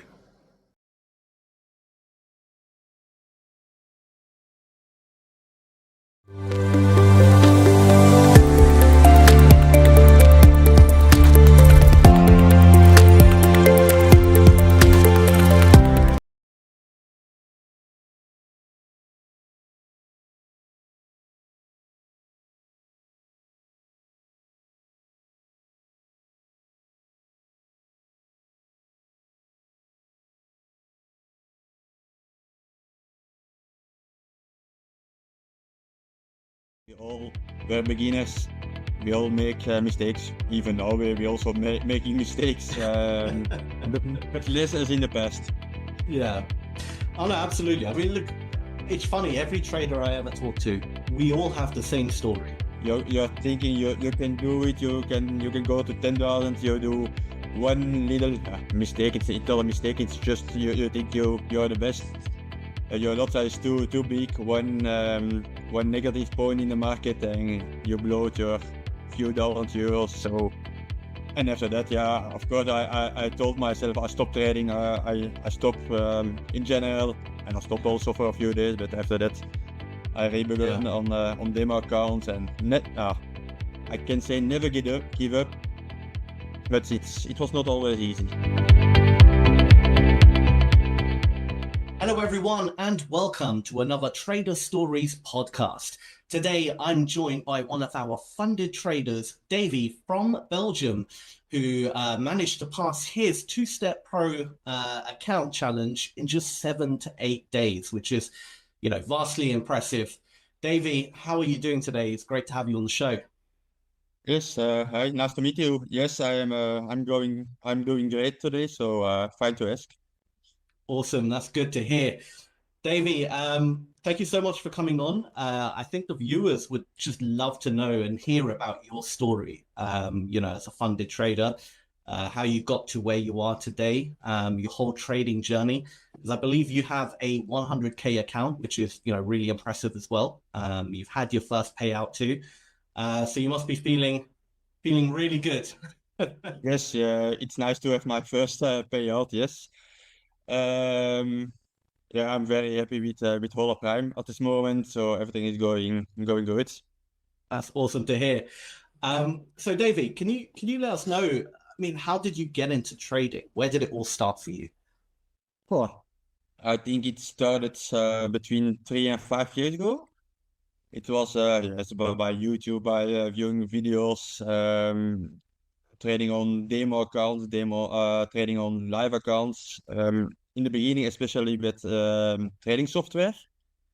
I tried several trading softwares. It was always going good for a few days, few weeks. But after that, I blowed many accounts. I don't know how much, but really many. Then after that, I started trying to trade by myself, especially on gold USD. First on the demo accounts, then I found by accident on Telegram groups. I find an advertising from Hola Prime, so I came with Hola Prime. Now I'm trading gold USD. I'm trading very basically. Most of the time I'm using the support and resistance lines. I try to hold my lot size and my risk low. I'm risking maximum 2% per trade per day. There are days or days that I'm not trading when the charts are not like I want. I'm even not trading some for a few days. So I'm really waiting for the right moment, and I'm looking at the charts for the 1 and the 4-hour charts. Very nice. Especially, yes, the last weeks, gold is going very, very hard, so it's not easy to trade on it. So lower lot size, it's a good tip, I think. And yeah, it's good. Of course, since Corona, everything is going hard, but the last weeks with gold is really crazy. Yeah, gold has been, well, hitting all-time highs recently. It's been really, really insane. It's just non-stop going up and up and up, and yes, indeed, it's always going up and up, but that will not say that you can just take a buy trade and we will wait. No, it's not that easy. Yeah, no, I wish it was. Yeah. That's awesome. So do you only exclusively trade gold, or is there other instruments you like to trade too? 99%. I'm also, because I'm from Belgium, I'm also looking for the Euro USD charts, but also there it's going hard the last weeks. It's following a little bit the same flow as gold, but less aggressive. Yeah, no, absolutely. That sounds really good. So you mentioned you mainly trade support and resistance. Are there other things you look for as well in your trading strategy, or is it just support resistance? Yes, support and resistance. Yes, of course, with gold, like we just told about it, it's going up. So if it have a kick down and then you see it started going up after the resistance and the support line, yeah, I can take a buy. But also at levels there, you're never sure, but where I think the resistance lines, it will drop. Then I take a sell. So it will not say I will only take sell or only take buys. It depends on the support and resistance lines. Like I think I see them on the most of the time on the 4-hour charts. Nice. So are you more of intraday trader, as in you hold your trades maybe for, with a few hours within a day, or swing trader? Yes, I'm. Yes, I always try to close at the end of the day, because you never know what happened in the night or in the weekends. I'm always closing before news with news trading, but also there it's going to hurt. I blocked a lot of accounts in the past with all the softwares after a weekend and in news time. So I think I'm my risk is 1 or 2%, but I'm not an aggressive trader. I don't want to. I worked a lot. I tried a lot. I don't want to blow my funded account in a few days. So I hope to hold it for a longer time. No, absolutely, and you're doing the right thing. Risking 1-2% per trade or per day even is the right way to do it. Per day, because when I lose a trade of 1 or 2%, I immediately stop. I will not take a second trade on the day. No, I don't want to lose it too fast. No, absolutely, and that's exactly I believe what makes you a funded trader.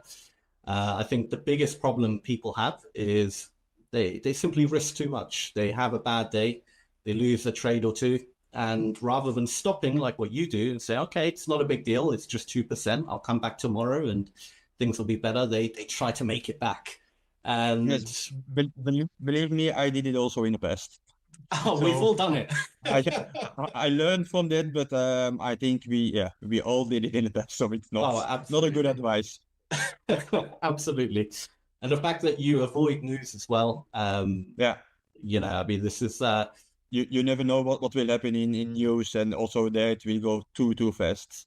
You can't control them. You can't control your positions when high impact news comes out. It's gambling essentially. Then after news, you can win a lot, but you can blow your account in 2 minutes. So not worth it. Not worth it. No, that's really awesome. I think discipline is the main how do I say this, the main kind of I forgot the word, but the main I know what you want to say. It's discipline and also like your emotions, like you told before. If you lose a trade from 2%, go for a walk, do something else, come back tomorrow with new charts, but stop trading for a little while. That's it, absolutely. Because strategy is only, I would say, probably 20-30% of the equation. The rest is really discipline and psychology as a whole. And if you get the psychology right, even if you have a small edge in the market, a very simplistic trading system, you can actually be profitable.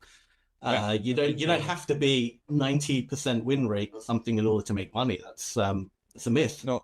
No, of course not. And you can look at a chart and you can use several 10, 20 different factors where you can follow. But I also did in the past. I also had buy software there following this one, the RSI, everything.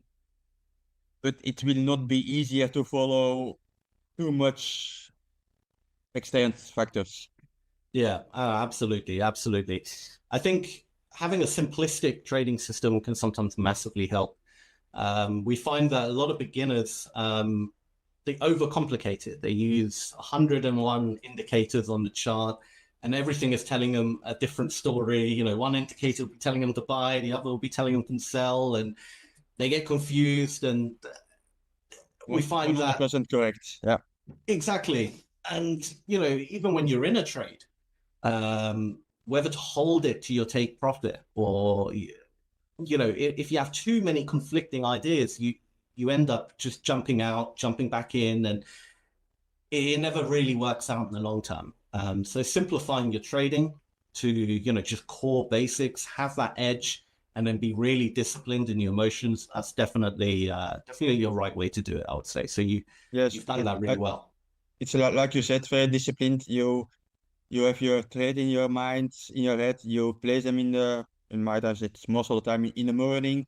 You take your stop loss, you take your take profits, and maybe it's in my favor because I have my main job. So I have not after that I'm not the time to look the chart every minute, because when you look the chart every minute, every second, you can say, I will close, or I will buy, I will do this. No, take your trade. I'll stick to the plan. And okay, I stop before the night. I stop before trading, but for the rest, I will let it run like I had it like I see it, and that it will go hopefully to take profit, of course. Yeah, no, absolutely.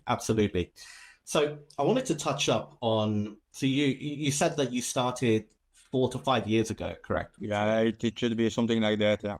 When did you really see like a change in your trading, where it started, where you went from, just blowing accounts to actually kind of seeing, oh, this could be something. I could actually make money from this. Yeah, of course. After 2 days, I thought, oh, I can make a lot of profit in the future with Forex trading, but it was not that easy. But like I said, I bought a lot of accounts, a lot of with software, but also I learned a lot from the software and looking following the idea, how it's going, how is the market going. But I think everyone is a different person, but I think you need to take 2 or 3 years before you can see the market, you can understand the market. But even then, with Corona, with the war, with Trump, it's the market is changing every year, every month. It's not that easy. It's not that after 2 years, yes, I understand the market, I'm good for a few years. No, I think your strategy, your risk and lot sizes need to change every day, every week, every month. Like the chart is, today I cannot use the same lot size as I did 2 or 3 months ago, because then or I have my take profit, or I have my stop loss in 5 minutes. In the past, you can take for gold a lot size from 4 or 5. If I do that now, after 5 minutes, it will take stop loss or take profits. So you need to lower it to have a little bit space before you Yeah. Before you have your support line, your resistance line, your stop loss, because otherwise you are just doing something that can be always. Yeah, no, that's a very important point. You just pointed out how you have to adapt with the market conditions. You know, if the market is rallying hard, you know, and it's moving, let's say the ATR, the daily ATR is a lot higher than it has been, you have to adjust your risk. You know, you have to adjust your lot size to factor that in, right? And, you know, I mean, the same with any market condition. If the market's ranging, you have to naturally adapt your take profit to be within that range, you know, rather than trying to target like as if it's a trending market. So you have to be quite adaptive in trading in order to be successful. So I think, you know, understanding that, like as you just showed, like you understood that and you actively do that, it's definitely another point I think that's made you a funded trader with payouts. Yes, and should protect your account. Yes, indeed. When I see the market, like the last 4 or 5 years, it's a lot that's changed already. Absolutely. And it will change in the future also. So. Oh, absolutely. I mean, right this moment, I would say the market's very volatile. Oh, yeah. But you know, it will calm down again at some point, and then you know you'd have to adjust again. And but yeah, be on always before just jumping into a trade. Really, you know, look at the conditions of the market. What kind of state is it in? You know, is it quite volatile today? Is it calm? Look at the news that's coming out. You know, really build that plan before you ever enter a trade is so important. Exactly. Yeah, but that's really good. I'm glad that you know the points you're putting across are you know things that I feel are going to help beginners or people who haven't yet got to the funded stage or haven't you know got to the success stage, so to speak, of trading. Yes, I hope so that it will help beginners because we're beginners. We all make mistakes. Even now we also making mistakes, but less as in the past. Yeah. Oh no, absolutely. I mean, look, it's funny. Every trader I ever talk to, we all have the same story. I find it's quite uncanny in a weird way because everyone goes through the same process. We all have the same mistakes we've made, the same psychological issues, and it's overcoming that. You know, it really isn't a unique experience. You know, every trader has the exact same kind of route, you know, that they go down. But talking about mistakes, I would like to know what was like probably the biggest mistake that really kind of stuck in your mind of your trading journey? Was there one that, you know, where you just kind of almost wanted to give up or you know, that really kind of hit you hard? Was there a moment? Yes, I think, yeah. Around two years ago that I traded a lot on demo accounts and yeah, I blowed a lot, but then I have a few days that's going good and I think, oh, I can trade on the market, I can win a lot of money. I started a live account, 100 euros, I'll blow it, 1,000 euros. Then I flipped it, so I doubled it. So everything is going good, even till 3,000 or 4,000 euros. Wow. And then you're thinking you can do it. You can go to 10,000. You do one little mistake. It's not a mistake. It's just you think you're the best. Your lot size is too big. One negative point in the market, and you blow your few thousand euros. So, and after that, yeah, of course, I told myself I stopped trading. I stopped in general, and I stopped also for a few days. But after that, I re-began on demo accounts, and I can say never give up, but it was not always easy. Yeah, it's funny because I have the exact same story that I went through as well at one point, you know, many years ago, where I had a really successful, I think it was about 2 weeks, where I was trading really well, making an incredible amount of money, and then I just got too confident. I felt invincible. Like, oh, there's no way I can lose. That was the mindset I was in. And I over-leveraged, entered with a lot size way too big. And that was the one trade that really failed, and it wiped out all the profit I made. And that was probably, you know, from the high of feeling so good all the way down to that low. That was probably the moment that really switched for me as well. Where I was like, no, I have to stick to these rules. I have to. You need to stick to the plan. And like you said, just after 2 weeks, you're so confidential. You think you can do everything. Even after 1 week, I think of winning trades. Stick to the plan. Lower the lot size. Take your time, because you have years ago to earn money, and you don't need to do it in 1 month. Yeah, no, exactly that. So it's funny because even sometimes when you do really well as a beginner, it can actually harm you more than if you fail right off the bat. Because overconfidence can be just as dangerous as a lack of confidence. You really have to almost be like a machine, you know? Yeah. So, but what about? And that's the only good point on the software I used. Stick to the plan. Yes. Always taking their idea. We will do this. We will use this lot size. You can say maximum one risk, maximum 0.1 lot size, and it's like you say, it's a computer. It stick to the plan. But it's no advice to use software, but we need to think like a computer, I think. Absolutely. Think like a computer. Try to get rid of those emotions. But I think the only way to really learn that is to unfortunately feel the pain that comes from the mistake. No, you can tell a beginner, oh, you shouldn't be doing this. And they won't listen until they actually feel the pain of the mistake, and then maybe after a couple of times they'll get the message and stop doing it. So pain is one way to learn in Forex, sadly. If you just tell someone, they will not listen. They will say, yeah, we will see. But they need to be on the same point. Yeah, absolutely. But on the flip side, we spoke about some of the worst points or the most painful points that you've had in your trading career. What about the highs, the ones that really stick out where you felt absolutely amazing? Yeah, I also of course now at this moment for my first withdrawal from Hola Prime, it's nice to win money instead of losing money. But also in the past, I had a few good trades on my live account that I had in the past, where I also did a few withdrawals, and it's a good feeling.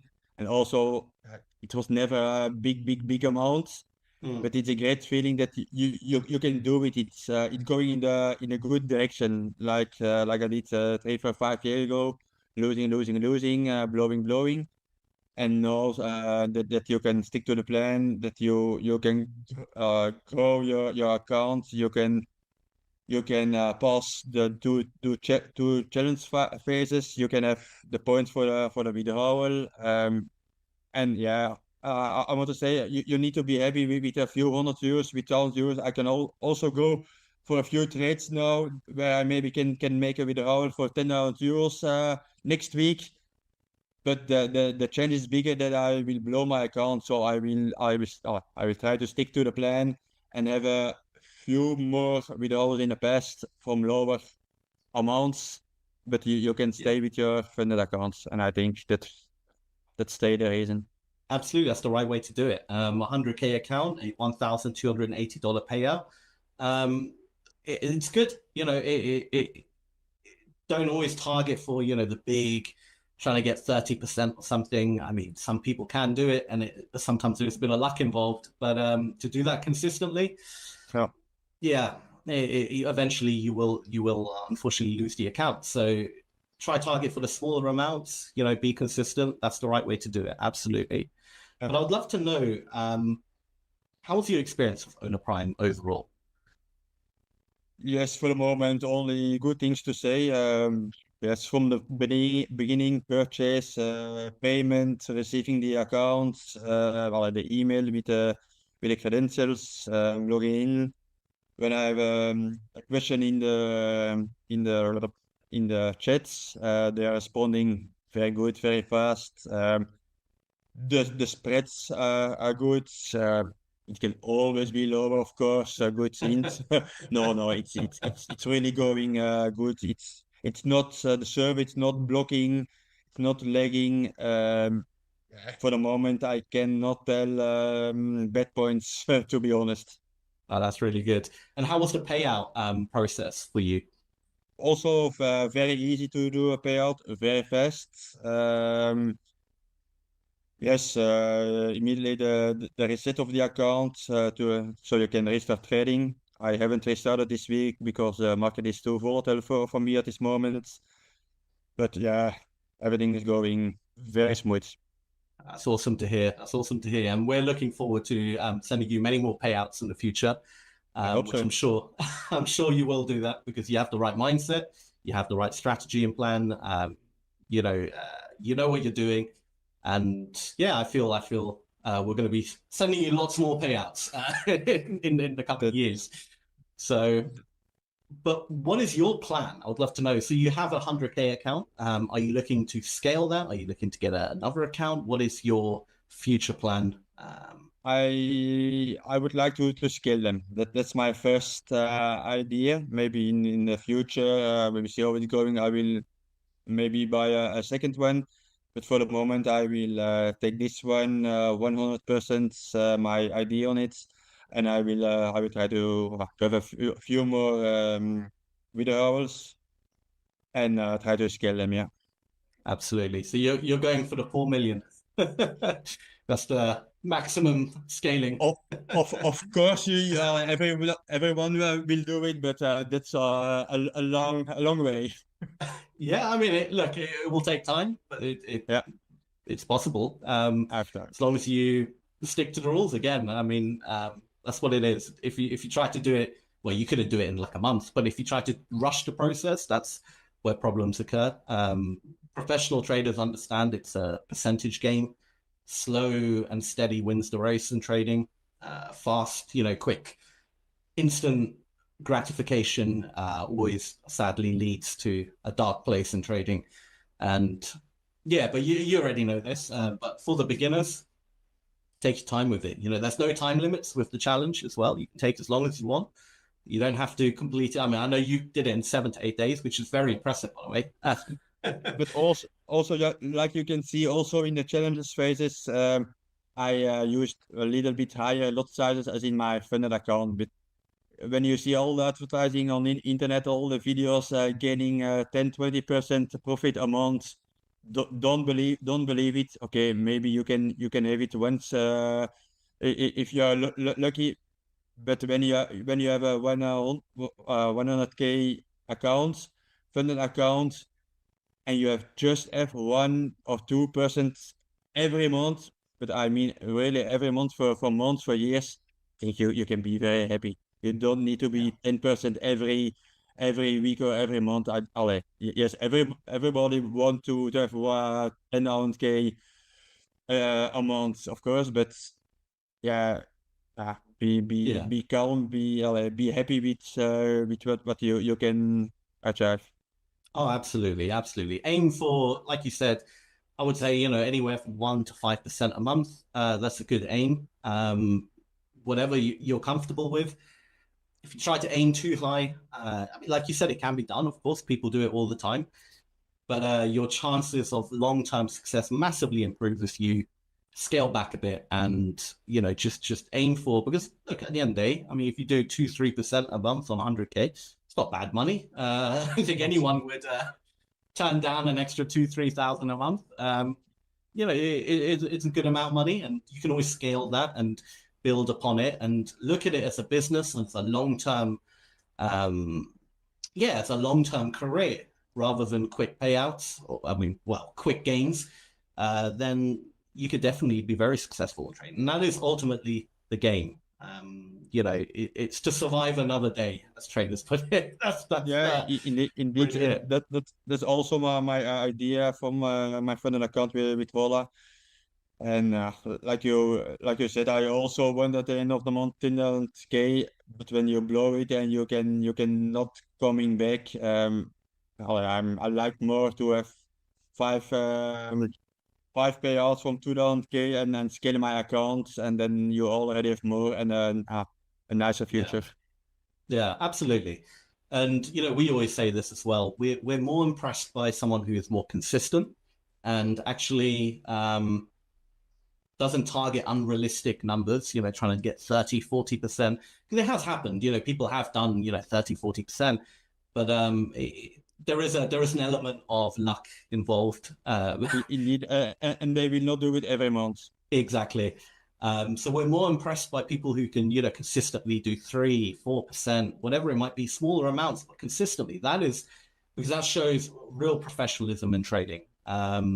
Because at the end of the day, if someone can do, 30, 40% consistently, they should be working for some of the best institutions in the world. Yes, indeed. Then I will not be here. Exactly. Well, Davy, I think that's pretty much all I have written down to ask you. But it's been an absolute pleasure talking to you. I wish you, all the long-term success here with Hola Prime. And I believe, like I said many times, I think we will be sending you many more payouts in the future. You're, very grounded. You've gone through that pain and the process of every trader. You've been there, you've done it, you understand the game, you know what has to be done. And I think the future is very bright for you. Yeah, I will try to.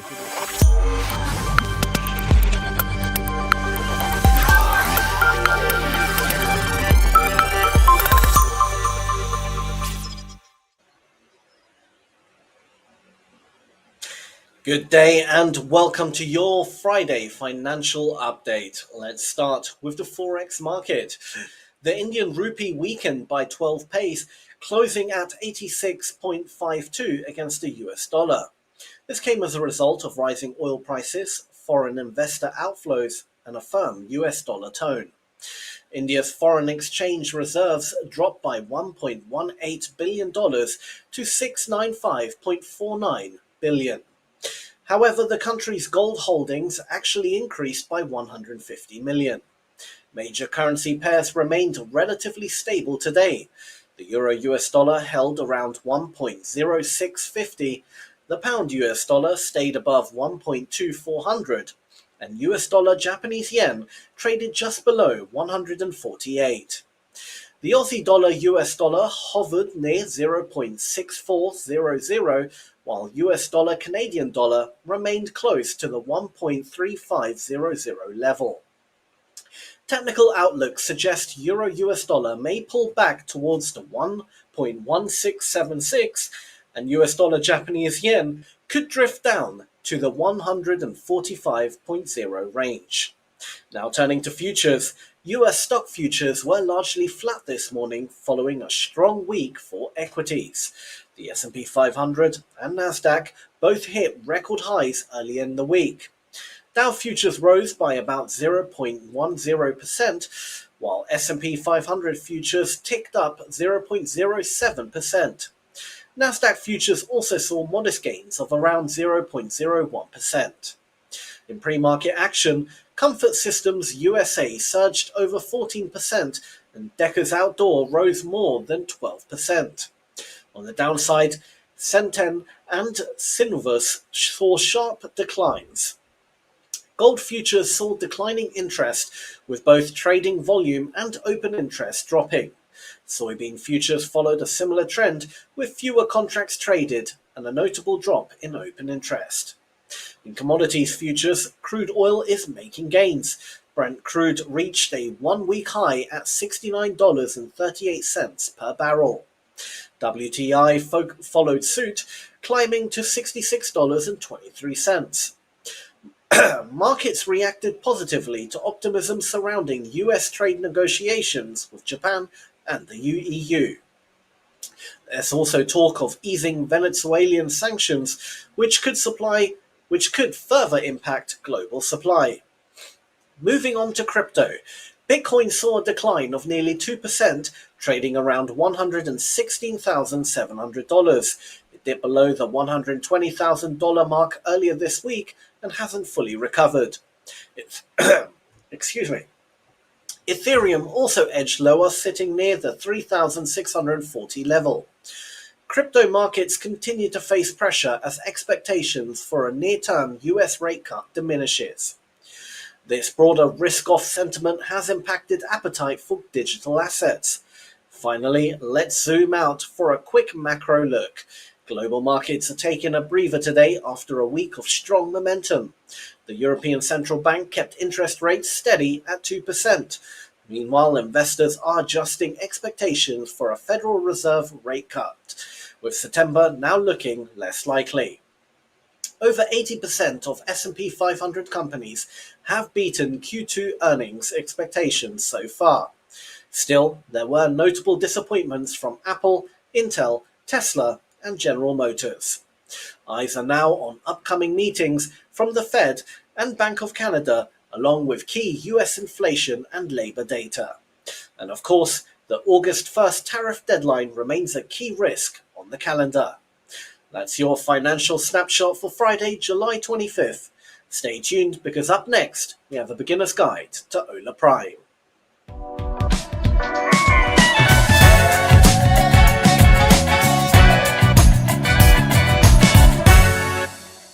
Come, I will show you how Hola Prime is changing the future of prop trading.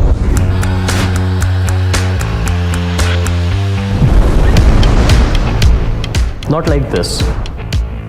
By being on our toes so that you can experience prop trading as it should be, fair and transparent. We are Hola Prime, the most transparent prop trading firm. With traders from 175 plus countries and offices all across the globe. We are the first company in the prop industry to publish daily price transparency report, so our traders can cross-verify their trades and they can trade with confidence and peace of mind. Let me share the story. In the decentralized Forex market, traders often face pricing uncertainty, but not anymore. To ensure fair pricing every time, we introduced Price Transparency Report. A daily tick-by-tick comparison with industry data. We didn't stop here. No hidden rules. No unclear trading conditions. Everything is stated up front, including prohibited trading practices. From supreme trading conditions to responsive customer support. We operate with transparency, sharing every crucial detail with our traders. That's why traders from 175 countries trust us. No unfair breaches of accounts. Wherever possible, we send traders preemptive warnings because we hide nothing. With us, you can scale your account up to $4 million. And those profits? We offer up to 95% of the profit splits. That's 95%. But what good are profits if you can't access them quickly? That's why we process withdrawals within 1 hour, putting your earnings straight into your hands. We calculate your withdrawable profits at the end of each trading day, ensuring you get your withdrawals as soon as you request it. We know what failing a challenge feels like, but we won't leave you alone. After reviewing your account's trades, we'll create personalized videos to help you prepare for your next attempt. Our expert trading coaches and Prime Academy are always ready to help you learn and succeed. I started as a junior analyst. With clear feedback and growth paths, I've moved into a leadership role. When I joined here, I was just a graduate. Now, I'm an MBA and a senior manager. My career has been transformed here, from an entry-level position to a department head. While others are catching up, we are setting new standards in prop trading every day. Join us today and get funded with transparency.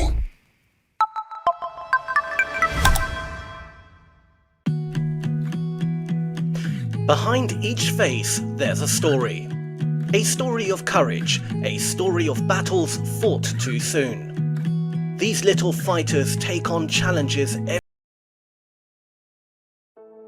In a world where stigma and isolation often overshadow humanity, small acts of kindness remind us of our true shared connection.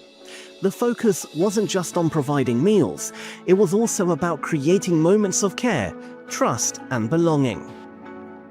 So now we've put on some aprons and we're starting to prepare some food. As you can see here, we have some lovely vegetables being prepared by the good members of Hola Prime. It was about sitting down, sharing stories, and being present. In the small moments that matter most, sharing a meal, exchanging a smile, listening to a story, we found the power to create change. For the people we served, it wasn't just about receiving a meal. It was about feeling recognized, appreciated, and cared for. Now the food has been cooked. It's ready to serve. I'll just show some of the food here. Every plate was filled with love. It might sound small, but in these moments, you realize how much it matters to someone who's often overlooked. We preferred not to show faces to honor the privacy and dignity of each individual. Nevertheless, behind every hand is a story, one of resilience, hope, and humanity. And it's all been dished up. It's a lot of work, guys. It's a lot of work. But we got there in the end. Everyone seems happy. It's looking really good. A really successful day.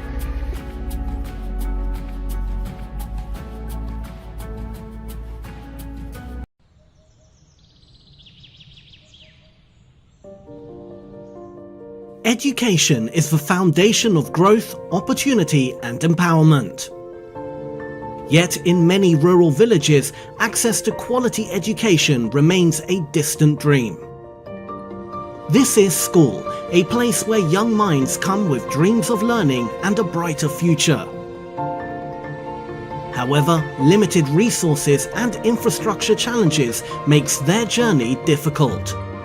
Despite these challenges, these children are driven, hopeful, and eager to succeed. At Hola Prime, we believe that every child deserves access to quality education, no matter where they live. Through our CSR initiative, we're committed to creating lasting change by supporting schools like these. Our efforts include renovating classrooms, providing necessary supplies, and creating a learning environment that inspires growth. We're helping make this village school a place where dreams can take root. Together, we're not just building classrooms, but building futures. When these children succeed, we all succeed, because education is not just a privilege, it's a right.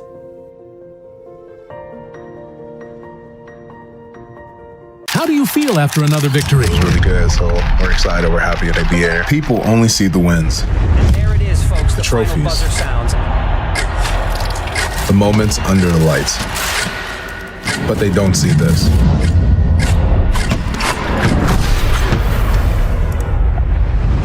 Adversity. No. Everyone faces it. No. But those failures motivate you to try harder, to try again.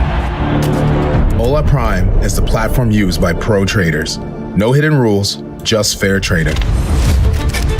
In basketball and in life, speed is the difference between success or failure.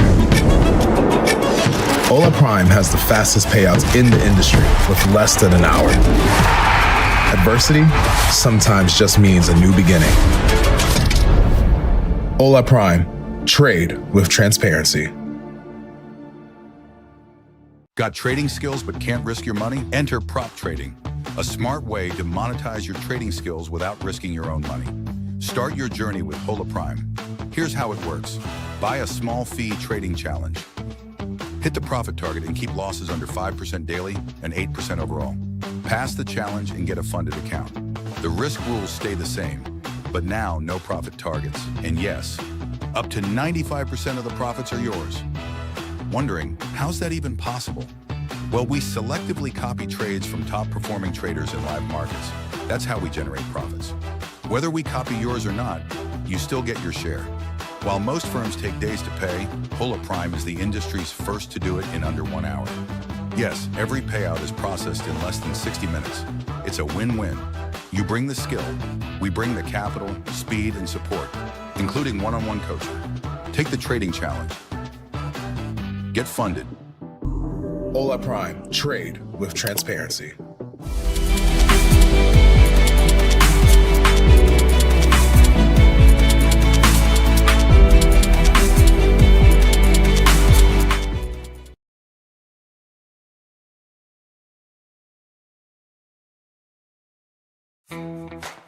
Hi, this is Chris Lewis from Hola Prime Academy, and in this video I'll talk about a very simplistic system I call the 80-20 system. I don't know that this is earth-shattering, but one day I was reading about how most traders are trying to get about 80% of the move in a trend to the upside or the downside. Basically, what the premise of the article was, you don't top tick or bottom tick a move. And in my 15 years of trading, I have done that maybe 5 times. It just generally doesn't happen. And that's okay.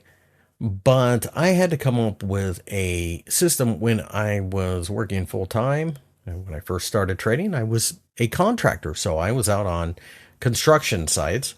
And I would be able to look at the phone every once in a while, but that was about it.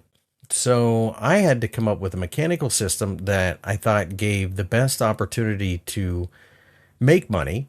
And I played around with the parameters, and what I came up with is what I call the 80-20 system.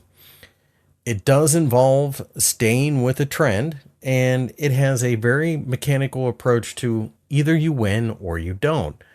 But the amount that you are risking versus the amount that you are trying to gain in conjunction with the trend means that over time, I've found quite a bit of success with this very simplistic trading system. So let's take a look at some charts and I'll show you how to do this. Now, in front of you, I have the Australian dollar on a daily time frame with a 20 exponential moving average. And the point of this is to suggest which way the trend is going. And then we use a very mechanical system from that point to show exactly how we should be getting in and out of the market. So in this case, I'm using a 20-day EMA. You could just as easily, and I'll change it now, do a 50-day EMA.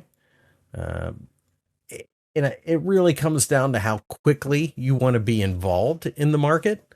So that is one aspect that you will have to somewhat agree on before starting. So the 50-day EMA is a little slower to move to the upside or downside than the 20-day EMA. And then what I do is once I zoom down to the 4-hour chart, I ignore the moving average. I just use it on the daily. So on the 4-hour chart, it really doesn't mean anything. And then I start to plot out big round figures. Big round figures are great because a lot of people pay close attention to them and use them as a place for stops or options orders, those types of things. So there is a lot of work to be done around them. So I'm going to plot some of these big figure numbers here. So 0.65, for example, and 0.66. And this is just a quick on the fly type of example. 0.67, etc. So you have every 100 pips. Now you want to go with the daily trend according to the moving average. So I will go ahead and make a line about here. This shows that we entered an uptrend, and we're kind of flirting around with it right now, trying to sort out what to do with it. So I will zoom back in on the 4-hour chart, and then you will see those lines reappear. And when we get there, you can see this is our example area. Let me go ahead and put 0.68 as well, because it was also in play. So as we started to swing in the uptrend, we pulled back a little bit, and on the daily, we started to swing to the upside. So what's a way that you can perhaps join the trend without worrying too much about anything other than your directionality? Well, one way you can do it is place an order at the 20 level. So what I mean by this is 0.6620. So you would have been a buyer there. You would have been aiming for the 0.67 level, which is now your take profit. And you would have put your stop loss somewhere just below the big figure of 0.66, maybe in this case 10 pips. Again, there are some parameters that you need to decide what you're comfortable with, but this is a perfect example of getting involved in the market mechanically. You can see we broke above there on this 4-hour candlestick, and then the next thing you know, we went straight up. You were risking 20, maybe 30 pips, depending on if you gave it the extra 10. And then you're gaining 80. Some people will just use the big figure that I have taught this to. And that's where the name 80-20 comes from. That's where I started. If you're a little bit more risk averse, then maybe it should be called something along the lines of 80-30. Really comes down to how you want to approach this. Notice the 0.67 level was broken, and you're still in an uptrend, and you would get involved right about there. And this is what I meant by a little bit more conservative with your risk appetite. So depending on how you played this, if you did the 10 below the big figure, the extra 10 pips, when this market took off to the upside and pulled back, it kept you in. If you had your stop loss at the actual entry point at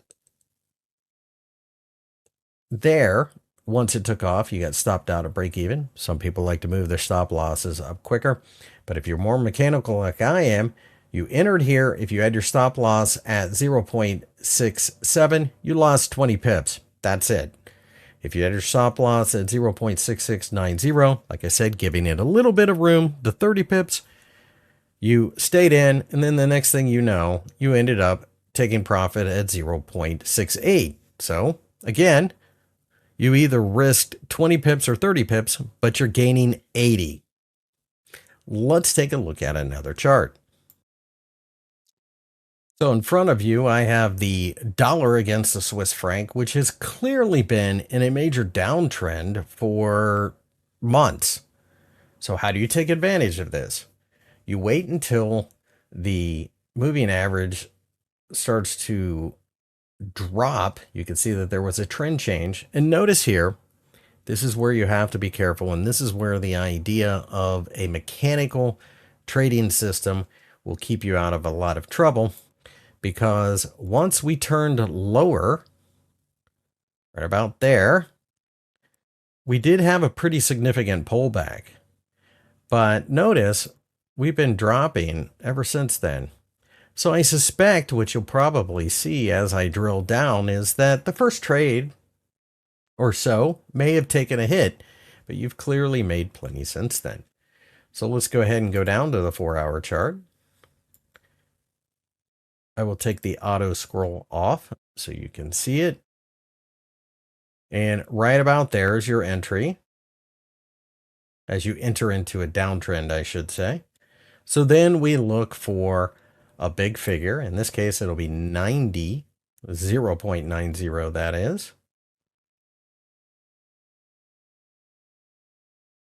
So we start shorting in this area right about here.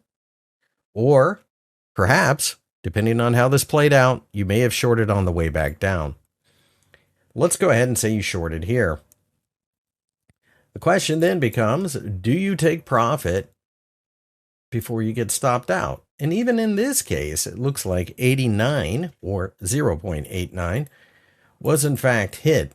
And in fact, in this particular case, you hit that rather hard, and your stop loss really wouldn't have mattered if it was at the 0.90 level or the entry point of 0.8980. So again, you're just looking for 80 pips.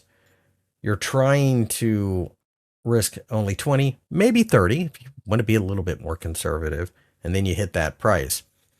We did get this nasty bounce. So had you entered here at 0.8880 and aimed to get down to the round figure, you would have taken a loss.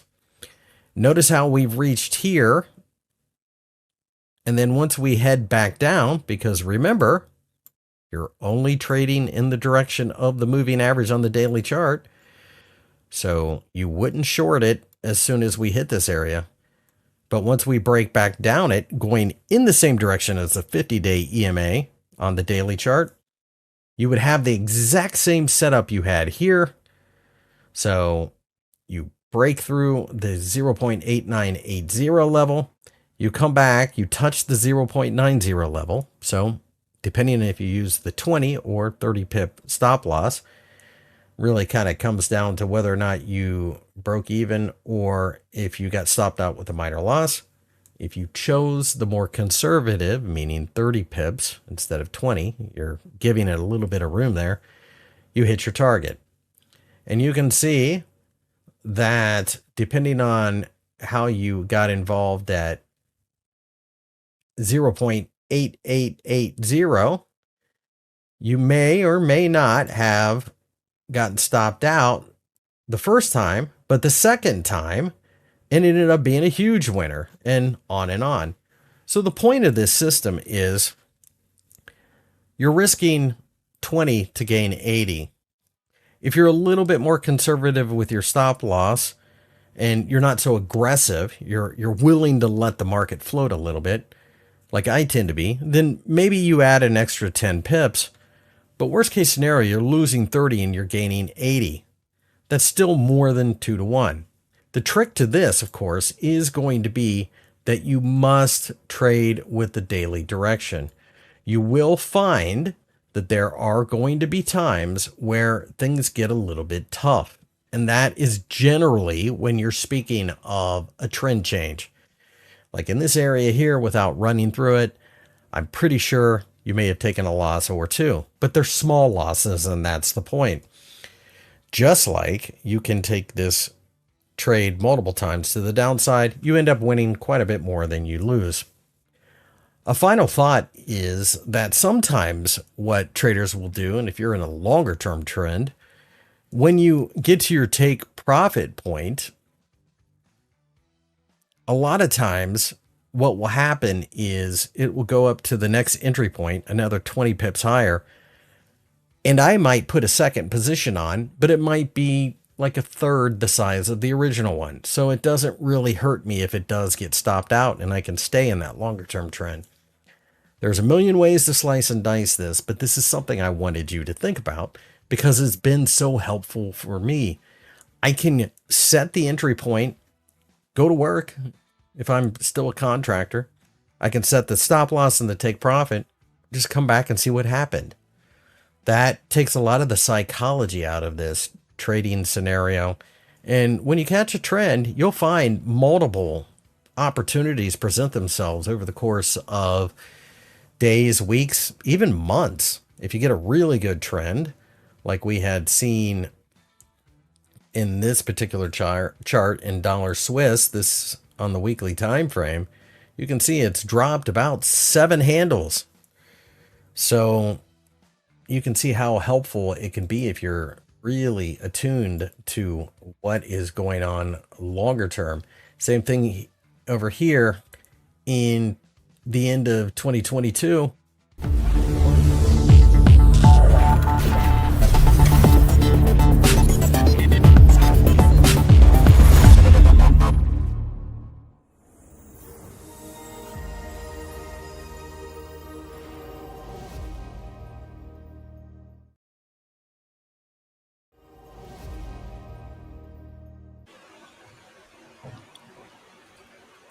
Welcome back, everybody. Welcome back, Coach Daryl. Welcome back, Coach Sam. How we doing? Not too bad, not too bad. Hope you enjoyed your little break. I welcome did. Back to I'm everyone in the chat as well. Yeah. Cool. So if you want, I was thinking I could take control of this segment and you don't have to talk too much. If you want me to just kind of go on all the questions and answer them. Why not? If that'll help That's you. absolutely fine. Yeah. We can go through the through the sheet. Yeah. Okay. So what we're doing here, guys. This is live. Yes, this is live. I know we've got questions in there. Presidential J.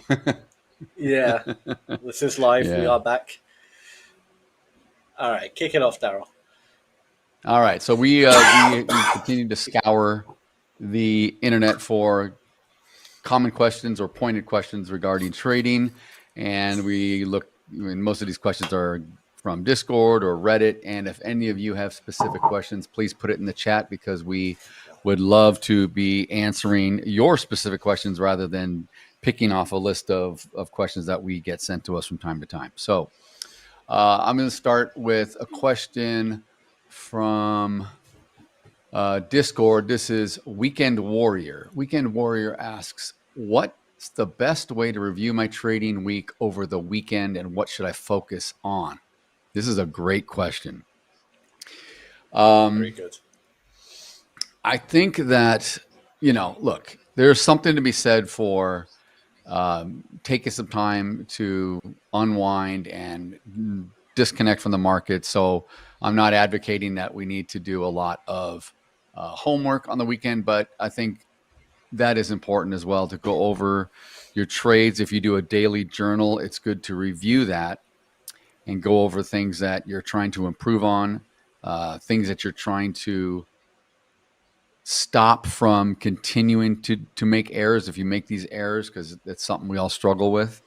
And furthermore, maybe work on a trade plan for the coming week. I'm not suggesting that you really get into a macro environment or the news environment and try to predict a longer time frame if that's not your case. But what I mean by this is if you're trading intraday, you're trading very short term, just imagine and work on your psychology of how you will react. Say you wanted to trade futures when it opens on Sunday evening, or you wanted to trade Monday morning. Instead of just being so excited that the markets are back and they're open and you want to get in on a trade, work and say to yourself, maybe I need to just kind of relax and let things develop. Take my time. There's no rush. You don't want to get off on the wrong foot. So there's lots of things as traders we can work on, right, over a weekend. And I think half of it is really getting away and taking your mind off the market. But then when you do come back after you had some time to clear your head or maybe get a good night's sleep, review what's gone on the previous week and just try to improve on that. Every little incremental improvement will become drastic in a month or two or three. If you just start to make tiny little improvements, you'll be amazed at where you are in a year. Now, we talked about this, I think, yesterday or the day before with passing some of these challenge accounts. Don't be in such a rush. I know we had a trader interviewed yesterday, Thomas, and he's done phenomenally well in less than 6 months. But you don't have to be in such a rush. Take your time because you don't want to blow accounts and have to start over, and you're always back to square one. Anyway, that's a long-winded answer, but I kind of have the whole half-hour segment, so I'm going to take it from here. if you want to answer if you want to add anything to this, Sam, by all means. But I'm just trying to save your voice here. And yeah. No, that's absolutely. I appreciate that. And cool. Pretty much nailed it. So. All right, let's move on to something else here.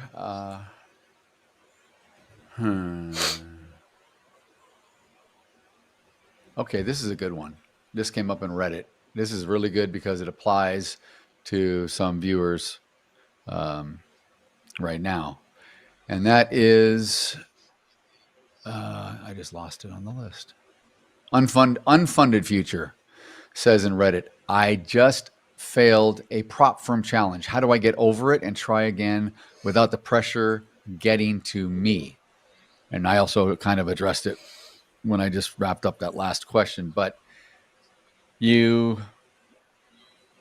first of all, it's very normal to have a problem passing accounts. Everyone does. I was so used to trading my own way on a cash account long before there were these prop firms that when I started doing this to learn about it and to dabble with it, I probably failed a handful before I passed my first one. And then once I passed them, it seemed pretty simple. But I had to adjust to the rules and to the small limitations that you have. When I'm trading my own account, I can essentially do what I want.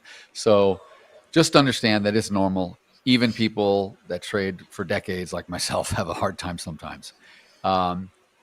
Again, take a day or two off, maybe watch the markets and pretend as if you were trading, maybe sim trade, and pretend you are in a challenge again. You get back in the flow a bit. But again, when you get back in, don't expect too much of yourself. Take it easy, go slow, don't be in a rush. I mean, I think that's probably the best thing to do. The worst thing to do would be, I mean, if you want to be a trader and you know that this is a journey and you're going to have to work at it, if you just quit and say, this is not for me, that's totally fair. Lots of people do it, but understand you're basically giving up and saying, I don't want to work hard and try to get to it. It can be achieved. You can be successful. Just be nice to yourself and give yourself some time to get back on the horse, if you will, and try to pass another challenge. Yeah. It's funny. It's funny you say that, because it's even like with driving, right?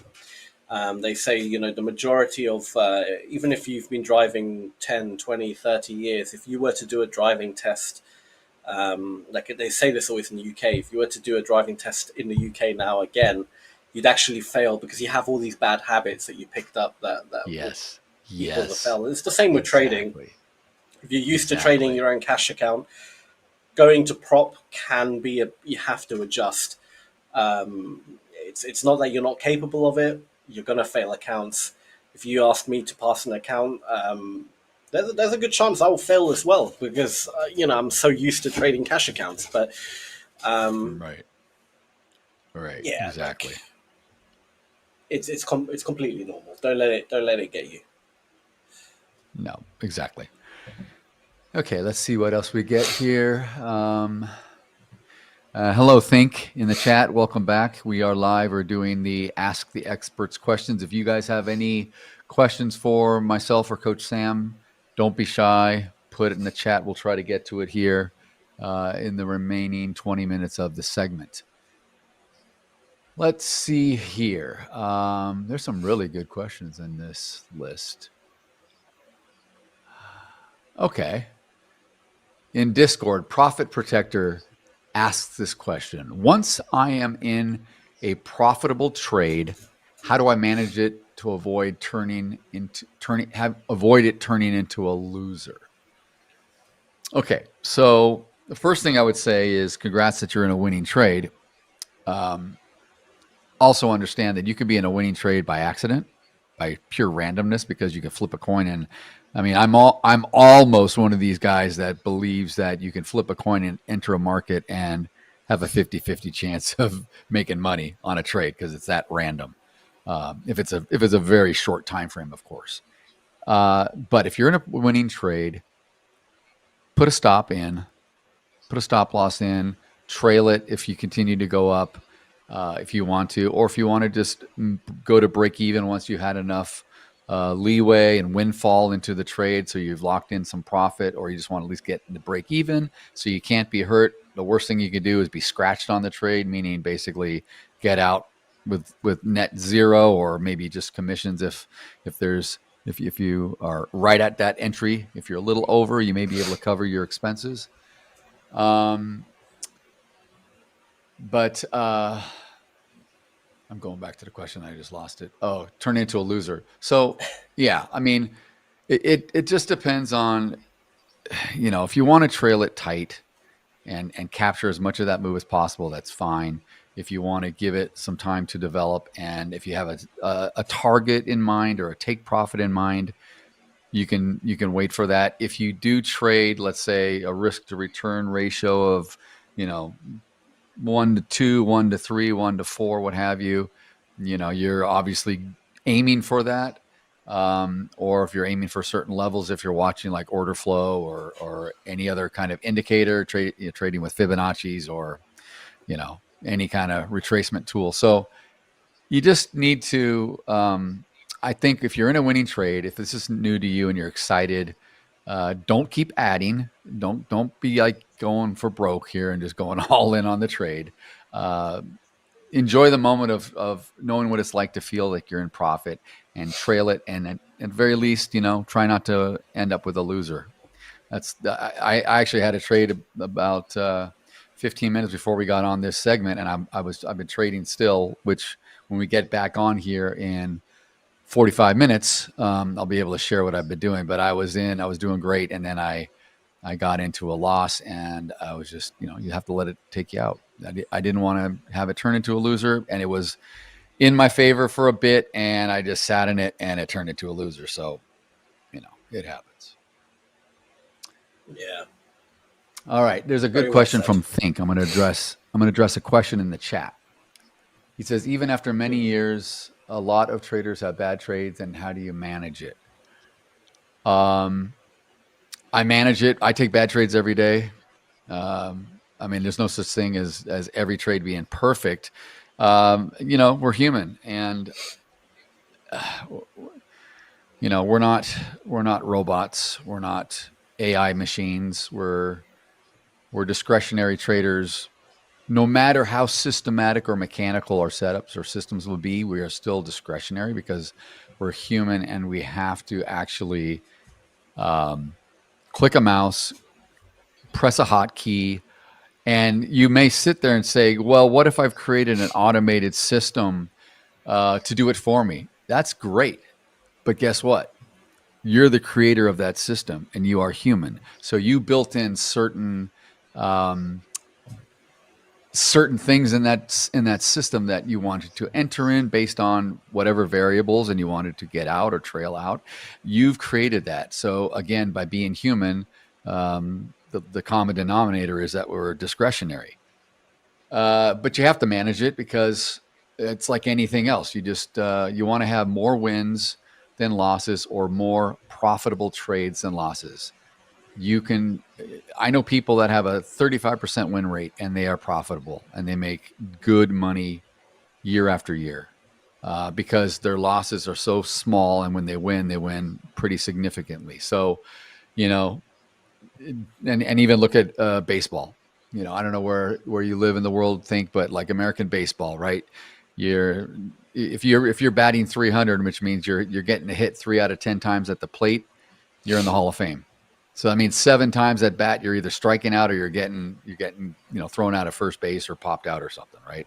So you don't need to be a hero and win on everything. You just have to learn how to understand that it's part of the game. It's part of everything. It's part of business. You don't win at everything in business. You don't win at everything in professional sports. So knowing that, and knowing that you could be very successful, it's important to embrace it and don't get too down on yourself. Okay, let's move into another question in Reddit. Let me find a good one here. Oh, this is good. This is good as I take my glasses off and adjust and make sure they're clean. Screen Time Slayer asks, how do I avoid burnout from staring at screens all day? Well, boys and girls, when you stare at screens for years and years, you need glasses after a while. But, burnout is real, and you need to take some breaks. If I'm not streaming here and I'm just trading on my own, I will make it a point to get up at the very least every hour. I will, if I can't get outside, like I have a dog, we'll go in the backyard. I'll get some sun. If I can get some sun, I'll do push-ups. I'll do push-ups in my office on the floor. I'll do push-ups outside in the sun, just for like 5 minutes. Do 30, 40, 60 push-ups. Do some jumping jacks. Do anything to get some movement, circulate your body. And of course, drink water and hydrate yourself and have food and things of that nature. But you need to take a little breaks. And probably in the beginning, based on how long you have to trade, you don't need to trade all day and sit there all day. If you have a real job or you're busy doing other things, I would suggest finding times of the trading sessions that work better for you, and maybe just trade that hour or hour and a half and shut down and walk away and be done. There's most people I know that start out trading, they do that. They just trade a little bit. After 3 or 4 hours, they're just toast. I'm crazy. I'm there's something wrong with me because I could sit here for 20 hours and look at all this stuff literally and get like 3 hours sleep, but I'm weird. And that's why I need glasses. See what it did? It just it fried my eyes. So yeah, you just want to take breaks. It's good to have a little hobby or something that you need to do. It's just so important, because if we want to make a long-term career out of this, people, we have to understand that we got to take care of ourselves, take care of your body, or else we're not going to be here long-term. It's no different than any other career or business. You'll burn out. You just have to do it. So that's my answer. Let's see. Yeah, 100%. Moving on.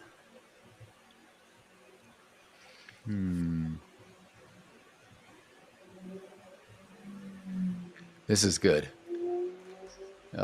Journal Jockey in Discord was asking, what's the most important thing to write in a trading journal besides my entry and exit price? Okay, so you can have different. I know people have different journals. They have specifically trading journals where they got elaborate spreadsheets. I mean, I used to have this crazy spreadsheet, guys. It was so long, it was immense, and I would put every single trade, everything, every scale, everything I would do, I'd put it in, track it, and go over it. And I had all these formulas built into it because I was just maniacal back then, and really trying to learn the ES. This is back when I started trading futures, and I wanted to focus on the ES, and I was trying to really find a couple of edges where I could, get very consistent. So I was doing that. That's a trading journal where you're really tracking, maybe like you said, entries, exits, stops, take profits, things of that nature. But then there's a psychological side, which if you guys hang out and visit us often, you'll see that on several days of the week, we will bring in our psychologists and our emotional performance coaches, Laura and Stanislava. They're great. These are trained psychology experts in the field, and they also trade for a living, and they'll give you the lowdown on what's between your ears, because that's the biggest part.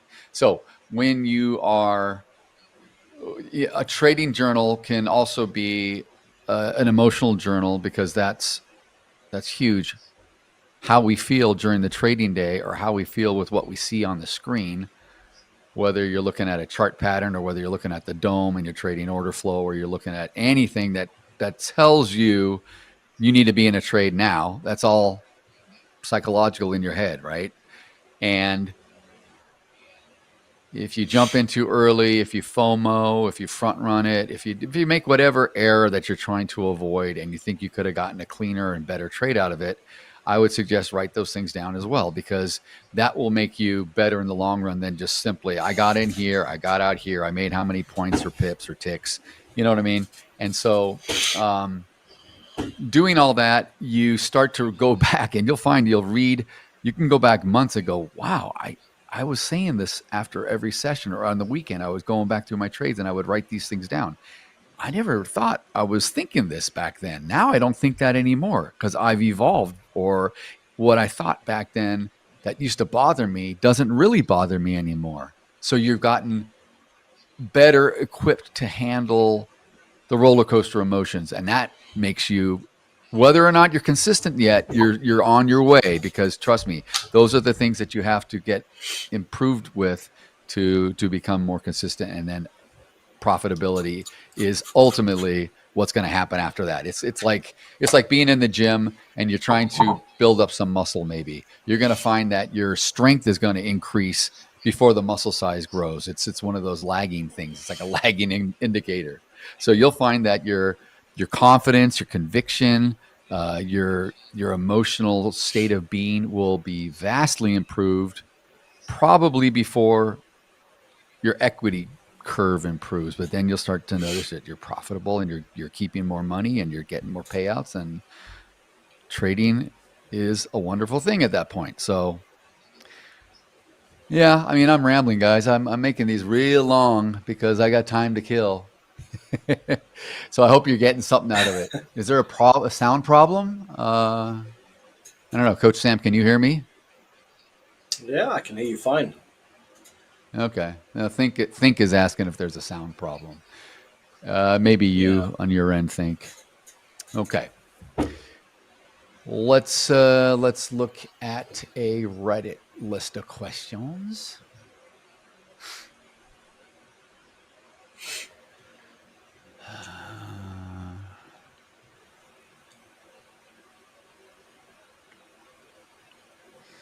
Okay. Let's continue on with the psychology and that what I was just describing. So there's another question that a Reddit user by the name of The Psychology of It All, very appropriate, asks, what's the most valuable lesson you've learned about trading psychology? That's a good one. I have to probably really think about it. It is. I think when I started to let go of a very mechanical, systemized approach, because I would see that I had the right call, or I saw the market doing what I was expecting it to do. And oftentimes because I had, let's say, a system that said, enter at such and such and place a hard stop at, whatever, how many points or ticks away, and keep, just really rigid. I was getting chopped up like crazy. And then what I would do, I would go back and say, oh my gosh, if I had only moved my stop originally and given it 2 or 3 more ticks or another point or whatever it may be, I would have stayed in that trade and I would have ended up in a profit instead of a loss. So that starts to play with your mind, because you're like curve fitting your approach. What I mean by curve fitting, it's almost like you're going back and you're trying to very much refine to try to be perfect on every trade in an environment that's not perfect, in a market that changes every day, with different participants every day, with different news every day, with different algos in the market at different times, et cetera, et cetera. So you can't perfect your way to making any of this better by that structure. So I had to let go of some stuff. And once I started to look more at the volume and the auction and how the participants would move up and down in various areas, then I was able to move away from the system and the structure and say, instead of I have to put a stop exactly here, no, I'll put a stop where I feel that if price has to get to that, then it'll take me out, or it has to get beyond that, it'll take me out, and then adjust my risk accordingly. So if it needs to be a wide stop, I would put maybe only one contract on. If I can get away with keeping a closer stop, maybe I'll enter with multiple contracts right off the bat, and then maybe scale out of that by putting, going all in and scaling out. I do a number of things. I scale in, I scale out, I go all in, all out, and I go all in and I scale out. So it depends on what's going on. But I'm just I'm probably just boring the heck out of everyone, just rambling, but I think that's what I did with, the lesson for me about psychology was starting to learn that I could be successful in a shade of gray instead of being so black and white in the market. I could, because I had confidence in myself. I started to see things and I started to build an edge in various parts of what the ES was doing every day. And I was taking lots of notes and I was writing down and tracking what I liked about something and wanted to see how many times whatever occurred, if it would occur, and then what happened after that. And then I was forming a thesis about it, and then I was giving it some room to develop, and I was like, wow, this is pretty good. So I kind of removed myself from the hard black and white part of the trade. And I guess for me, that was probably the best thing about learning about trading with psychology. And I think edges are also, a psychological edge is just as important as a trading edge.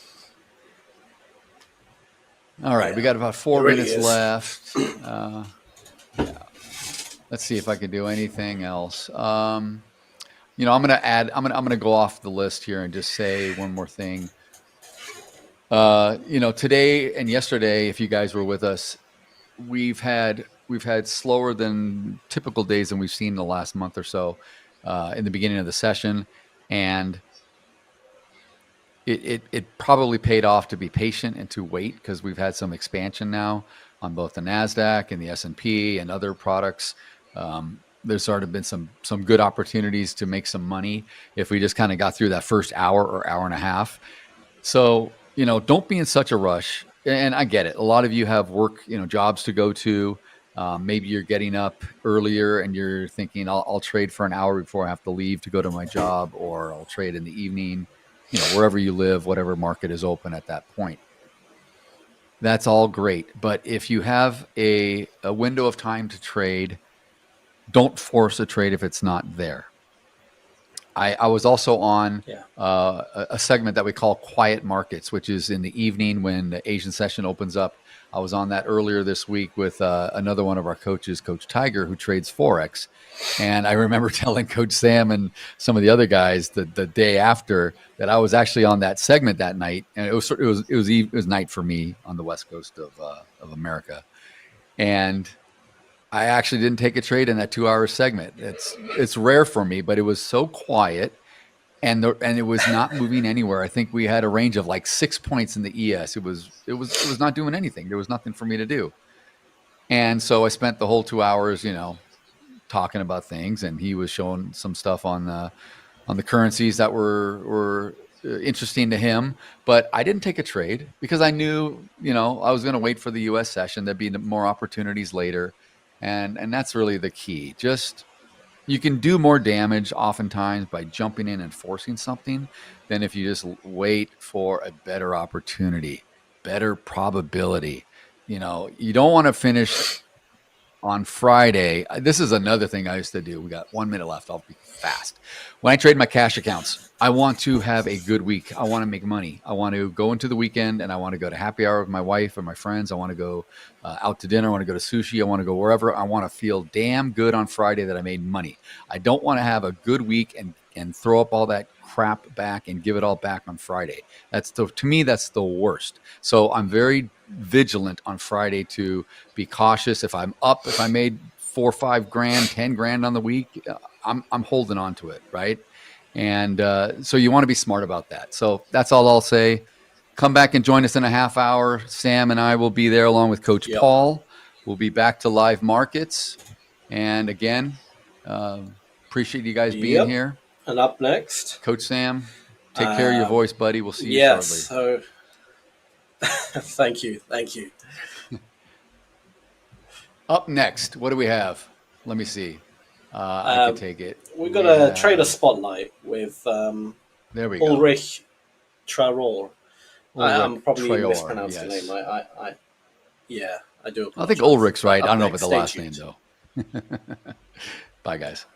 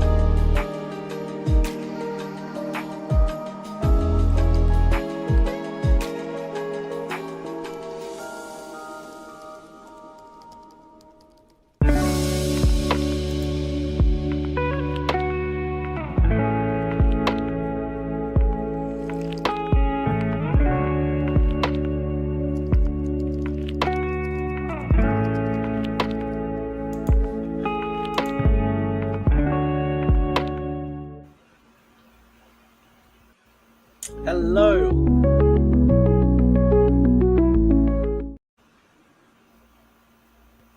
Oh, sorry about that. Hello, Ulrich. Lovely to meet you. Can you hear me? Hey, how are you? Yes. Perfect. Perfect. Awesome. Ulrich, so welcome to the show. This is the Trader Spotlight segment. So essentially it's all about you. You're the trader in the spotlight.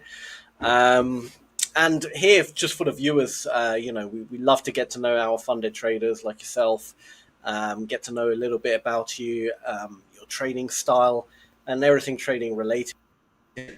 Doing well today. I guess the first question is, how did you get into trading? Where did it all start for you? Oh, I have a quick issue. There is an echo here.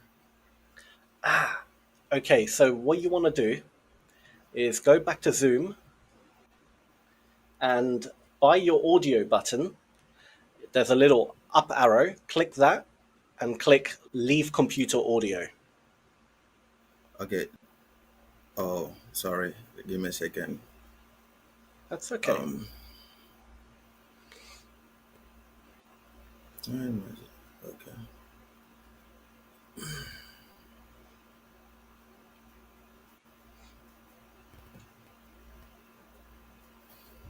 Okay, you said so by the audio on the bottom left,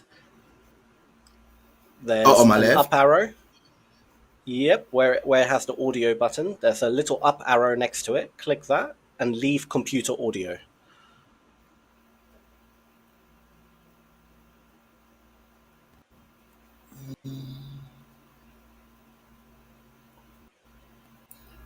Oof. Managed it? Okay. Perfect. There we go. Perfect. Yeah. Awesome. So, Ulrich, now that we got you, yes. Yeah. So back to the question. How did it all start for you, trading wise? Okay. So to be honest, I think it's been like two years now. So I was just running in the kitchen, and I saw my how I call that my one of my neighbor. So he had his phone on his hand, and I saw all the the candles, red, green, and stuff. It was so beautiful and stuff. I was like, "What is that?" He said, "It's trading." I said, "What is trading?" He said, also he tried to explain and stuff. I said, "Oh, I like this kind of stuff. Like, I love to see my screen looking like that." I said, "Okay, even if I don't know nothing." Okay. So I asked him like, how can I start? And so he tried to show me some stuff like the basics, but he also told me I have to go online, YouTube, like get some books, all that stuff. So yeah, so that's what I did since 2023. Yeah, so that's how I started. Wow. Only by looking on his phone. That's it, and I liked it. It wasn't even about like making money, because he told me, "Yeah, you're gonna make money and stuff." I said, "Yeah, it's not even about the money yet. First, the thing is beautiful. I just want to sit in front of a screen and yeah, it's beautiful. So that's what I want to do." That's incredible. That is weird, right? So you yeah. You actually like the look of charts. Essentially, you find charts beautiful. You're born to be a trader, Ulrich. No, it was so beautiful, like for real. Yeah, so that's why. So I really in that thing, like yeah. So I start like going on YouTube, like Google's, like buying books and start studying. Even with my 9 to 5, I can, even at work I have to study. Yeah, even while working, I have to. I have my computer straight in my station, and people are like, "Yo, what you doing?" I say, "Forget about it. It's fine. Just run your own business." When the boss walks by, quickly minimize it. Oh, exactly. That's it. That's it. So yeah. Well, really hopefully he's not watching. So. Okay. Hopefully he's not watching. Yeah. You've never traded at work. Let's just say that. Never. You would never do that, Ulrich. You've never opened charts at work. Of course not. No. Because you can't. You can't. It's impossible. It's impossible because you're really gonna blow that account or something like that. Yeah, absolutely. So, okay, so you got into trading 2 years ago or so, and excuse me, sorry. And what do you do now, like in terms of trading? What do you trade? What's kind of your style? What kind of trader are you? Now I'm only trade gold futures and MNQ and ES. ES is not really. I'm more like gold and NQ. And I tried to thank you. So I tried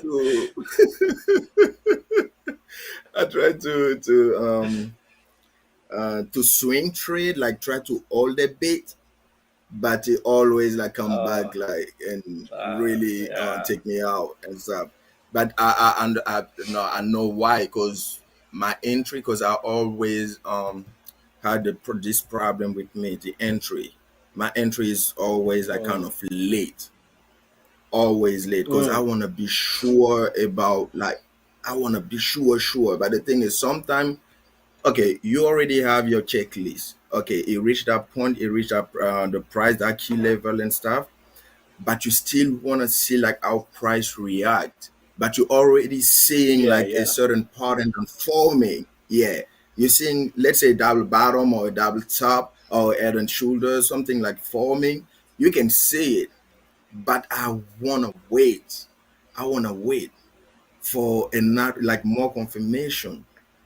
So sometimes the entry is late. So by the time I reach that take profit, sometimes it reverse, and instead of getting, like, let's say for example, instead of taking $100, for example, as a profit, I'm gonna take maybe $20. Yeah, it's gonna reverse. Yeah. Yeah, no, I'm the same. So yeah, brother, I have never hit a take profit. Like once a month, maybe I'll hit a take profit. I'm out the market the moment it's giving me some decent money, taking it, and I'm walking away. That's what I do every time. I always have crazy targets. Yeah, I'll take profit up here somewhere. Never hold it to the take profit. I get out the market so quickly. Exactly. Because it's kind of, because there is different time frames. So even if you're trading like in a 1 minute and you wanna hold, okay, let's see, on a 5 minute, and in a 1 minute there is an order block somewhere, but you're trading on a 5 minute. So of course it's gonna go back and stop over there and come back down or come back up and go back up, something like that. So there is a lot of time frame. So trying to hold, it's kind of hard. So with you, I learn a lot on the live session every morning. I earn a lot. Like when the price start doing something crazy. Oh yeah. I won a free account yesterday. $25, 25,000. Yeah. Oh, that's amazing. I won that congratulations. Freaking, 25 touches. Yeah. So, and I was like, okay, so this is what I'm gonna start doing now. So if I see like the price starting to do some crazy stuff, I'm just gonna exit. It doesn't matter, even if it's $20, it's fine. I'm just gonna take my profit and wait for another opportunity and just go. So I'm not gonna hold anymore. I'm not sure about it. Yeah, that's it. Yeah, base hits all the way. That's what I always say. If the market's giving you $200, take it. That adds up. You know, you do a few of those a day. It adds up. Trying to go for I mean, look, everyone's style is different. Some people love to hold. That's fine. For me, holding is actual pain. It hurts. It hurts my chest. I'll have a heart attack. But in a few years, I have to. I'm not built to be under all this stress of seeing it. Nah, take my money and go. That's all I want. Give me $500 a day. I'm not going to complain. I think now I'm good with even $200. To be honest, I'm good. Yeah. To be honest, last night I was trading gold, and I was up like 8 800. So I was still, and it was just close to my TP. Close to my TP. I'm telling you, the price reversed, and I ended up taking 250 from 800. Yeah, I ended up like 250. See, and that hurts So more than getting stopped out, right? That hurts more. When that happens, that's painful. Even though you made money, it's painful because you're seeing what you had, and if only you got out the damn market. That is painful. I know that feeling. That is painful. Nah, it's painful. That you're right. You're right. It is. So now it's just like trying to be in and out, and just take a small amount. After that, like 2-3 trades a day, and you got like 50 bucks. It's fine. It's about 150 a day, 200. I think it's good, because for now, May, for example, like with my 9 to 5. Okay, let's say I'm making the 50 here, and I have like a $150 or $200 a day with my trading. My job, I can't even make that. I can't even make that one. The 150. You gotta work 8 hours to get like $160. But here, like in matter of 1-2 hours, you got $200 or $150. You gotta be grateful. You gotta be grateful. Exactly. And the fact that I'm still new. Yeah. Exactly. Yeah. Like a lot of people, they'll have, they'll be making, I don't know, $3,000 a month or something. The market gives them, $700, and they're not happy. I'm like, do you know what I mean? That's $700. What's that going to pay for? That's going to pay for your food. That's going to pay for your gas. That's probably going to pay for your electricity. See it like that. That's a few bills out just from one trade. Why are you not happy? Take the money, cash it, come back again tomorrow and do the same thing. It builds and that's up. It. Don't go, looking for the Lamborghini trade. It's not going to happen. I mean, it will happen one day. You build up to it. Not right away. It's not a thing that happened overnight. Exactly. That's the thing. Yeah, we got to think about like the difference. Like you're getting like a 700, and like over there you're getting like 3,000. And you're not happy and stuff. No, you gotta think like that. Okay, you staying at home in front of your computer. There is no stress. You don't have to answer to nobody. You don't have to go to work for 8 hours. Nobody's gonna yell at you. So basically, you're not working. You're not going to work to be like, I don't know. Like, so, because for me, okay, every night I gotta go work from 10 to 6:30. 10 p.m. to 6:30 a.m. I work overnight, right? 8 hours. Okay, so you come back. Yeah. Exactly. You come back in the morning. Let's say you're making that $200 in 2 hours, and you want me to complain? I'm not gonna complain at all, because guess what? I'm sitting here in my home, in front of my computer. Don't have to answer to anyone, and that's it. Yeah, that's it. Best job in the world. Period. Best job in the world. 100%. It's the freedom it gives you, man, and it's endless. This is the thing. Like, once you're ready and you want to scale up a bit more, you just double your position size or add a little bit more. Do you see what I mean? And then your income doubles. Simple as that. I mean, it's you don't need to do any extra work. You don't need to do any more hours to increase your income. No, it's the click of a button. No, that's the beauty of trading. Exactly. It's amazing. As long as your strategy is down, you have a good strategy, and you have your checklist, everything, your chart is marked up, and you're waiting for your price. It's up to you now to double your position or whatever you want to do. It's up to you. Yeah, that's it. That's it. That's it. For me, it's better than going for a 9 to 5. Nah, that's a lot of competition. Well, it's good. It's good you have a 9 to 5. Like, don't get me wrong, it's good because it doesn't make you reliant on trading, right? The worst is when someone is completely reliant on trading, and then because they become so stressed that they're like, I need to make this trade work, or else I can't pay my rent or whatever it might be. that's too hard. Exactly. Forget about it. That's too hard. Like, you need to have some kind of income at the beginning to kind of support, and trading is just extra, you know, just extra on the side. And once you get big enough and you get good enough and you start making regular decent amount of money, then you can start looking at potentially, you know, going full-time with trading. But exactly, man, because now nah, you've done it right though. You've done it right. Oh yeah, You because figured it like I out. said, I only have two years. Exactly, it's only 2 years, so I still have I still have a lot to learn, a long way to go. So I can't only rely on this, like saying like it's my full-time job. Nah, how am I gonna pay my bills and the family bills and stuff? Yeah, so I can't rely. But once you're getting like stronger, like the more you trade, you learn and stuff. Like you reach a 5 years, 6 years, 7 years. Yeah, it's fine. Now at that time you can be like, okay, now I think I can be like a full-time trader, and that's it. It's my only source of income and stuff. Yeah, That's the dream. watching all them people on YouTube with the Lamborghini, big houses, and the Rolls Royce and stuff. That's some stuff they're selling. They're just selling the, you know. That's it. Eventually, you're gonna like, reach. not all of it's fake, but not all of it. Not all of it. Yes. Not all of it. There are some legit people. Yeah, absolutely. Oh yeah, But it's so, that I it's know so easy exactly. to fake, man. Yeah, it is. So that's why, like, for me to follow someone on social medias, I really gotta go deeper before even starting to follow you.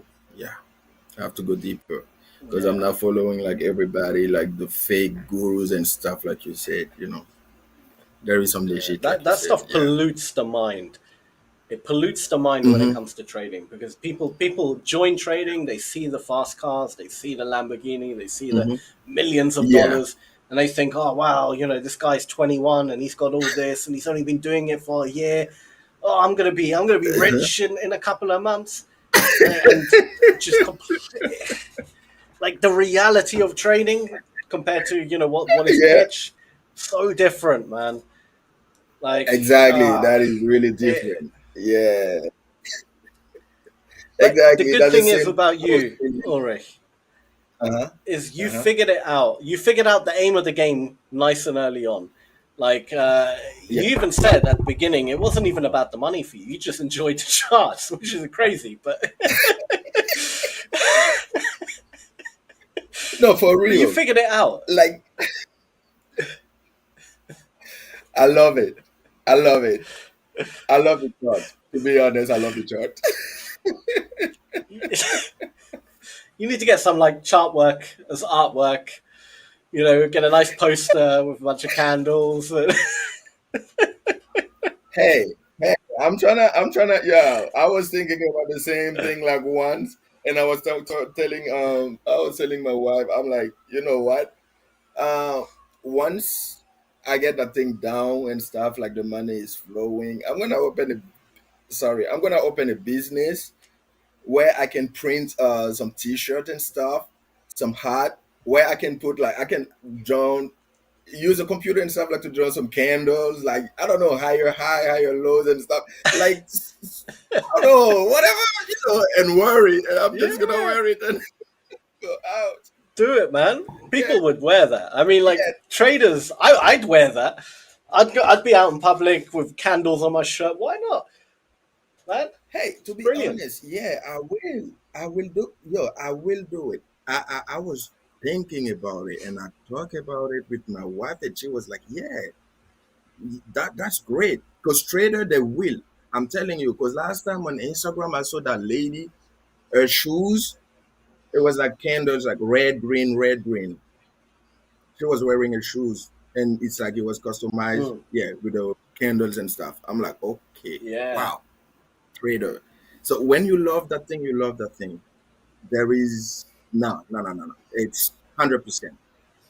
100%. It's more than love as well. Every time you meet a trader, the first thing they tell you, they're a trader. They can't help themselves. I'm a trader. They want to tell the whole world that they trade.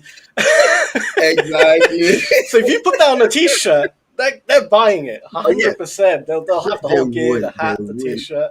Exactly, like the hat, the t-shirt, and maybe the short, like summertime, like all that stuff, and you're good. And it's another thing. Trader, yeah, this is something with traders do. Like, they love this kind of stuff. So yeah, they love this kind of stuff.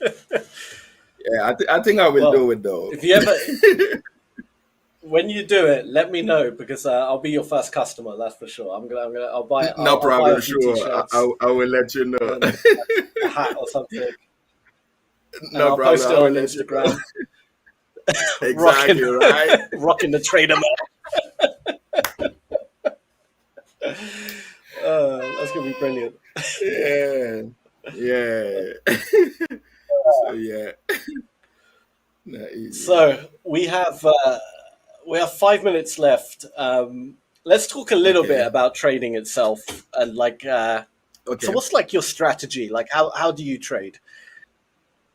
Okay. All right. So I always mark up my chart, but only on the higher time frames. So I use the 4 hour, and the 1 hour. So it's only support and resistance. So I just have to wait for the price to reach either my support or my resistance. And once you reach the support or the resistance, I just have to drop now, either on the 5 or the 1 minute. Just check to see how the price reacts. And also check the pattern, is it a double bottom, like I was talking earlier, like a double bottom, double top, whatever, or if there is an engulfing candle, some stuff like that, and I can go short, either short or long. But I always wait. It doesn't matter like how long it's gonna take, even if my resistance is all the way up there. Nah, as long as if it doesn't reach that place, I'm not going. I'm not trading. Of course. No. Yeah. I'm not. Yeah. So it's only the Nice. higher time frame key levels. Yeah. And the entry is about like 1 or 5 minutes, like the 1 minute or the 5 minute time frame. That's it.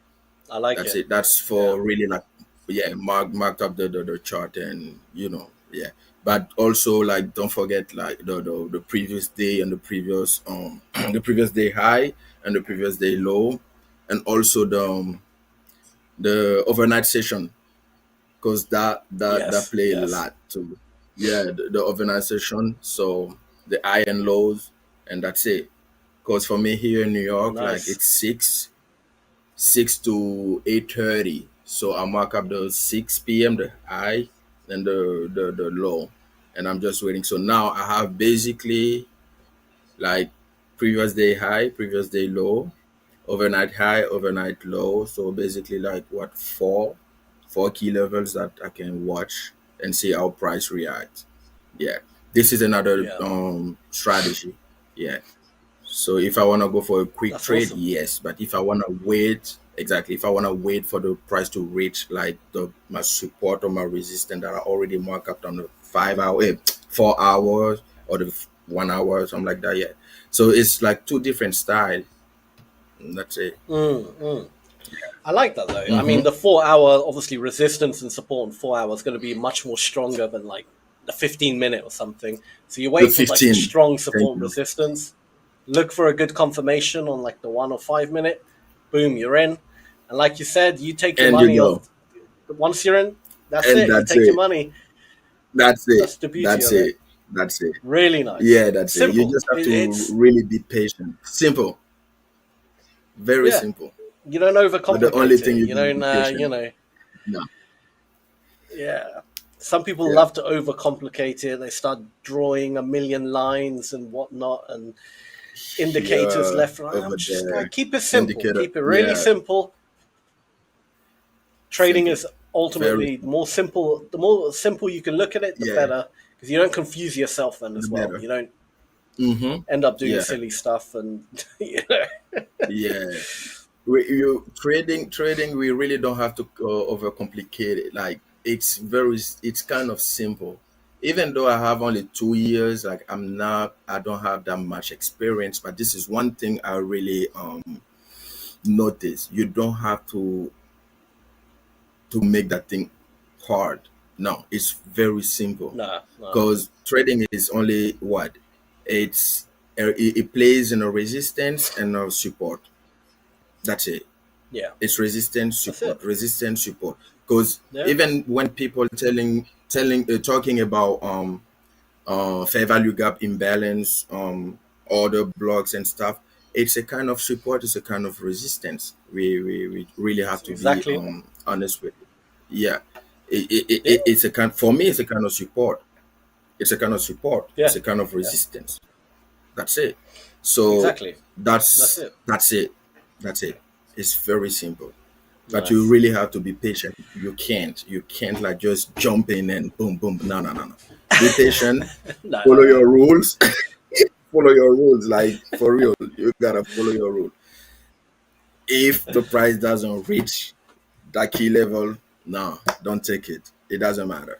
Don't take it. Absolutely. Don't take it. Well, absolutely. Ulrich, we have hit time. It's been an absolute pleasure. Thank you so much for coming on No and problem. sharing your story. It's been You got amazing it. talking to you. Congratulations as well for winning the 25K account yesterday. That's awesome. And yeah, we can do this again at some point. We can go a bit more deeper and actually, show some charts and stuff.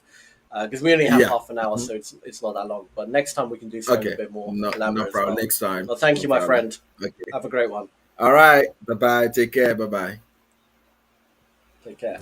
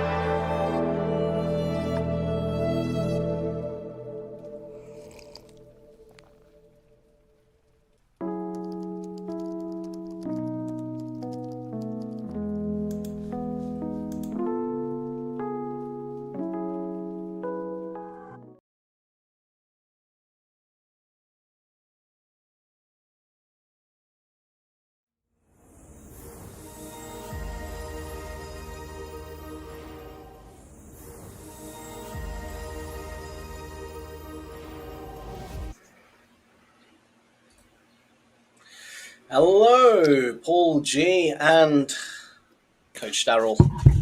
Great to have you guys back. That was a great interview. The Three by Musketeers. Ulrich.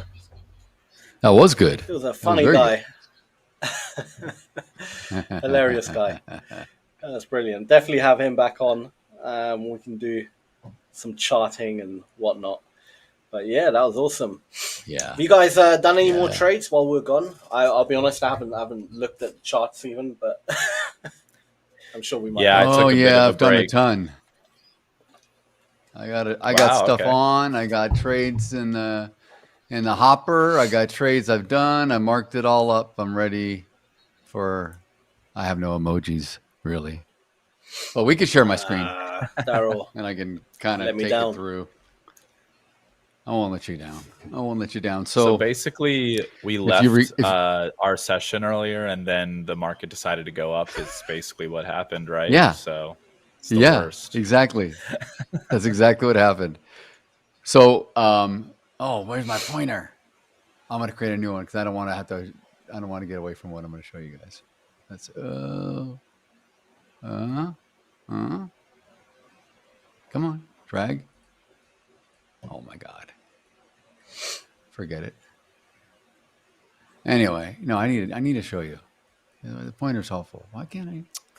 All right, hold on. We're gonna get it. We're gonna get it. We're gonna get it. There we go. I see it. Okay. Because this is good. I think this will help the viewers understand a little bit more about volume profile as well and how I use it to my advantage. So just to recap, this yellow line at the bottom is our low of day, our initial balance low, which we have yet to pierce. Or, well, no, it was set. We just haven't gone down there. And remember, we were in this range that I had a trade on. I had like 2 lots on. So we got off our session, and this thing decides to poke through. And I had a stop up here. Now, this purple band was this developing, high volume node with the low volume and the low. And this was the outer edge. This was the top back before it broke out. And I had a stop just right around here. So it stopped me out for a profit, 2 lots.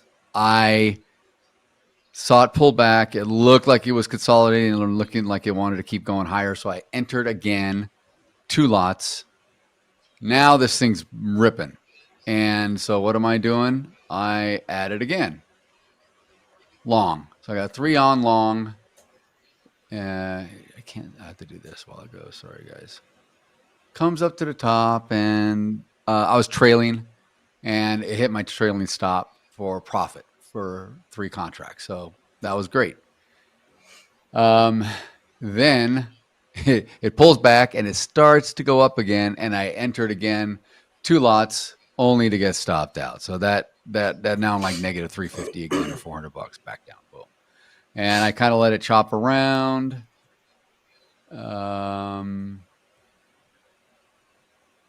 Let me see. What did I do? Hold on. What did I do here? I'm short. I was short. I went in short here. It came down in my favor, and I did not take it. And I let it come back, came back.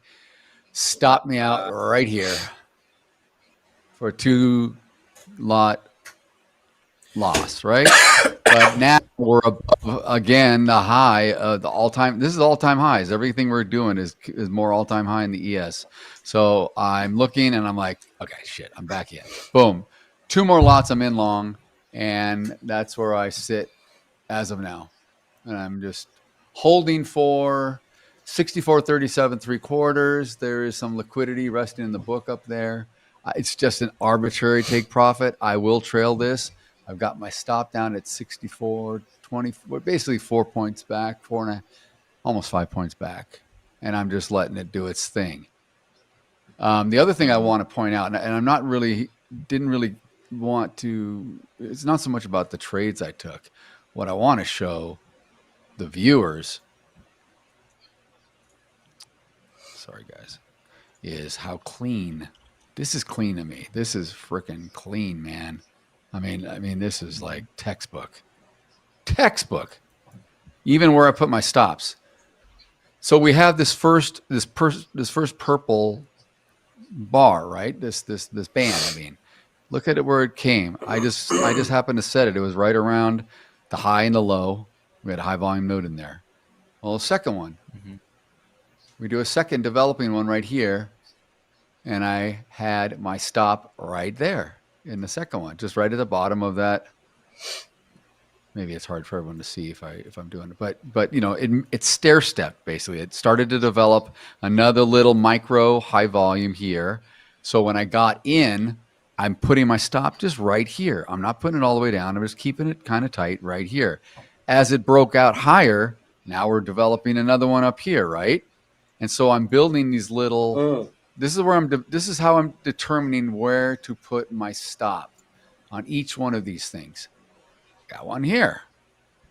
Boom. Now I'm in a current trade right now. I got, the current trade that I'm in. I mean, this is where it's developing. This is the high.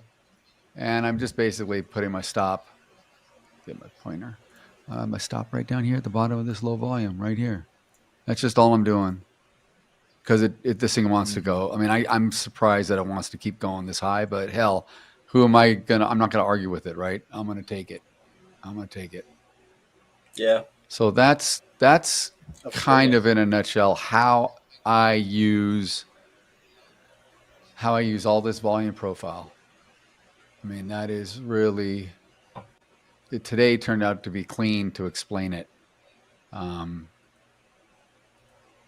maybe there's some commentary. I haven't looked at it yet, guys. But yeah, I mean, like boom, boom, little one, boom, another one, boom, another one, boom. It's like fingers, right? There's all these nodes that develop, and it's all based on volume, just like how Coach Sam always talks about, guys. We're looking at volume and how it develops not only on the dome on the side or the depth of market, but also on the volume profile, on the footprint chart, on the market profile, on the TPO chart. If you trade TPO charts, it's also on that too, right? Volume is behind all of this.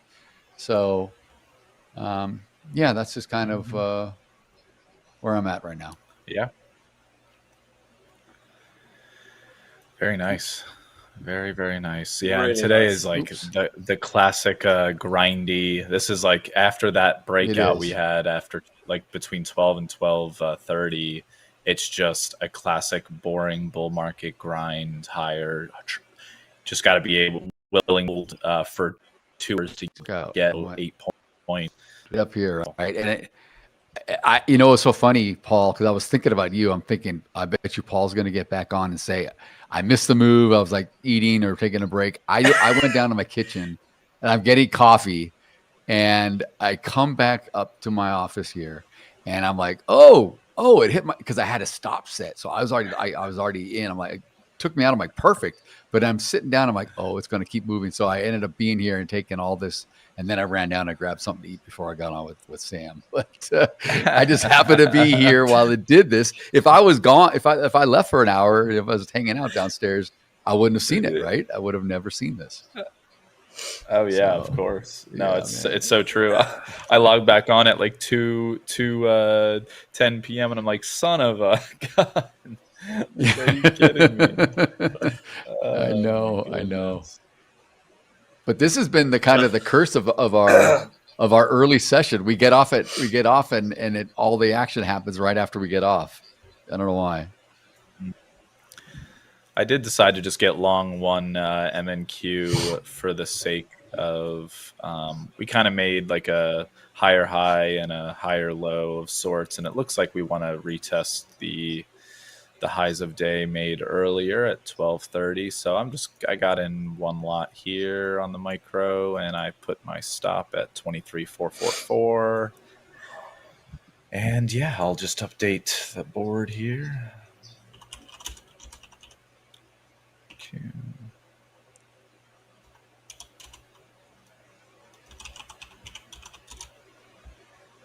Eric is asking in the chat, coaches, we took the low of the 23rd out on US 30 Pro Forex. So that's the Dow, basically. Are we going to the high of the 23rd since we took the low out?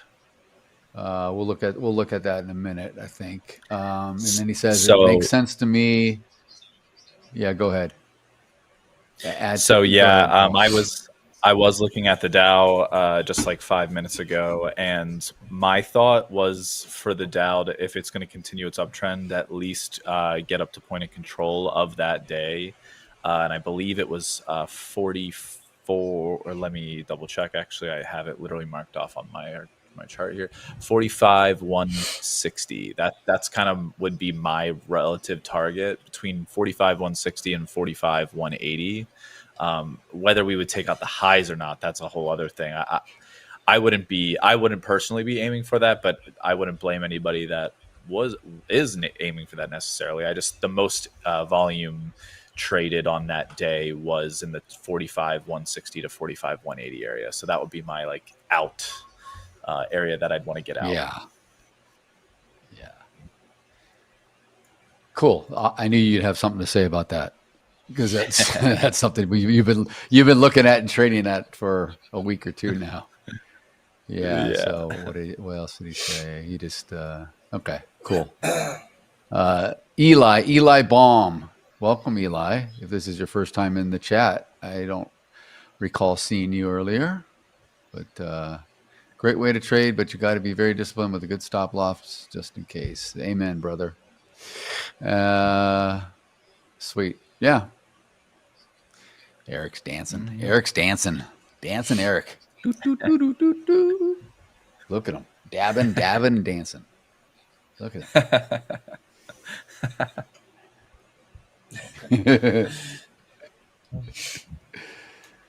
So yeah. So now we're just consolidating here. It's kind of interesting, but we're getting closer to power hour.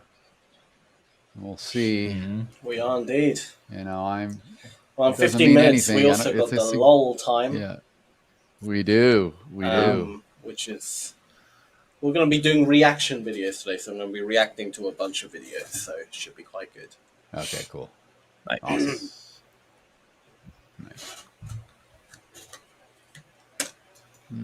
Nice. Let's see here. Let's do a little. Oh, yeah, it was an attempt.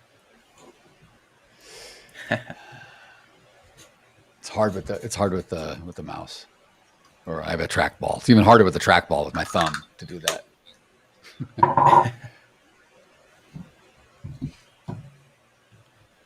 Come on, grab it. There we go. Let's see. Keep pushing out. Keep pushing. This is wow. It just there's a bunch of liquidity at the 35, and there's a little bit forming above 37.5, and that's why I'm at 37.75, just sitting. And hopefully this rocket ship makes it to the moon and puts an American flag on there, or an MTV flag. We'll put an MTV flag today. We should do an MTV flag. Oh, that's good. I should draw one. Get a flag and I'll edit it. Hola Prime. Hola Prime would be good too. There you go. That's probably, that's what we got to do. Let me see here. Let's see. I mean, I doubt they'll have an Hola Prime flag in the emojis, but no, they won't. But I'm looking to edit one, modify one, maybe do an overlay or something with the text. They should. You've got like squares. Like there's a white one. Squares. Like this white one is perfect. Or black one. Well, the black one, because it's black and then Hola Prime in white, isn't it? Yeah, and I could do Hola Prime in white. I could do that, or I could do the white with either way. I have either logo, right? But let's do this. Okay.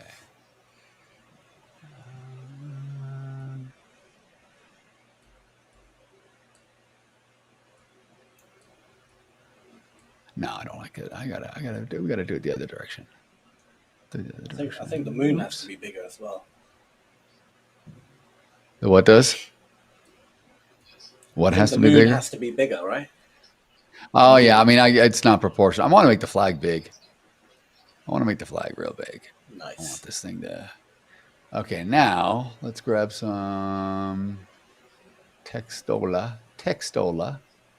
Wait. What are my options here? Oh, there's a flag mark. No, I'm going to do this. Oh my go. There we go, baby. Let's see if I can. Oh yeah, perfect. It did it. Can I center that's it? amazing. No, but I'll space like that. And then we'll let's shrink her down to maybe 32.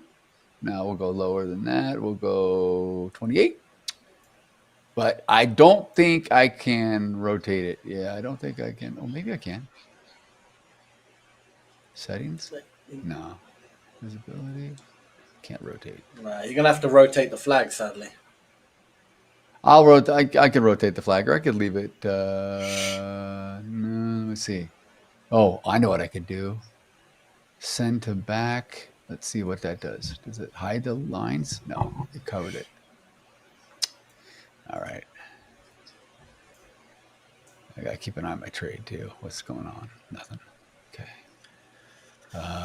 Visibility. Where did I do that? Where was it? Here? Oh. Just bring it forward. Oh, that didn't work. Shoot. I gotta send this guy to back. What? Oh, there we go. Yeah. I guess. Maybe we'll change the flag. Maybe Sam will work on something. It looks like it's it's like a lollipop or something. It's crazy. It don't work. It don't look too good. I don't want to make the moon that big. I want to make the flag smaller. Rotate. That kind of works. I like it. A little. It works. I'm gonna reduce this puppy. Let's go down to 20. I'm gonna make the flag bigger. Hustle Lab. He says hello, everyone. And Scalp King as well is in the chat. He says hello, guys. Yo. All right, Scalp Good King. to see you both. Good to see everyone back. Oh yeah, Scalp King is back. So Eric did he get short? We are at support or close to it. I'm playing either short if it rejects.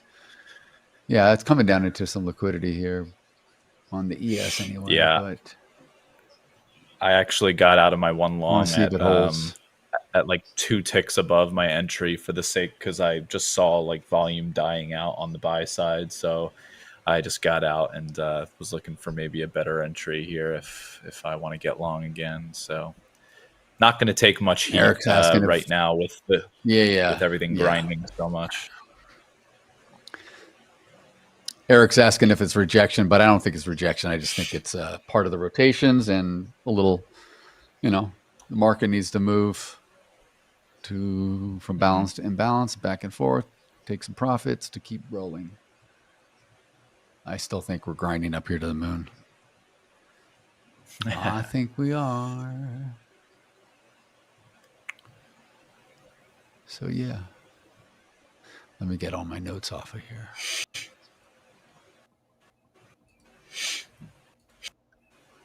Oh man. Ooh.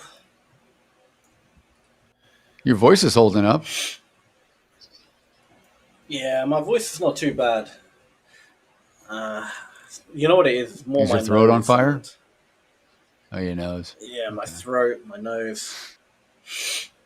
Yeah. A weekend of rest for you, my friend. I know. It feels like there's a tiny little person in my face, just tickling me with like a feather inside my face, like under my skin. That's what it feels like. Oh no! Scratching and itching you. Yeah. I had something last week, man, and it was not fun. Like it was a grinding week last week for sure. Were you sick last week? It's annoying because. Yeah. Yeah, it didn't show. I didn't notice it. I was holding up. Yeah, I didn't barely. notice either. You were. There was one stream. There was one stream that we had where the back end was like, Paul, you can get off if you want. You look a little uneasy, and I'm like, damn, my sickness. Is I saw that. I didn't know what that meant. I did see the comment. Yeah. Oh. And I was like, shoot, I think you can tell. They can tell now that I'm not feeling the greatest. But oh, man. I was wondering what that was for. I saw that, like, Paul, you can if you want to take off, man. I was like, oh.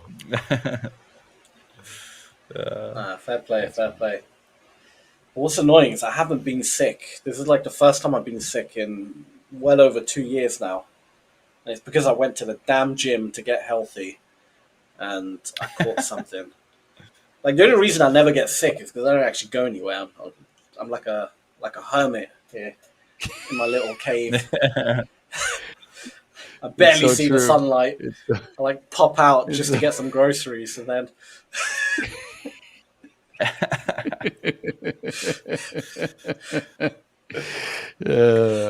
That's funny.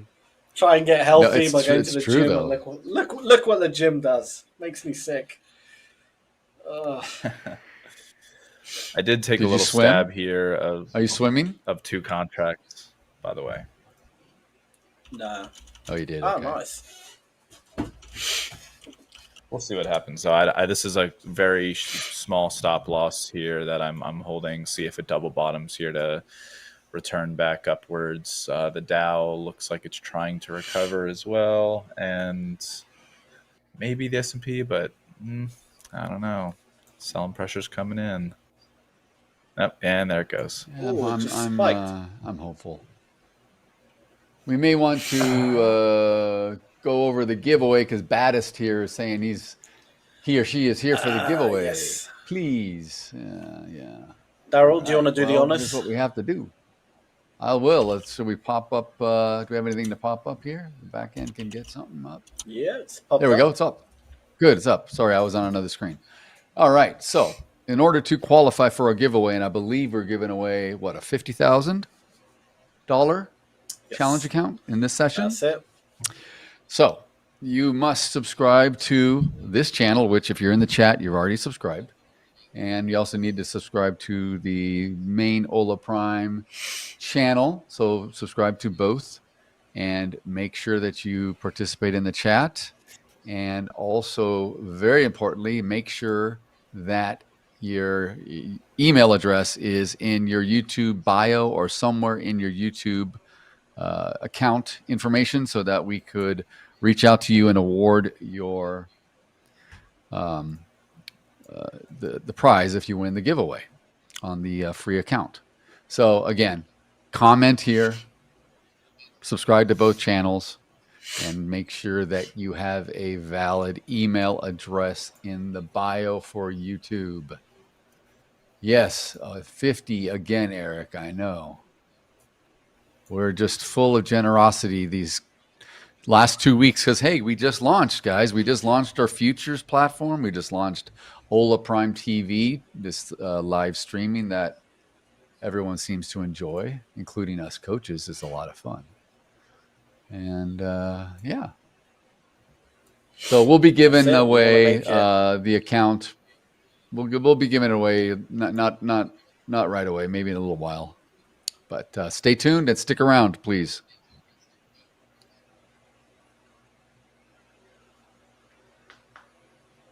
Exactly. Mm-hmm. All right. Yeah, ES is holding up, guys. It was looking like, I just think it was coming down for get some liquidity, you know. It's holding right here. That's what I'm 42. It's kind of what I'm thinking. I got long again with my stop right up below the wick of the candle 2 minutes ago, but I'll get long another one if it creeps back down here. 44, are you at 40? Are you at 50 on the NQ? I'm on the NQ right now. I'm just messing around on the NQ at the moment. That's right. That's right. Yeah, get a little bit of. That's okay. Wow, I thought you were gonna go on the Russell. The Russell. Mm-hmm. The Russell, baby. Yeah, right.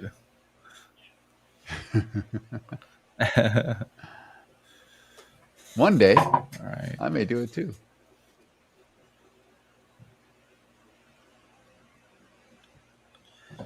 It did let me get in another contract here. Did let me get in. It just I don't know how down, much was like 2 ticks away from my stop loss, and I got in at a decent price. Let's see if it holds up though. You're shorting I think this, you'll aren't be you? all right. It's NQ, right? Are you? Oh no, you're I'm shorting? long. Yeah, yeah. No, Oh, I'm you're long long. on the Okay, NQ. okay. Yeah. Okay. I think you'll be all right. Good. Looking at the I order think so, flow, too. there are some sellers trapped at the bottom there. If they let them out, That was the thought. There was a bunch of sellers there at the bottom, but it's not looking the greatest. We'll see though. You never know. No, I think it's going to hold. I mean, we may. It's gonna We're right at turn 12 noon around. now, so for me, we're right at. I'm seeing Power a bunch hour of sellers minus- come in, 100 foot, they're getting absorbed. I'd imagine it will turn around any second now. As long as those sellers keep getting absorbed, it's happening. As long as they don't get more aggressive, if buyers come in, it should turn around any second. They're still stabbing at it. Delta's negative, They're really trying it, the sellers. They're really trying. I did get. They might have. I got long one more. No? But just to average. Come on, hold it. No. No, it's not going to hold. It's holding. But no. No, it's okay. Might. It'll be okay. The buyers are still pushing back the sellers. Any moment now, it should turn around. I can see buy pressure coming in. Now the buyers are getting absorbed, so it's just happening on both sides. It's hilarious. All right, I guess we got to switch giving it over a and have go. our little LOL time. All right. Yes. See Let's where do we're it. at when we're done. All right, roll the sting. Let's do All it. right, we're ready. Let's do it.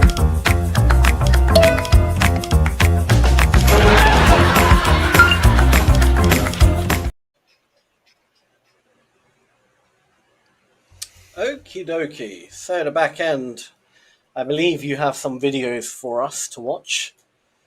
If you can present those videos. I mean, that's not the video I was expecting. There we go.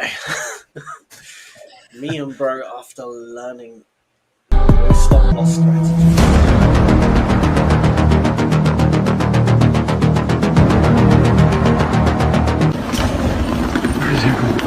Where's everyone going? Where's butterfly? I don't know who you are.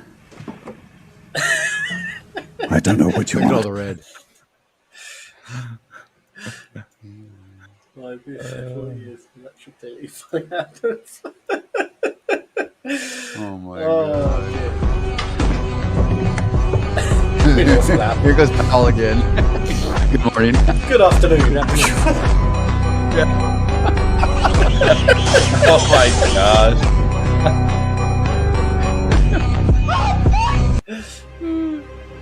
This is my life, man. Do you know how hard I worked to get here? I built this shit. Me. Brick by brick. Huh? Oh no.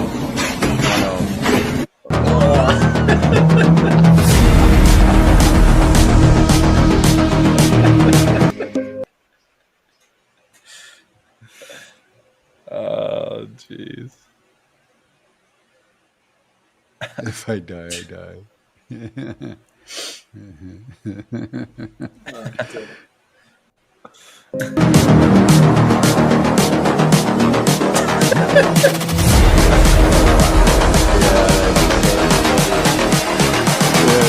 Funny.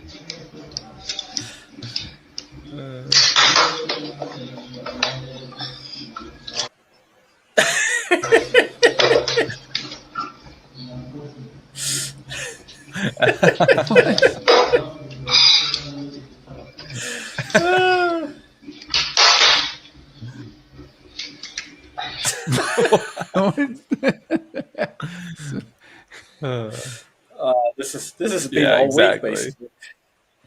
Oh my god. Oh no. Oh no.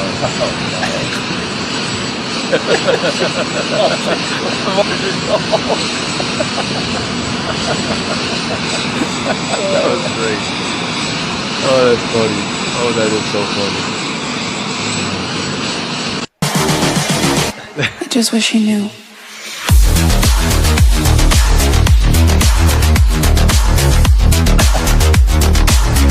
Little boy from Rosario, Argentina, on behalf of every little boy wearing his shirt.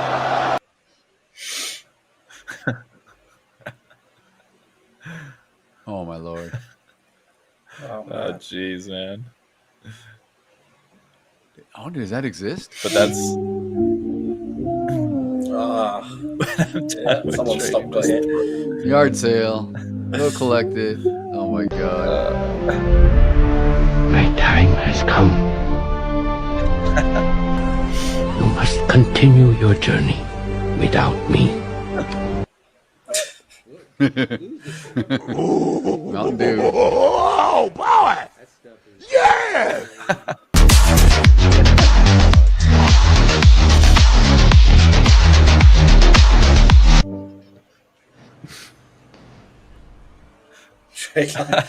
Trade like the banks.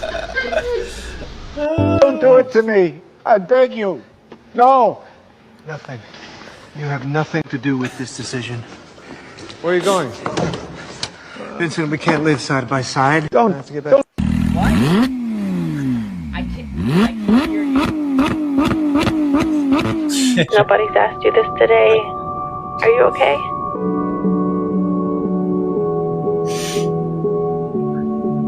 $100,001. Actually, Mr. Wade, the bidding amounts are in $50,000. $200,000. Fine, we have $200,000. $200,001. $300,000. $300,000.01. $500,000. Now back off, you little brat. Wow, Miss Keene. That's a lot of money for someone like you. $2 million.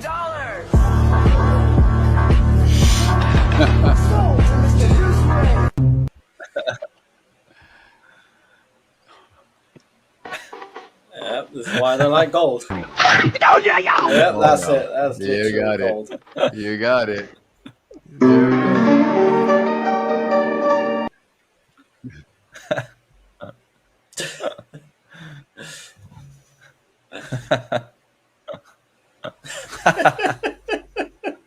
Oh my lord. Oh my lord. Oh my lord. Yep. oh jeez. All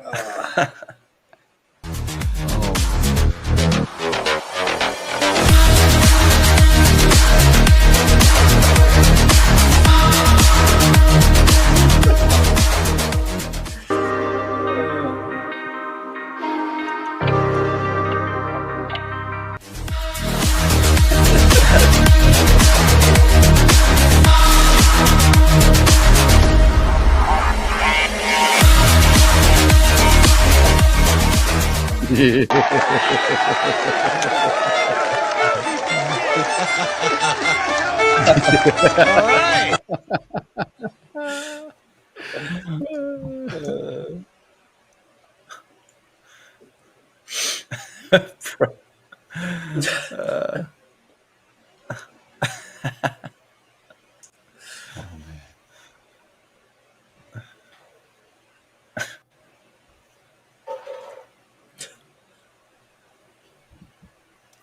Ten wins, one loss, back to break even.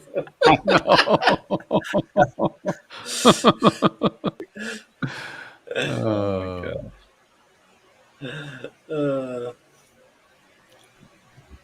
Too much.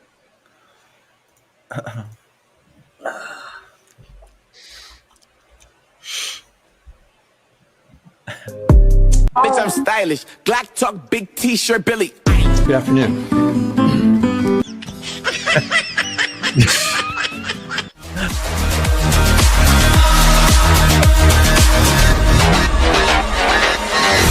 There's me. It's you, though. I know it's me.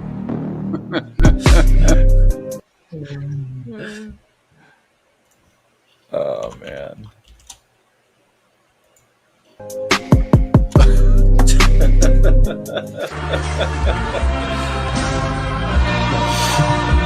Thank you, everyone.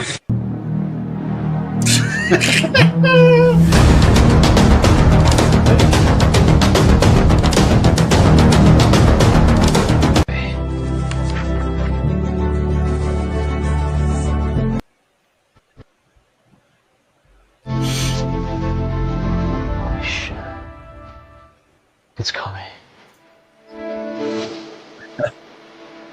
Oh my lord.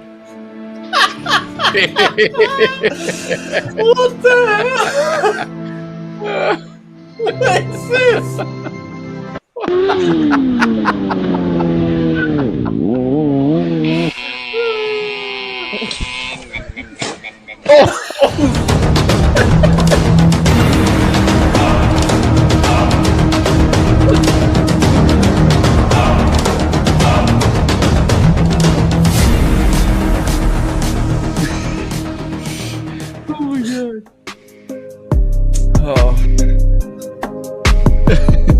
$20 bet. Yeah.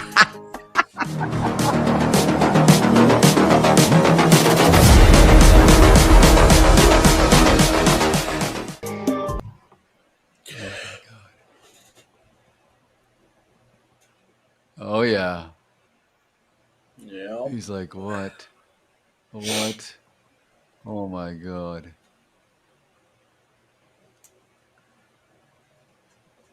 The scary Oh, thing is yeah. we're probably nowhere near the top yet. We're still like Yeah, I know. midway, I I don't know, know. quarter of the way. That's the crazy part.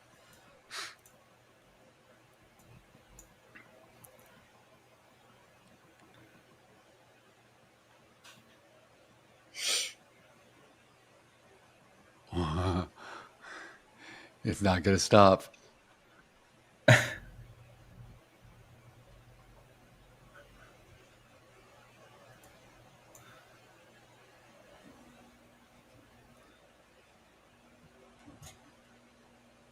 Oh my god, it's a giant step or leap. Oh no.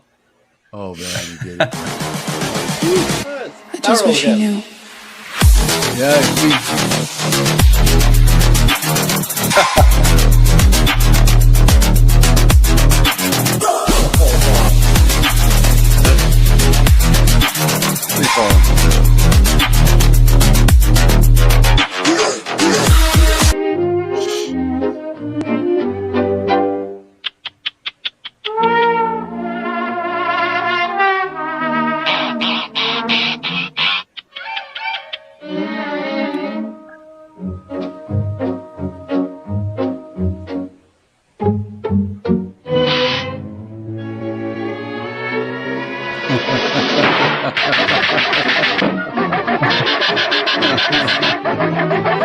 really bad. You hit him with it.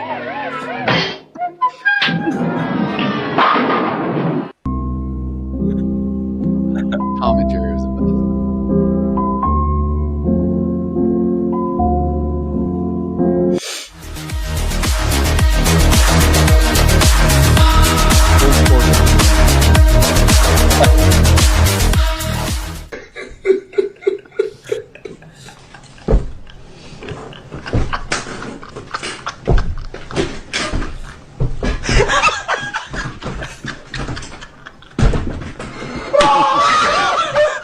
I agree with them, by the way.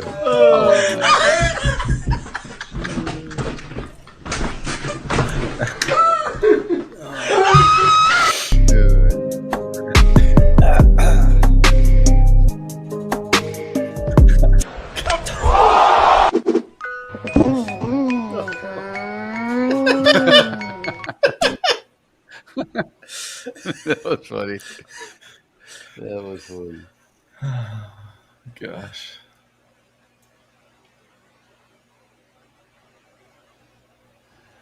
Scarface, baby. Gotta do it. Trust me, so. Dude. Paul, you gotta show him how to hit a ball. Pay for a mental training. Yeah.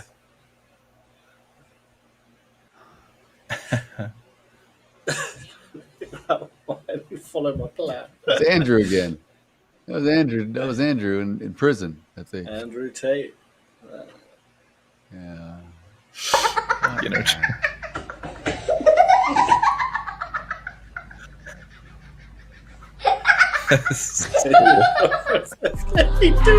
That laugh. Oh, that's good. That was good. That you guys did a lot of work. me. Good job back in. That was awesome. That was awesome. That was great. Oh, that's fun. Needed that. Oh, jeez, man. Well, we've got a few Daryl, more are you people still in in your the chat trade? now. We have. Yeah, I'm still in my trade. It's holding. It's holding. We're doing. We're hanging in. Let's get hanging Daryl in. back up then. I think I'll probably add a contract here in a Get second. screen.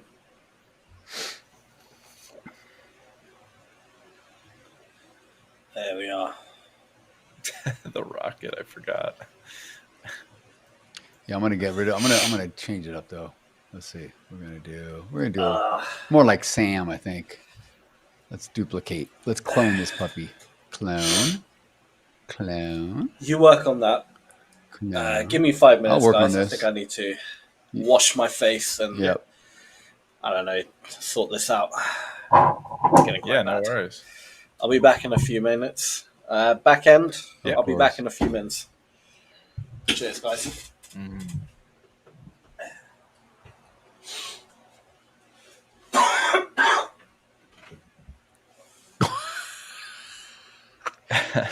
He's He's dying. struggling. He's coughing up a lung. Oh man. I don't know. I'm hoping. Actually, I need to move my moon up. If my take profits there, I need to go up. Are you thinking of shorting? No. No. Were you? I am only thinking long, and I am into MNQ again. I took a small win just like actually a few minutes ago, and then I just got in again right now, and I'm really hoping that this push, this volume continues that I just saw. We just took out a decent offer, and hoping we just continue to go to the upside here. This is a very difficult area to be getting in long. I know. But in We're the in no man's MNQ, land.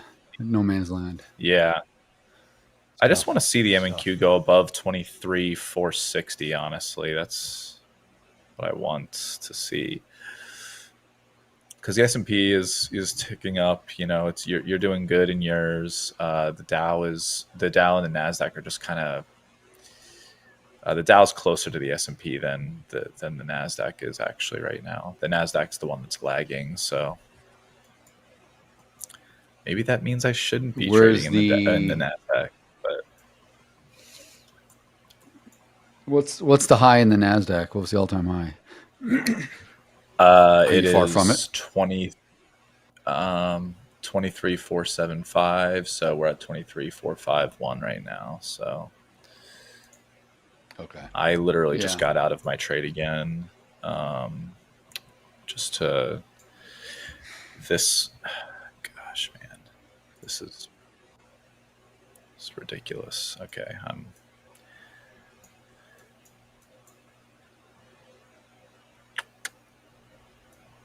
all right. And I'm in again. All right, here we go. Now let's see the volume pop. Check the chats, guys. Yeah, you do your thing. I'm just gonna look through the chat. Sorry, I'm looking at like 4 different screens right now. Yeah. No worries.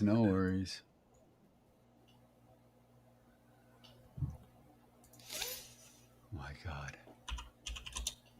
What in the world is all this stuff you guys are putting in here?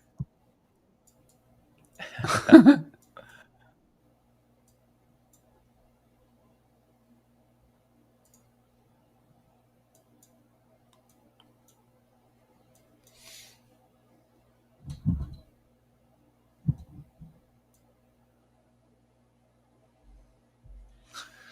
on. 43, 4. Rashid Trading, welcome to the chat. Awesome comments. Thank you for the nice compliments. It's very nice. He's saying we're all awesome, Paul. Yeah. Mostly you. Oh. Mostly you. Not Sam and I too much. He loves you. Thank you. We appreciate it. We appreciate you being here. Sam's just going to be gone for a little while, but we appreciate you. All right. Giveaway. We are going to do the giveaway, Rashid.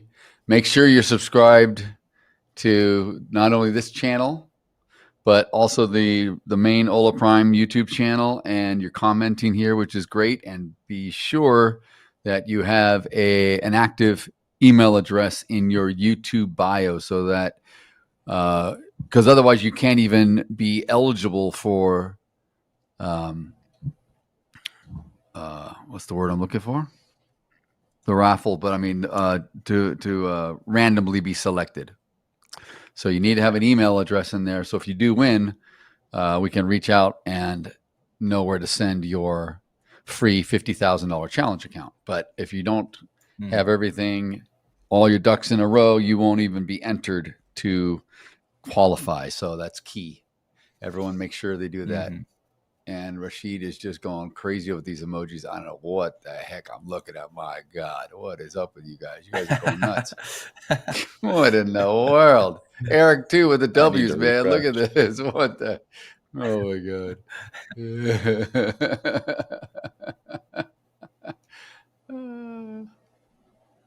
That's funny. That's funny. You guys are funny. Man, the good job, Eric. Yeah, make sure to have Hola Prime and Hola Global. Yeah. We are struggling right now. My goodness. The ES is a lot. I'm just getting out. I'm just gonna sit. I don't even want to play around right now. I don't want to play around with my capital in the MNQ at the moment. Right. I think I'm gonna shift back to the ES and chill. I'm gonna get my little armada lined up here. It won't be an armada. What do you call a spaceship cluster? What would we call that? We don't really have battles in space in real life, so I don't know. Like a fleet, maybe like a spaceship a fleet, starship fleet or something. There you go. I knew I could rely on you. I knew you'd help me out. A fleet. Ooh, I know what we're gonna do. Oh yeah, we're gonna clone this bad boy.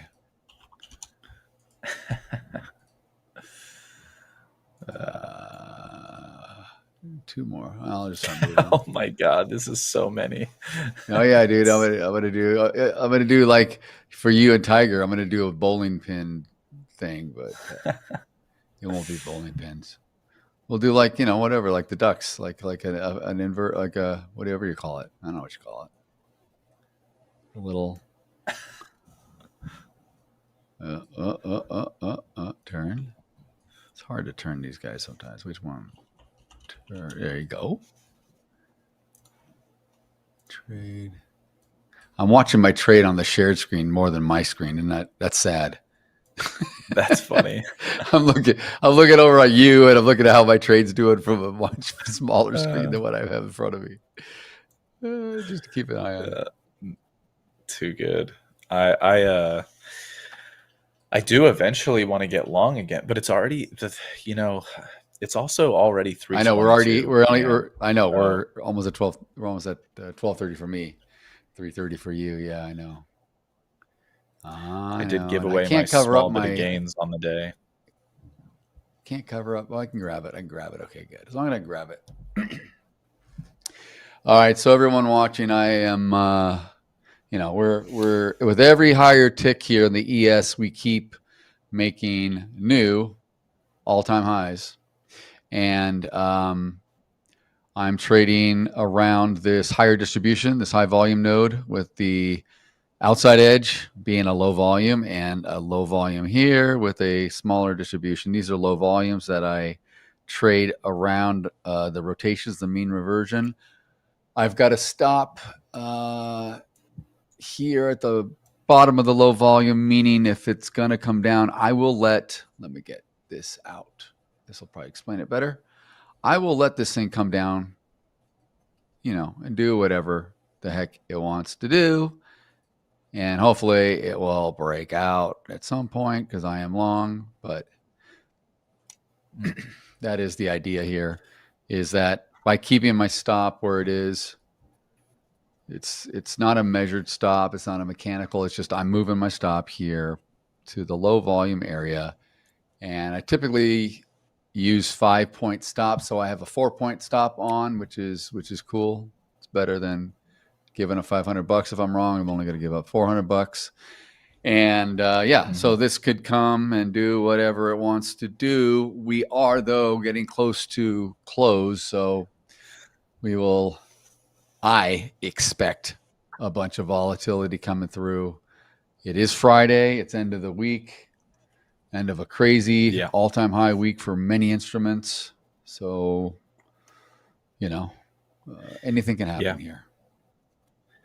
And I think had a comment in the chat here. Can you guys explain to me what the board with the prices are on the right? I'm new to futures and never got involved. So on the right side, that is just the level 2, essentially, what we would call it, like the level 2 that shows you the bids and offers and the depth of market, and then the depth of market as well, which shows you essentially the volume of bids and offers along with the volume profile attached to it of past historical bids and offers at those prices for the day. So yeah, it's just level 2 data is what they would call it. Essentially, you just get to see price tick by tick, which is the minimum price fluctuation for whatever product you're trading. And you get to see where price is trading essentially in real time. Exactly.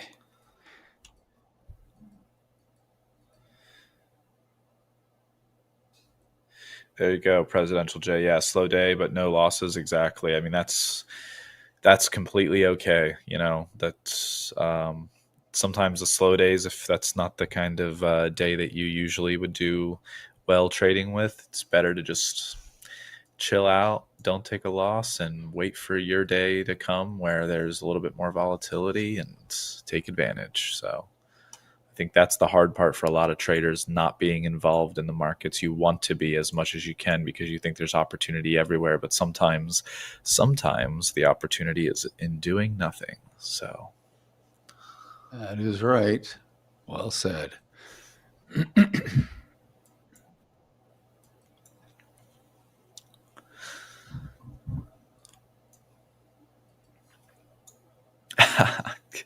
I cannot believe I need to make sure I'm on the ball a little bit more and pay attention in that gap of time between the morning session and our afternoon session.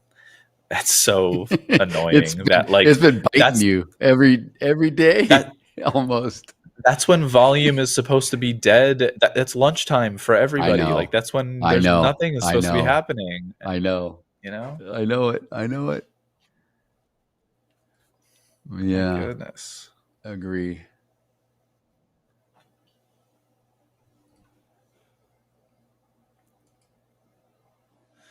Is it Forex or future? So we have futures up that we're trading futures. There is a Forex session though, early in the morning. I believe it's 4:30 a.m. Eastern to 7:30ish a.m. Eastern.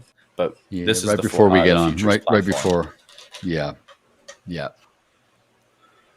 We have there's lots of Forex coaches in Hola Prime. Hola Prime, we have crypto, we have Forex, we have CFDs, we have crypto on exchange, our own exchange. We've got futures, of course. So there's lots of things to trade here, and we have coaches that are experts in various asset classes. And we do some mixed Forex and futures sessions too, but not during typically the US session RTH. We're on futures here, but this is a futures. This is the futures channel. Basic. Well, no, it's not a futures channel. I don't know how you describe it. Sam can help us, maybe. Future session. Future session. There we go. Future session. Yeah. Well, I'm back. Had to. Yeah. He's alive. Put a bit of food in my stomach. Dose myself up with some more tablets. Wash my face. Got myself a bunch of vitamin C. I'm going to just take a bunch of and just chew it like a madman. Vitamin D as well. Yes. No bag of nuts today. Now it's a bag of vitamins for him. He's like, I'm on the meds. At least I have all weekend. Where did Sam go? Kelvin wanted to know. Sam's feeling under the weather, but he's hanging tough. Yeah, he's hanging tough. That's it. Pulling through.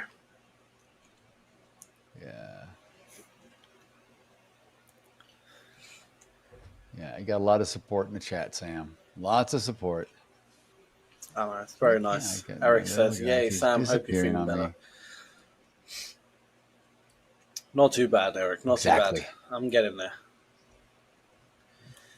Another day, and then I'll be tip top again.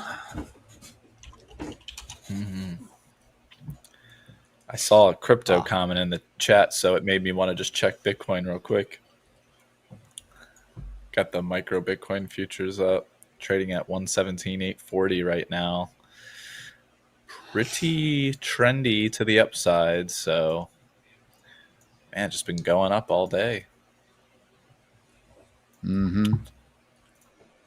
It did get down below 115. I think I saw sometime like overnight or something. Let's see what it did here. Yeah, so I guess overnight it dropped down to like 115.6-ish. And we double bottomed and we're off to the races to the upside again. What do you know? I know. Yeehaw. What do you know? Who would have thunk? Who would have thunk it? Yeah.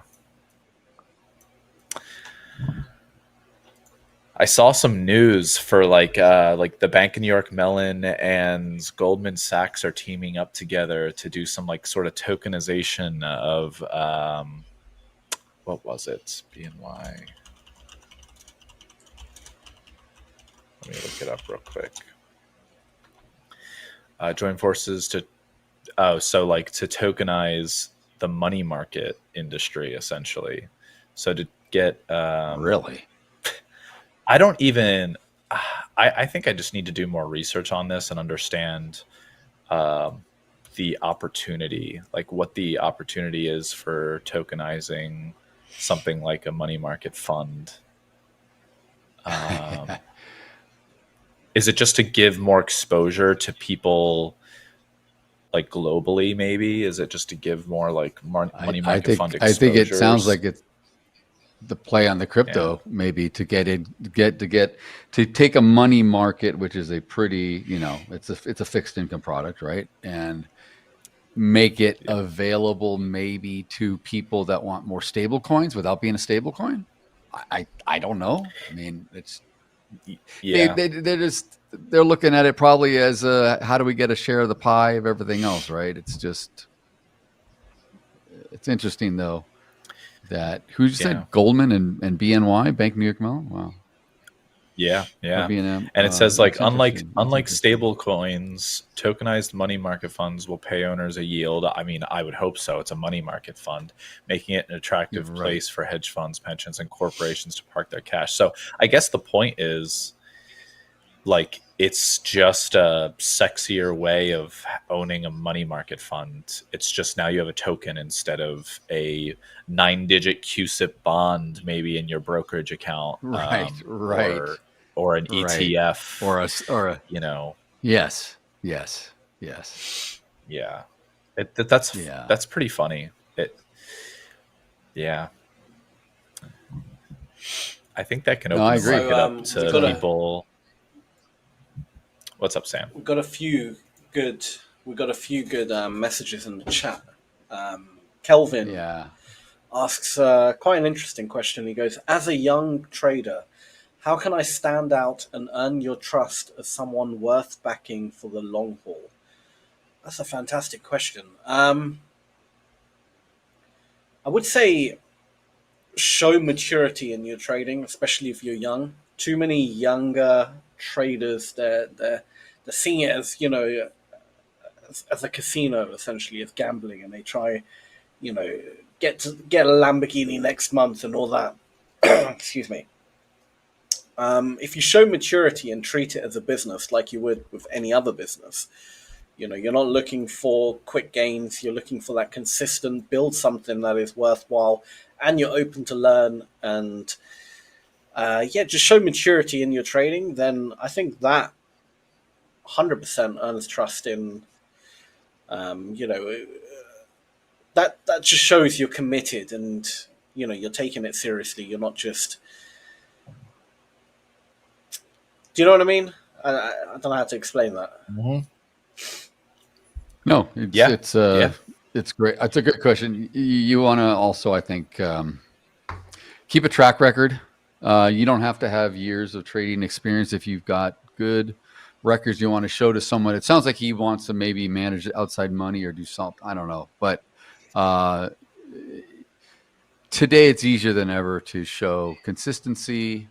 You don't need to have necessarily double audited, brokerage settlement statements or something. You can use an Hola Prime account. The nice thing is, Paul, if you want to maybe show, because you're sharing right now, like the settings and how it tracks the performance, the daily performance, the monthly, it's all kind of right here. It's easy for people to, I'm not saying give away your coordinates to get in your account, but it'll basically just go through, it goes down, it'll even go through like your duration of trades, like your win rate, depending on how long you hold a trade for and everything. And like like this week, for example, like look at me. This is what I was talking about with my week. Like this week has been rough for me, and that's why I'm saying like I just gotta reset, get into next week, and just go back to just being a little bit more picky and, end the month on a good note. But this is the beginning. This is literally the very beginning of my 100K fund or my 100K challenge account. So like, these settings are very, very useful or the stats and whatnot are very useful to be looking over. And I mean, like Sam was saying and Daryl both saying, like treating it like a business. Like you're not just going to, if you want to sell pineapples, you're not just going to go find the first supplier that can give you pineapples and they tell you a price and you're going to just agree to it and then try to sell them higher. Like you should be going and doing research on different suppliers and who you can get it cheapest from. And then, research which areas consume the most pineapples, find a relatively good price to sell them at, and then try and do it in like decent volume. And it's the same thing with trading. It's like you need to do research on strategies, back test them if you can. If not, just have your eyes on the market with those strategies in mind. Try to execute maybe in like a demo account or something. Kind of carry the emotions with you that you would normally be going through with risking something. And understanding whether that makes sense or not. Like you can't just be like, buy or sell. There's a lot of nuance to it. So treating trading like a business, it can be difficult too. It's easier said than done, because the problem is there's instant gratification or consequence, which is not very well displayed in other businesses. If you're wrong or right relatively quickly in this business, and you have to be able to deal with that, I think. So, and that is not, that sounds like, well, yeah, obviously, it is relatively obvious. We do get the right or wrong, we get to find out whether we're right or wrong very quickly, but like when you actually, it's like, yeah, of course. But then once it's happening to you and whatever your mind is going through, that's when the realization comes about, like, oh, okay, so this is what it feels like to be right or wrong within 5 minutes, instead of starting some sort of physical sales business or whatever, where maybe after 8 months you realize this is not working or whatever. But I'm rambling at this point, but essentially, I don't even remember what the original question was. I just kind of went off on a tangent there with stats and everything, and trying to treat it like a genuine business. But yeah. No, I think everything we say, the viewers are going to pick up and hopefully, you know, maybe learn something or just get a different opinion or hear it differently. I think it's okay when we kind of go off on little tangents. I mean, you know, that's what they're here for. They're not here to just watch us create doodle art all day. Yeah, exactly. Although I wonder if we are the only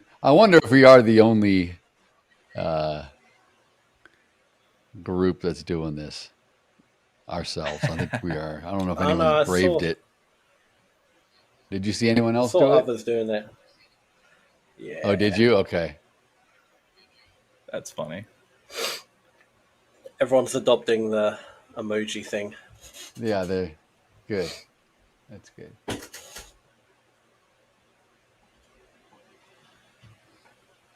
All right, come on, ES. We got 10 minutes till the algo. 10 minutes to the algo, and I am obviously gunning for continued all-time highs.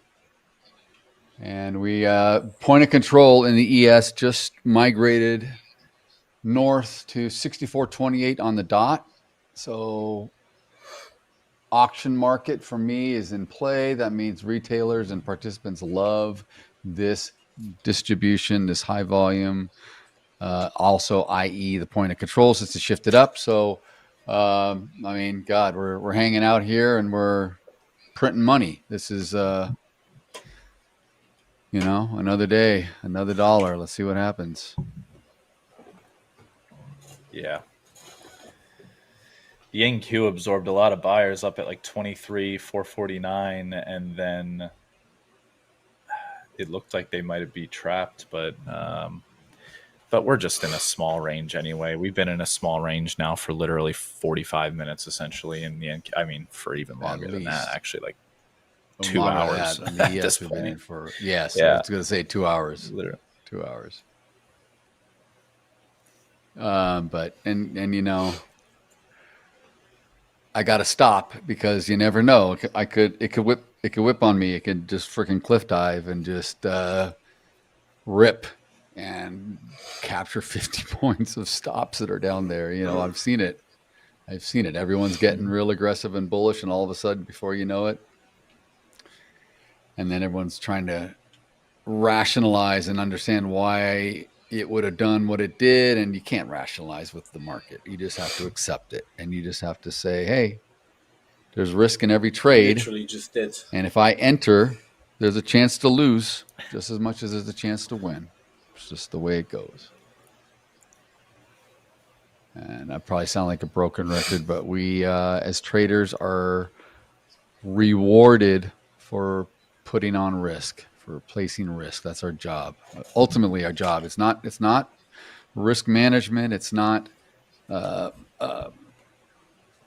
protecting your account balance, your equity curve. It's ultimately it's to put on risk, because we can sit here and call ourselves traders and study the market, but unless you're actually putting on a trade, you're not going to make any money. So that's the name of the game at the end of the day. Otherwise, it's just a hobby or an arcade game that we're playing.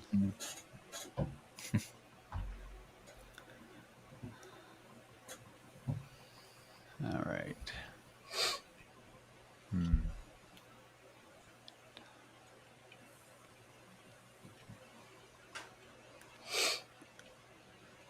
It's serious trend from Kelvin has another question.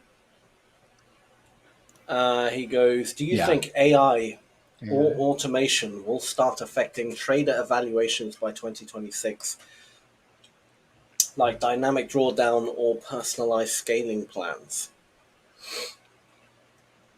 That's a hard Evals? one. I don't know. I don't know.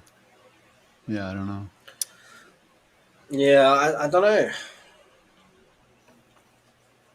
Might do. I mean, I think ultimately it depends on what the prop firm wants to do, right? Really, I mean, he's not asking will AI be involved more, that we're competing against or something. He's asking will it start affecting? Well, I guess he is, because he's saying will it start affecting trader evaluations?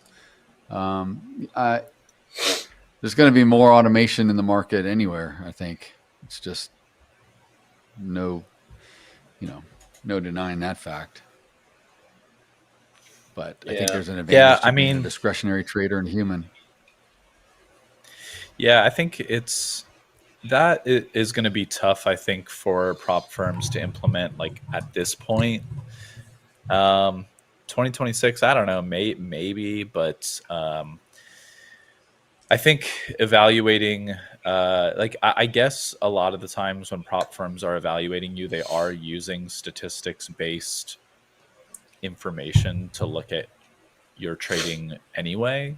So they will be looking at statistics like, okay, yeah, like how what's the percentage, like what's your win rate percentage on average, how much do you win versus lose on your trades, and then like what times a day do you trade best, and should you stick to those or just trade the whole day, whatever.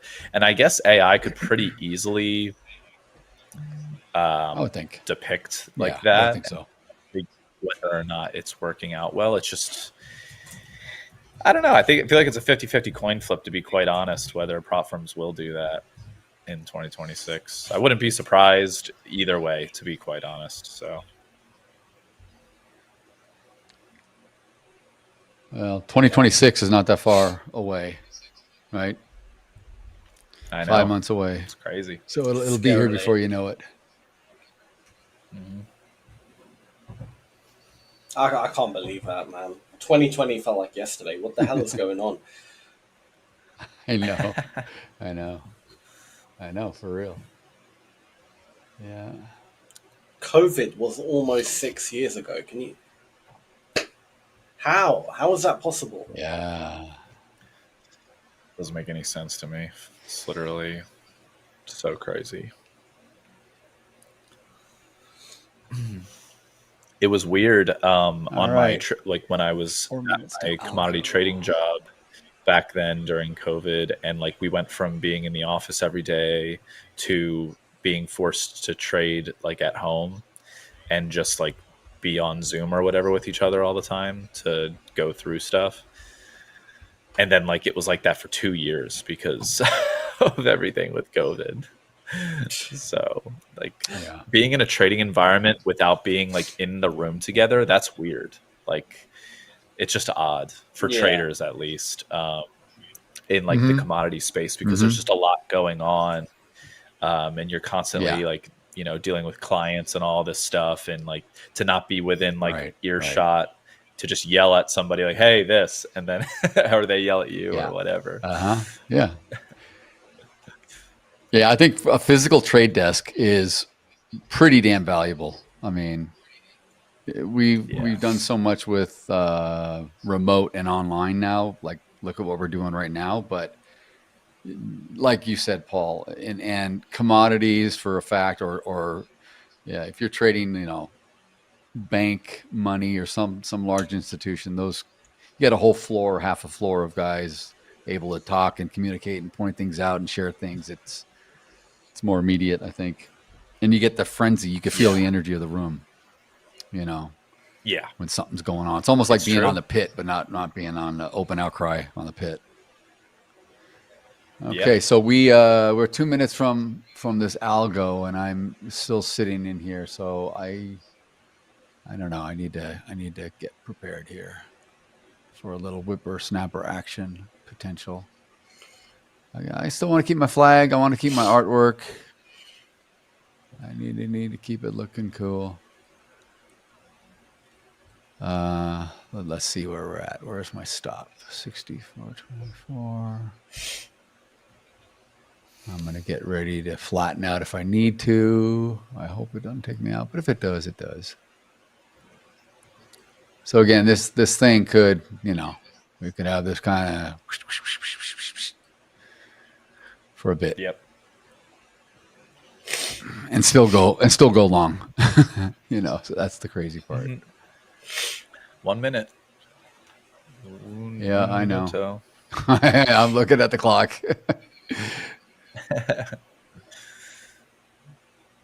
I don't want to say anything because of what I'm going to say me to shoot myself in the foot. Exactly. Daryl, I'll stroke the ball for you. It's gonna go I don't need it. I don't need it. It's fine. I'm going to do You're my such bit. a good I'm gonna bull. help you out here. Let's make the market go up. Come on, Wall Street. Do your thing. Rashid asking, can you describe a recent situation where you had to make a quick trading decision and what was your thought process? Every single trade, my friend, every single trade is a quick decision. Even here, here I'm in a decision where I don't know where I should get out or not. Right, I'm in a trade, but I'm. It's all right. I got the ball. No, I think we're good. I think we're good. Maybe the ball might not be working. It's come on. been roughly muted. This is. Woo. Wait, I gotta find it. You're a good bull. Oh no! Wait. Do your thing. There it is. Come on, bull. I'll put it closer to the screen. It's now like kind of touching your trade. No, you're off the camera now. You're too close. Yeah. You're too close. Yeah, you got to pull it back a little. But see it now? No. But as far as there we go. The thought process, Rashid, the thought process when you're like making the quick decisions, usually, it was so funny. Last week, Coach Tiger described it perfectly. Like I made a gold trade. It was like within like 10 seconds, I had to make the decision to go long. Essentially what happened was there was a double bottom. We broke through the midpoint of that like W, essentially broke through it and then came back and it acted as support. That's where I got long to then catch another wave up. And like in that real-time situation, I'm describing all of this to Coach Tiger, and it's an overnight session, so liquidity is low and the moves can happen very quickly, especially when you're trading gold like I was. And he was like, that's funny, it's just like a quarterback. When you're like playing quarterback, you have maybe 5 to 10 seconds to make analyze the field, make the decision to then either throw it, run it, whatever. And for me, those split-second decisions are based on like my ability to just analyze. Okay, where is volume coming in on the order flow? Where is the current volume profile at? And where are the important points of supply and demand? Essentially, what areas are acting as support or resistance? And then just immediately taking the trade and accepting that you're putting on the risk. Like Daryl says, you got to be putting on risk at some point. We are traders, and then if you're right, you're right, and if you're wrong, you're wrong, and that's really all there is to it. So, yeah. Come on, a bit of a sell-off, but not sell-off, just a retracement. Come on, down to low volume.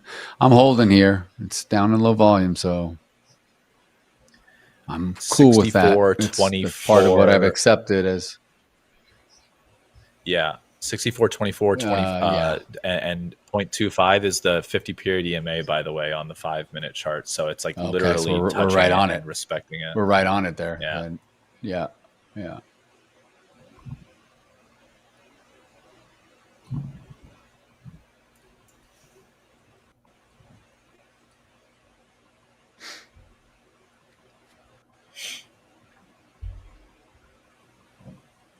There we go. Come on. Bring the delta back. There we go. I don't like this. I don't like this. I don't like this. This is a dangerous time for me to play this. Friday, end of day.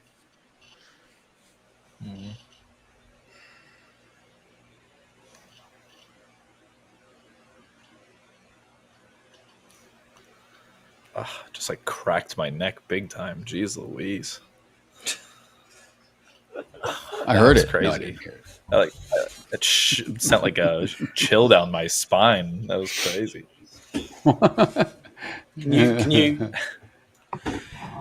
Can you click your nose though, or crack your nose? No. Watch. Why? Can you? Right, you ready? Yeah, look. Whoa! Oh no! Whoa, what an awesome trick! You're amazing. No. So do you just like? Is that what you do? Yeah. No, I just do that. Look at how long my finger I is. got it.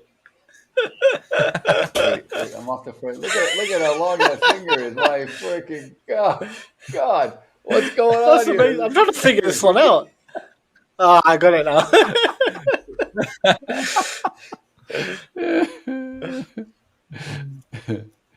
Oh, I'm out. I got taken out. It's coming down, selling off. It's okay.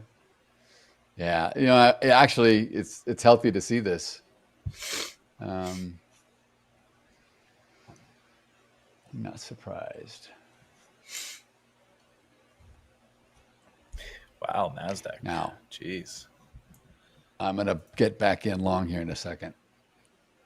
Right before Kelvin asks the bell. He goes, yo, Sam, check me out. Could we see a prop firm model in 2026 where traders earn equity or profit sharing beyond payouts, like becoming actual stakeholders in the firm?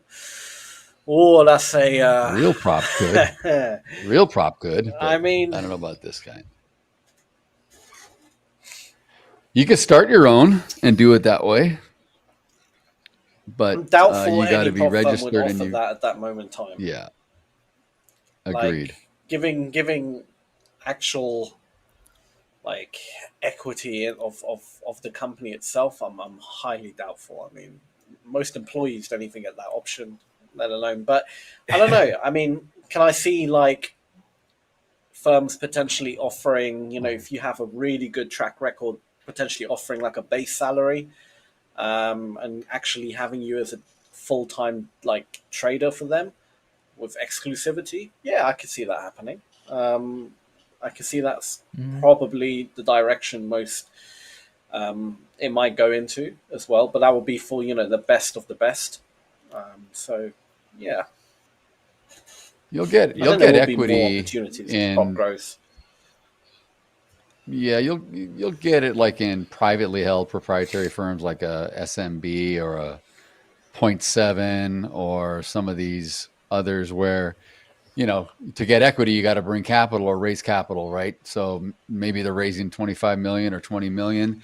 You bring in 5 million of your money and you're awarded 25% ownership or partnership. And that's how a lot of those work.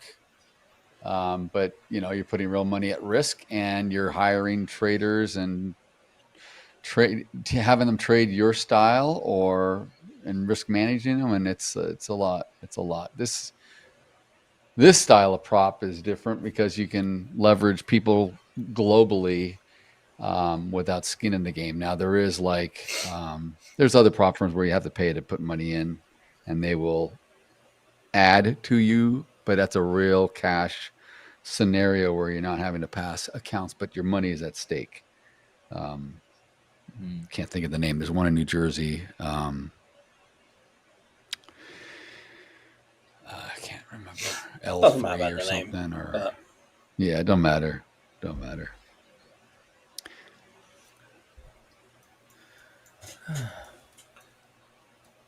Okay, so I got in on the bottom here ish, and I'm riding this up. I will trail and lock in some profit that I lost.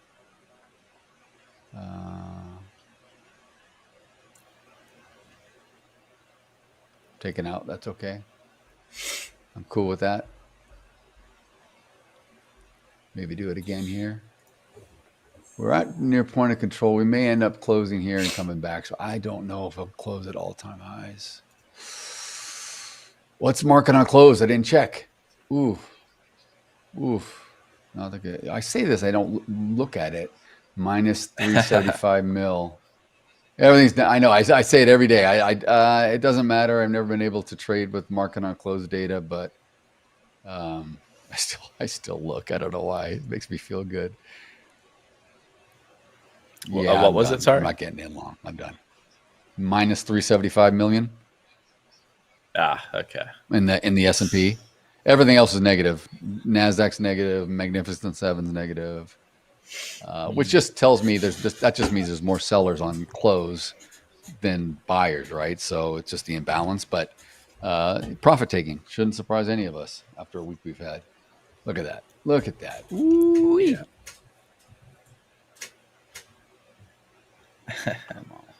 Come on. And back up near point of control. Where will we hold? Really has got a lot of fuel in there. Look at that. Oh, look at the contracts going off. You guys can't see it, but the ladder here is just thick. Point of control came down.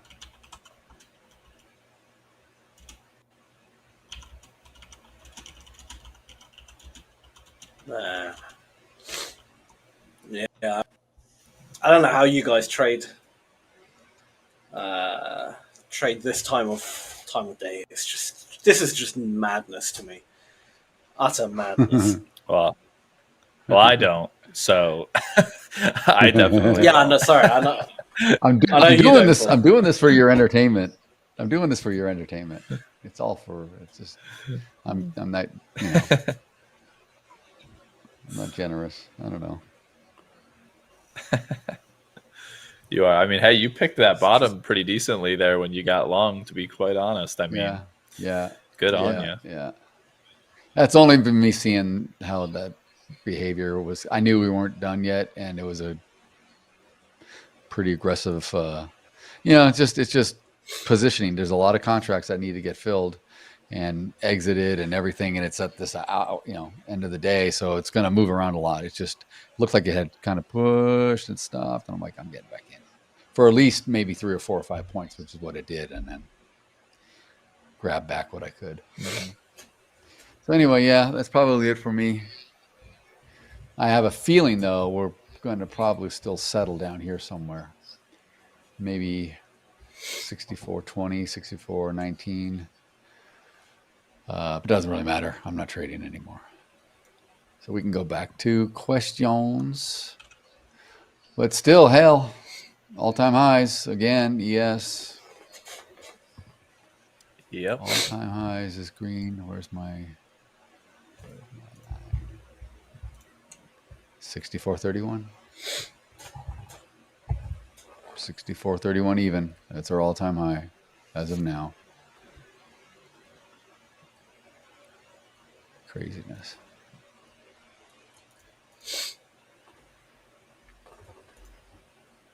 So,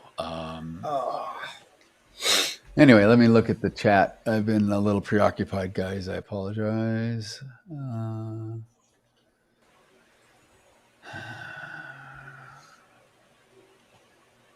I don't know where you guys.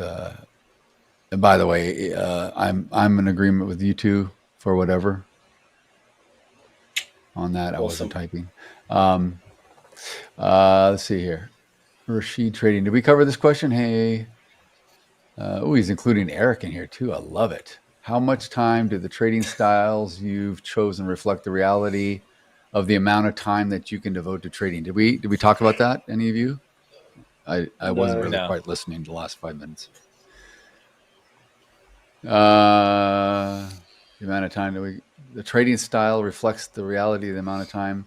Well, it's all about developing an edge, and you're going to have to find some sort of probabilistic edge or advantage for the time that you're available to trade whenever and whatever the asset is. So you have to, I think you have to kind of work out and if you know what you want to trade, instrument wise, if it's futures, what instrument, or if you're trading, Forex, if you're trading a particular pair or two, and what time of day it is, wherever you live, what exchanges are open or what markets open. It's all important. So you're kind of going out, and then you're narrowing in.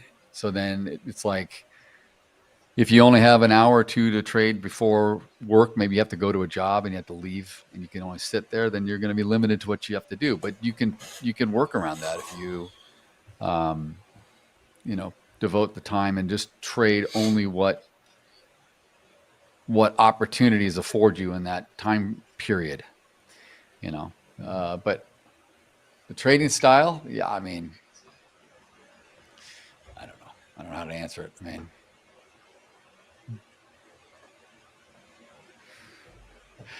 I love that trick with your camera. Yeah, it zooms in sometimes. I don't know. Yeah, I know. It's cool. I mean, it depends. Like, it's very annoying. I'm a full-time trader, so I have all day to trade, and so I watch and wait for opportunities. But if you're limited, you got to do what you got to do. It's no different than anything else.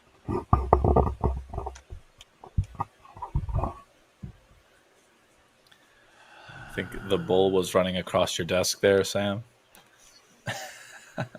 Yeah. If you guys can guess what is in my hand, I will. What's I will in your crown hands? you as the best trader. If you can guess what is in my hand, I will crown you the best trader.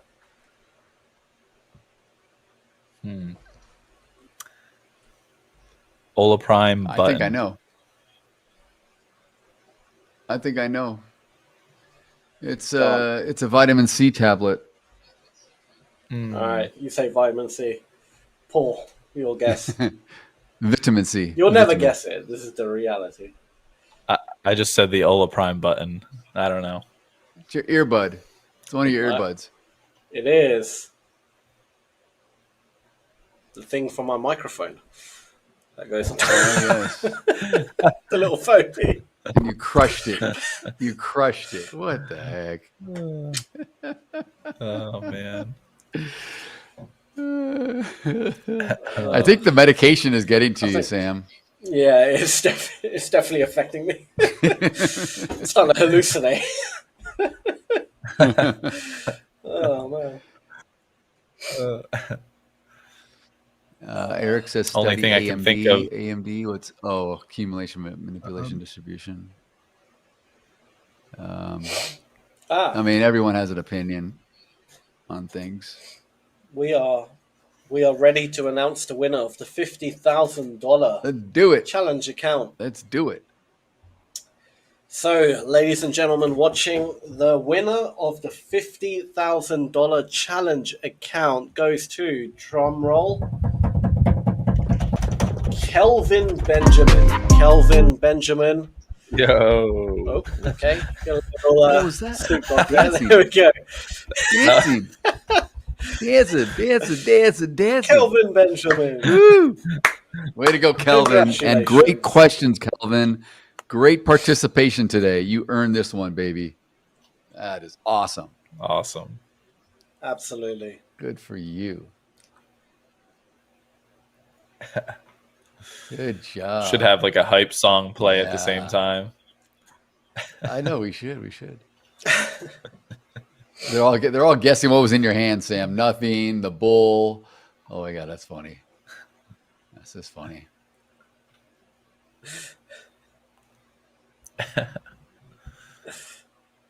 Rashid asks, you call it. all of us. Yeah, I don't know. I think it's like not a wind guard or some kind of the foam thing. I don't know what it's called. I mean, I have mine too. Yeah, the thing goes over the microphone. Freaking, mine's on tight. There we go. Yeah. See? Mm-hmm. It's like a little mini cover. I don't know what it is. Keep my ears warm. Earmuffs. Rashid asked us, what's the biggest challenge in your early trading days? That's an easy answer, buddy. Making money and not losing like a sieve.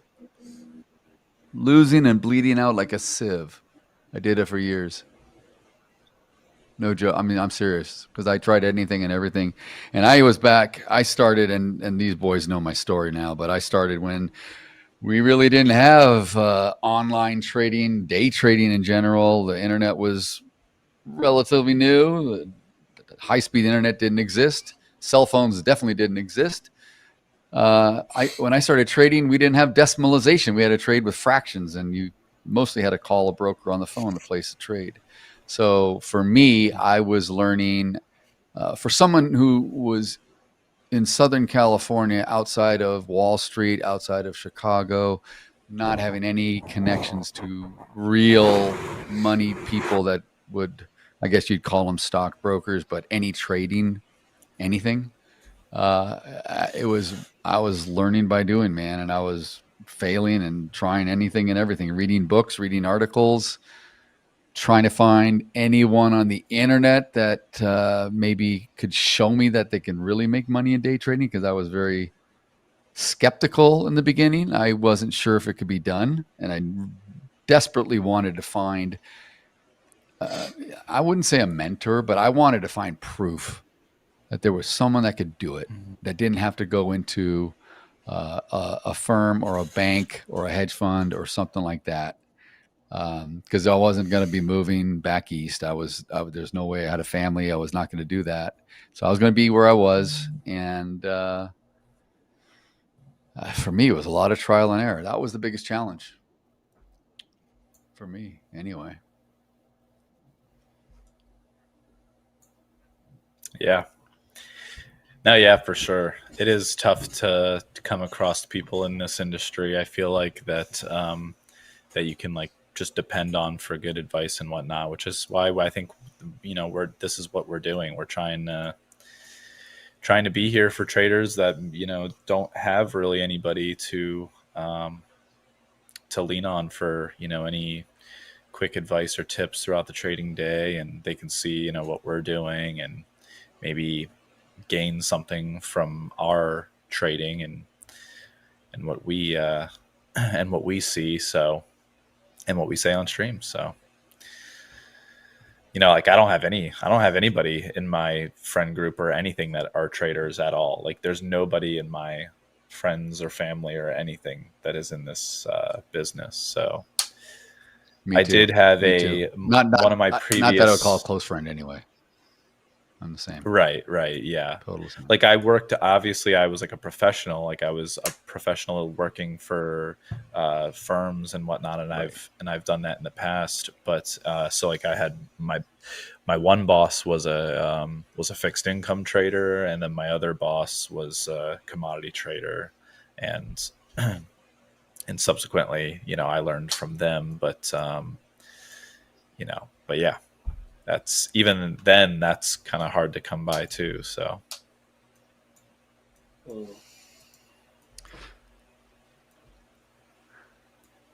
Agreed. Great. How cool response. is that, guys? I know you guys as well. With the AirPods with Hola Prime logo on it. How cool is that? I find it so cool.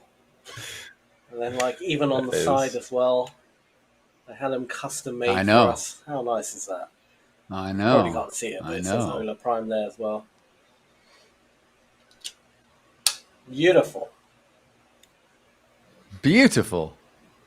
Rashid also is asking me, what are my favorite indicators and why? Ooh. You guys know what I'm going to say. My favorite indicators, I don't really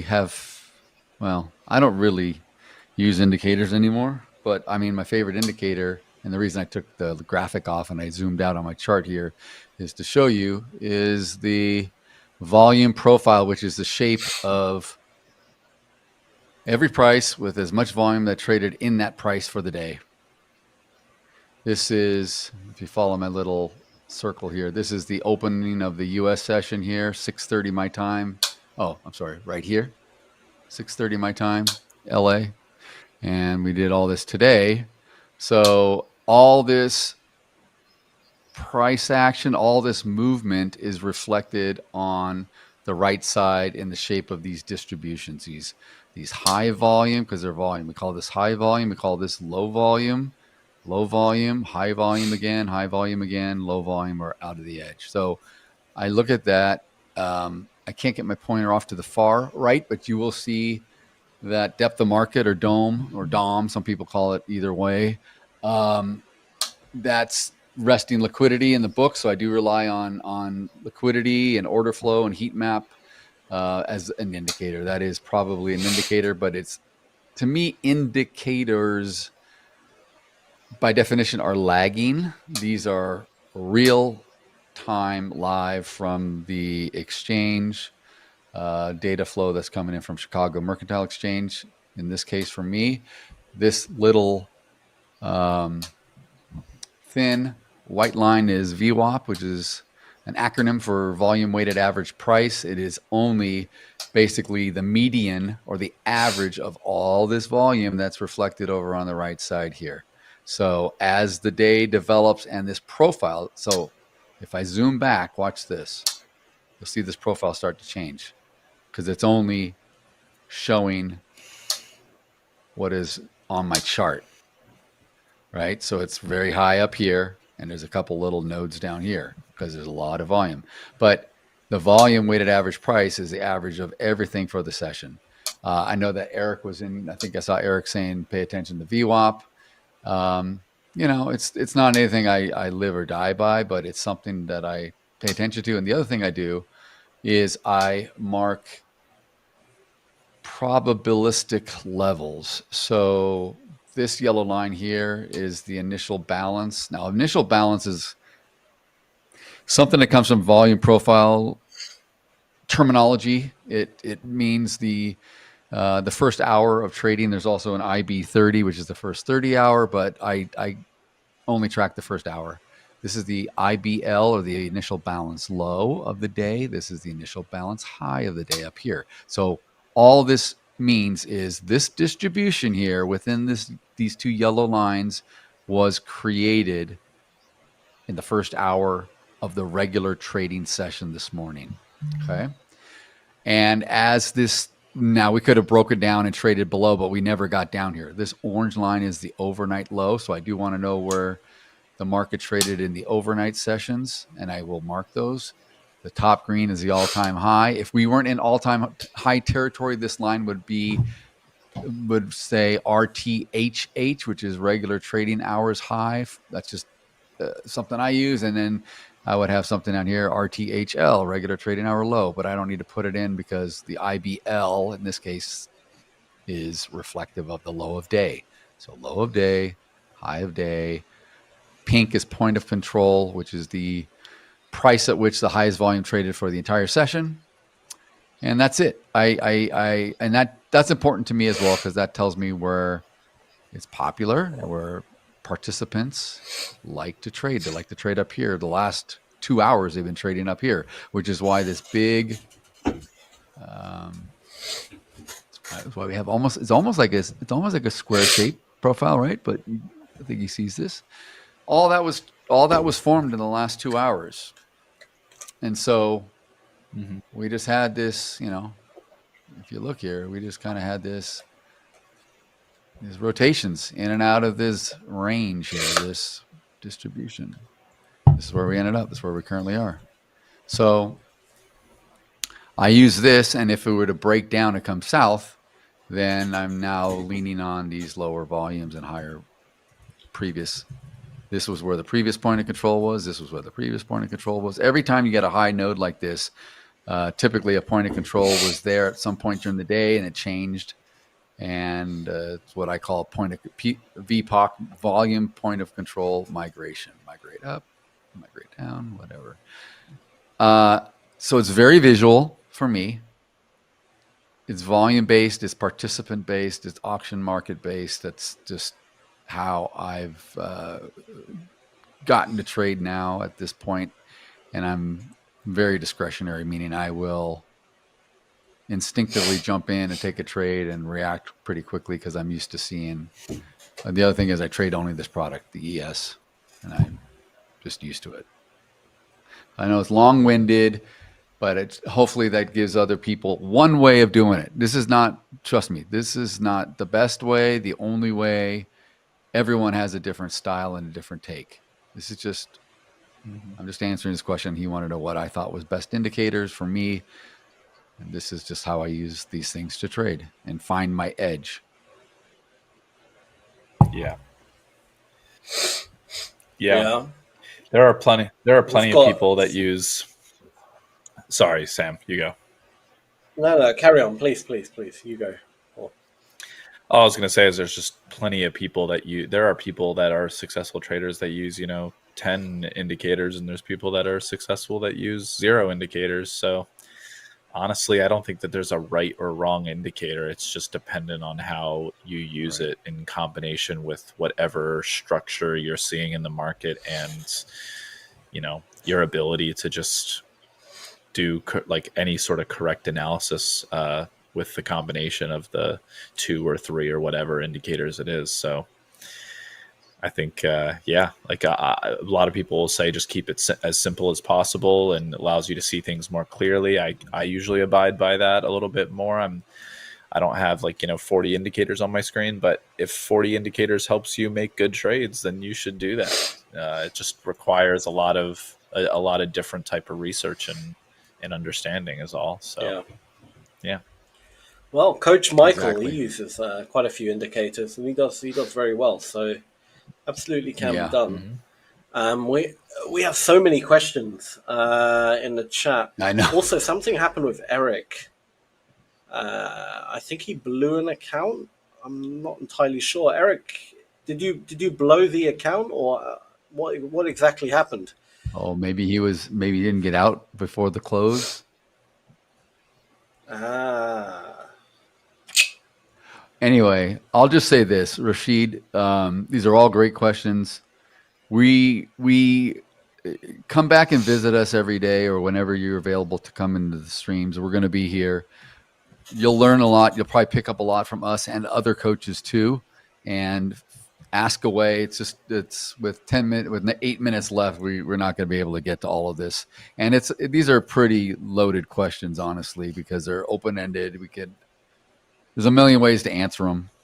I would advise you to start to look within yourself and think what makes sense to you. What do you gravitate towards? What kind of indicators or systems or setups do you naturally like? Because if you naturally like it or it makes sense, you'll probably stick to it or figure it out and take it a step further to see if you actually have an edge. If you don't have an edge in it, there's no point in learning it at all. But it takes time. You can't, Rome wasn't built in a day, and you're not going to, you just can't be a master trader in a week. Maybe Tom can. Tom Jr., whatever his last name is from yesterday. That guy. That guy's a protege, man. I think he's like, maybe he's some sort of studied one that we don't know about. Yeah, exactly. I think he's more. I think he's a time traveler. That's what he is.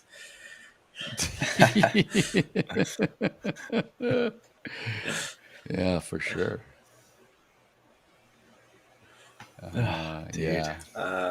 Eric was in a trade.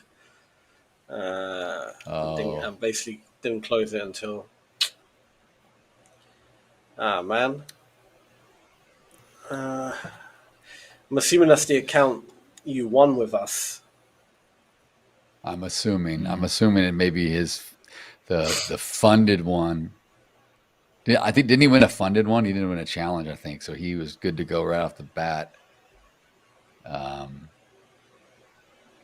It says it's active. Probably it might be. It should be fine then. I know you can't hold over the weekend, but technically the market is still open. I don't know. I don't want to say like 100%. Oh, I think if it says active, normally it will say like ineligible or something like that if it's blown. So. If and also I think a lot of the time what it'll do is like won't it usually force you out of your position when market close, like everything stops. So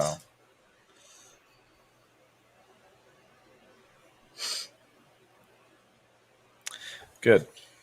Yeah. Sweet, Eric. Give us an update. Let us know if anything changes. But yeah, that's wild. It is sometimes keeping track of time is definitely imperative. And I guess what was the trade that you were in? What trade were you in? Like, what products were you trading?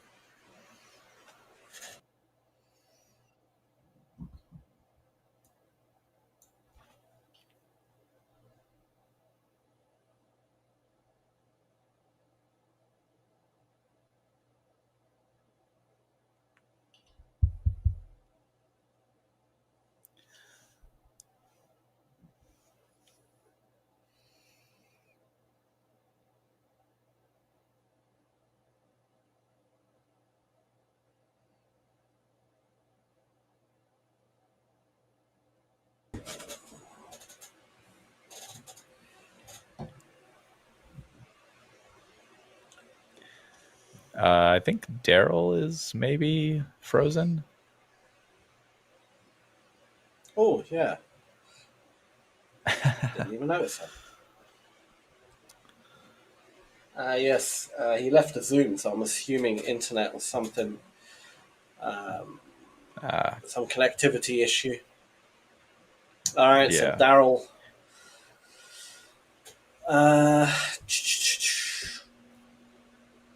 How do you handle losing streaks? Rashid trading.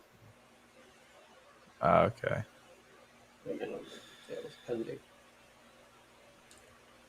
Okay, cool. Yeah, good. You're right. Cool. Yeah, how do you handle losing streaks? That's a tough one. I don't think I do handle them. I still, trust me, they still get to me. But just do something that just do anything but trade. If you're on a losing streak, do anything but trade. Lock yourself out from trading. Close the laptop, close the computer, just walk away. I know that sounds so generic, but it really is the only thing. Once that losing streak happens and you start over trading, that's the quickest way of just losing everything. So the moment you rather have, a $400 loss on one day, because that you can bounce back from. But if you lose everything, you're going to start from scratch again. So yeah.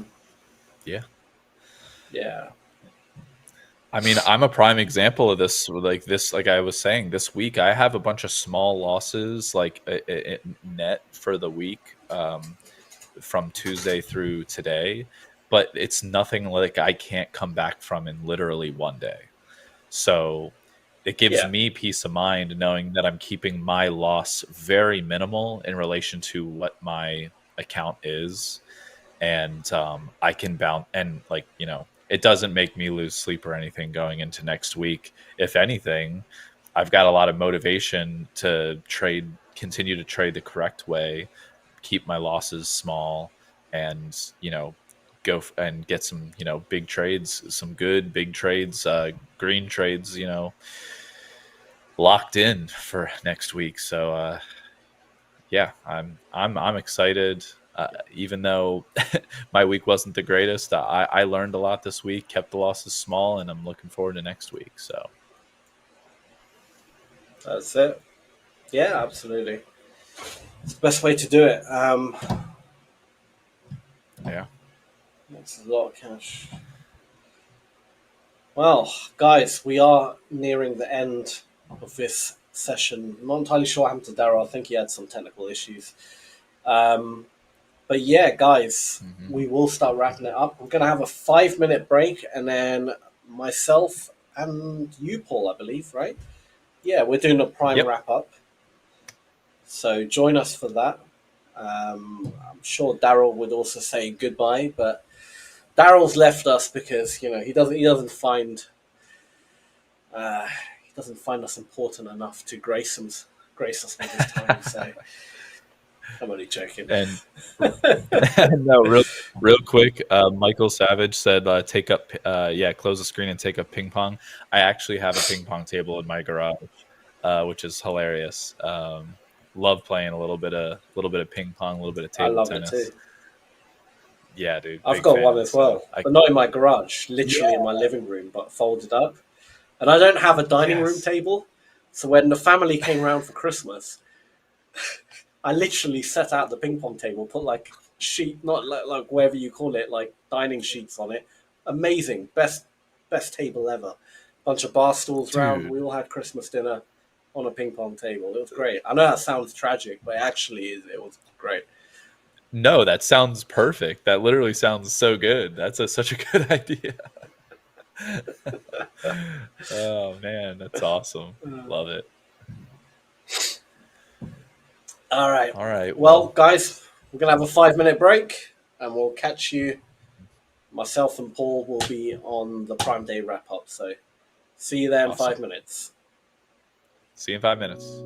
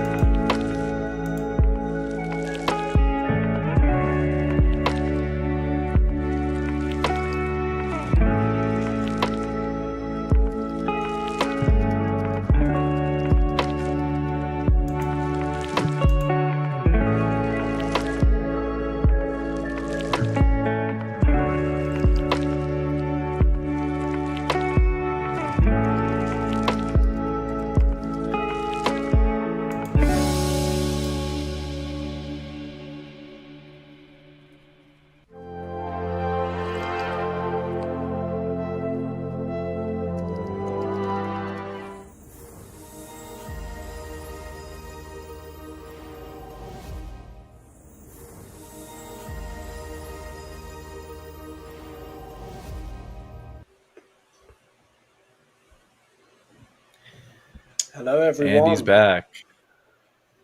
We're back. Got See, some- Daryl's back as well. In the Zoom chat. Yeah. His internet cut off. issues. Yeah. It's no worries. It was luckily in the last few minutes of the session anyway, so not a big deal. Yeah. Yeah, but Well. I mean, for the wrap up, I mean, the fact that you number one, you're not feeling well. Number two, just casually made $400 in the NQ. I'd say it's a pretty great day. Yeah. No. I mean, your trades, I don't. The button. Your trades were like so quick and scalpy, like the scalpiest of scalping trades for you too. So like you were able to get in, get out, be done, and I mean, good on you, man. For sure. Yeah. I might go back to the ES next week. I feel like the ES is probably a bit nicer than the NQ now. The NQ, I can't hold the NQ longer than like a minute. I get too scared from the NQ. So yeah, maybe I'll go back to, because ES normally I do hold them like a few minutes. My average trade duration was at least like five minutes or so. With NQ though, it's like literally a minute. I mean, and it makes sense. It makes sense because like when you're looking at order flow for the S&P versus the NQ, the order flow is just so erratic in the NQ. It's going to make you flutter a little bit more versus the ES. So, I mean, I'm right there with you. When I'm trying to watch order flow for the NQ, oh my goodness, you got to have some calm nerves. Yeah, you got to have some very calm nerves for sure. I guess Coach Daryl is joining us. Yeah. Hey there. I just wanted to come back in and do a proper wish you a nice weekend. No, my internet dropped. I don't know what happened. I kind of thought it was all of us, and I was like frozen forever. But that's no worries. We were near the end anyway, so I don't know if I don't think I missed much, but sorry for that. I don't know what happened. It just never happens. Fiber optic could never happen. So yeah, no worries. Hackers in your system. That's what it is. The only time something like this happened was there was like an automobile accident like several blocks away from my house where one of those little boxes that stick up from the curb, like they took it out and it cut all the internet for like 500 houses were out for like 2 days. But then I was thinking, I'm like, something like, because there was I'm like, why is my internet down? There should never be a problem with internet. Anyway. Yeah. Crazy. Got to always have a backup. At least you can always hotspot. Like because that happened to me once. Like the internet was gone for like 3 days straight. Some I don't know problem with the box or whatever, and they got out an engineer. Yeah. And I just used a hotspot for those 3 days, and it actually worked all right, to be fair. But yeah, I guess it would work. Yeah. Off my phone. But the problem was that at first my phone wasn't working because I have it on the Wi-Fi at the house. Plus it's got the 5G. It was doing both. But at first I didn't even know it was out. It was like delayed. And I'm like, oh, my internet's not working. Yeah. It was weird. Yeah. Anyway, so yeah, crazy day, crazy week. Definitely. Hey, Alex. I was. Oh. Alex. Nerio was in the chat earlier, apparently. For those who don't know, Nerio, sorry, I don't know how to say his name properly. Yeah, he's one of our top traders. This guy's a beast on gold. Nice. I believe. I'm not sure if he'll be doing a guest segment or not, because unfortunately he can only speak Spanish, and we only have one coach. That's Coach Michael, who can speak Spanish. Right. Right. So maybe I'm not entirely sure, but I'm pretty sure the team want to get him on at some point. So hopefully, fingers crossed, he does come on, because he's incredible. This guy. Yeah. I'm telling you, I got to learn Spanish. I've been saying to myself, and I live in Orlando too, where like there's a lot of South American. There's a lot of South Americans here, generally speaking. So like Spanish is probably like 35% of this city. And every day I tell myself, like, why do I not know Spanish? I should just know Spanish at this point. I need to just study and learn Spanish because it would genuinely be useful. I'll open up conversation to literally like 30% more of the population of my city if I just learn Spanish. If you're Italiano from Philly, you don't need to learn no Spanola. Oh man, no, thank you to Italian. I don't want to learn Italian. Unfortunately, that's a little bit. No, too no, much. I know Spanish that. is I know. I'm Italian is a beautiful language when you hear it spoken. Probably it's, one it's of the similar nicest, to Spanish. Like, there's a lot of languages. yeah, similar. Yeah. I think I studied I Latin think the in high Spanish school. would be I had to learn Latin. Oh, Latin. Jeez Louise, man. Well, I took 2 years of it, and I took 2 years of Spanish, but it was only because I went to Catholic school, so Latin was kind of. We didn't have to take it anymore, but I'm like, I think it'd be cool for college, to get. And I'm like, yeah, I don't know why I took it. Yeah. Yeah, I only had the options of Spanish and French in my school, and then after I left my school, then they opened up the opportunity to learn Chinese if I wanted to, or if we wanted to, which of course is past my time. So, that would have been pretty cool, like Spanish and Chinese, relatively speaking, in terms of like a lot of utility. It would be, those are two really good options. In the United States, Spanish is very useful. And then obviously globally, Chinese would be really good. So I did German in school. We had Spanish, French, and Latin. Guaranteed we had A. the same kind of thing, just Spanish and French, and then Latin. I don't know why. Weird. Sorry, Sam. German. All right. German. Good. I'm fluent in German anyway, so. Wow. I knew more than the teacher. I just did it because it was a guaranteed A for me. It was, There you go. Oh my Can't God. fail that one. So how were you fluent? Exactly. Like, did you grow up in Germany, or like what's the story behind that? Yeah. So my mother's German. I was born in Germany. And I came to England when I was like 3 or 4 years old. And at home, both my parents, we still speak German, so I never really lost the language. Nice. So awesome. He's in love it's with a bit David rusty 'cause I Hasselhoff. haven't- He loves David Hasselhoff. He Don't you is stand. my idol. He is the German. He is the idol. He is the honorary German patron. I don't know what.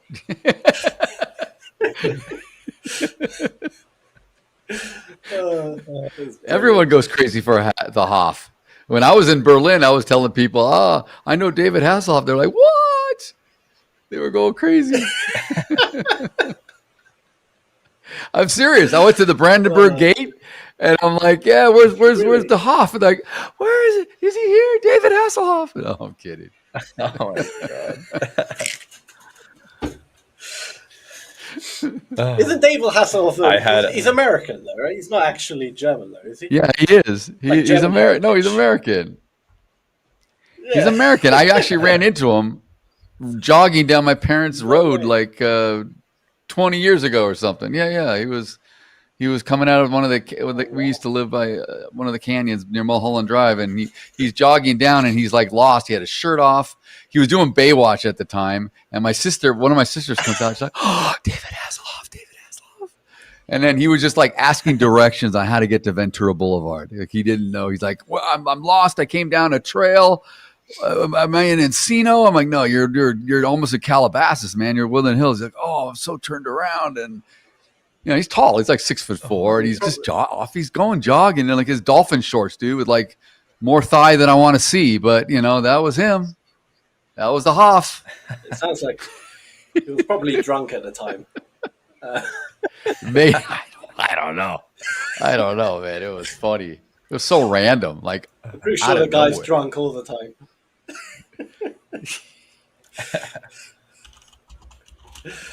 I'm just gonna have what a story. I was gonna have the back end share my screen just so that I can kind of go over the main indices, for the day and see how they close and everything real quick. So I'm just showing the daily charts right now. Scalping's calling me the Walter White of trading. That's funny. Yes, Scalping. Well done. These guys. Exactly. Like now, so you are. Sorry, we Paul. should have an emoji thing for.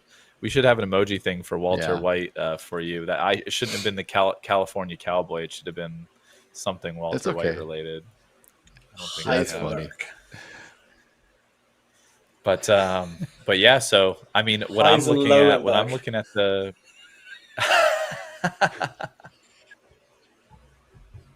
God.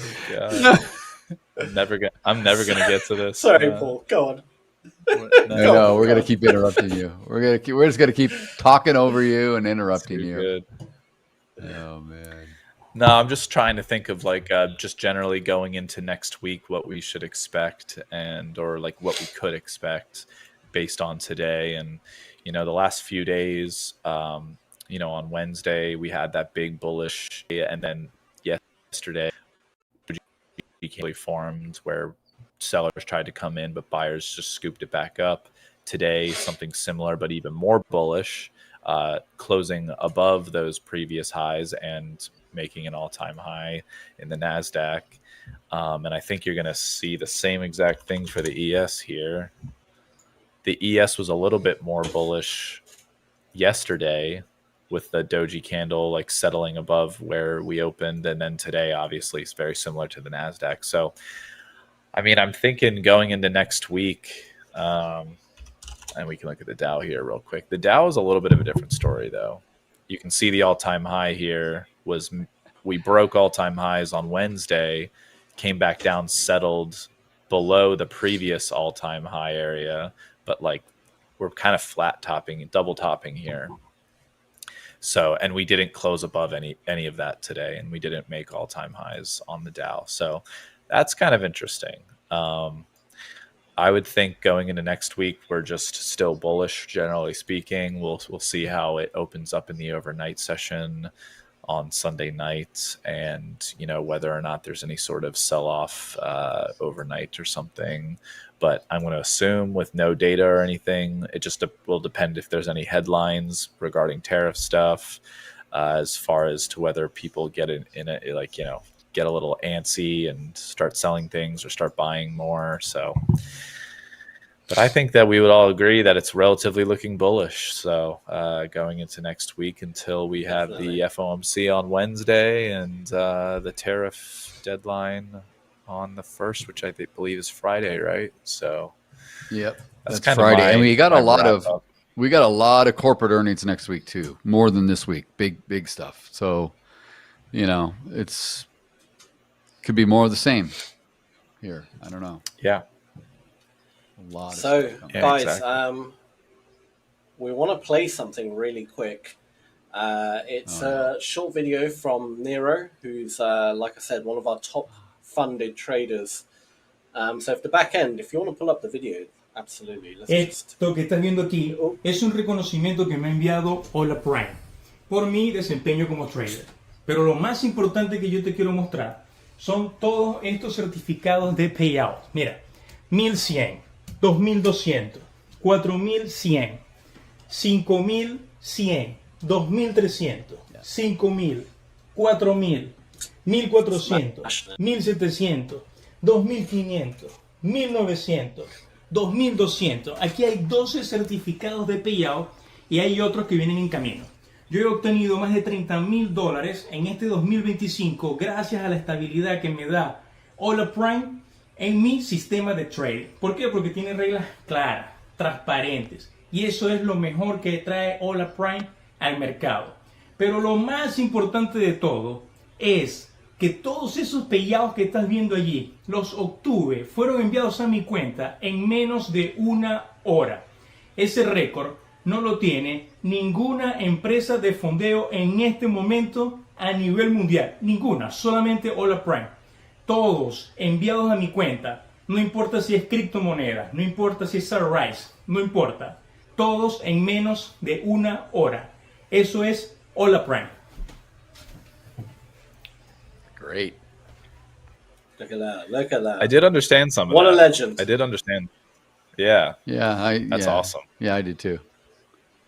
Payouts in 1 Absolutely hour. amazing. He went through all his payout numbers, and yeah, it's good. Very good. And he got his, I think there's one more as well. Yeah, back end, pull it up. Why not? Hello, good evening, everybody. This is Jeff Wade. I'm a trader with Hola Prime. And I got to tell you, since I started with them, they've been nothing but transparent, 100% professional. Any questions I ever ask, they come through 100% of the time, on time. Shout out to Manush in support, and shout out to Coach Paul and Coach Tiger in the night session. It's a beautiful, wonderful company. They do everything by the book. And for long term, this is the place that you want to be. As a professional, a career in trading is hard. You have to have patience, you have to have time, and you have to have the passion for it. If you don't do that, it's not going to work. But if you do, Hola Prime is the company that you want to be with long term. Thank you, everybody, and have a great day. Amazing. We're going to get him to Nice. do the Thanks. voiceover work for us. I mean, what a voice. The guy's What? perfect. Yeah. That's an incredible voice. Yeah, he was very good. Agreed. Dude, Agreed. that voice shook me. I was like, man, that is just a profound, like that's such a good voice, man. Shoot. Yeah. There's apparently an image coming up from the back end, by all means. Oh, yeah, all the payout Yeah. certificates from Nerio. Nerio. Yeah, Nerio. Eric asks, what's his name? His name is Nerio. Nerio Nerio Machado. Machado. Nerio Machado. In fact, you can follow him on Instagram and stuff. He follows Hola Prime TV. I followed him earlier today, I think, actually. I saw his account and I was like, oh, give him a follow. So on Instagram, Hola Prime TV, he follows us there. You can find him. Yeah, but really amazing stuff. I wonder if he's brothers with Manny Machado of the San Diego Padres. No. I knew. Why? How did I know you were going to go there? How did I know? That clown. That guy. You know, he played for the Dodgers, and he was a buffoon, man. But he's a talented player. He's great as hell. No, he plays for the Padres. He went to the dark side. He's been with the Padres for a few years now, many years now, actually. Yeah, that's what I thought. Yeah. Okay, he and Tatis and all the gang over there.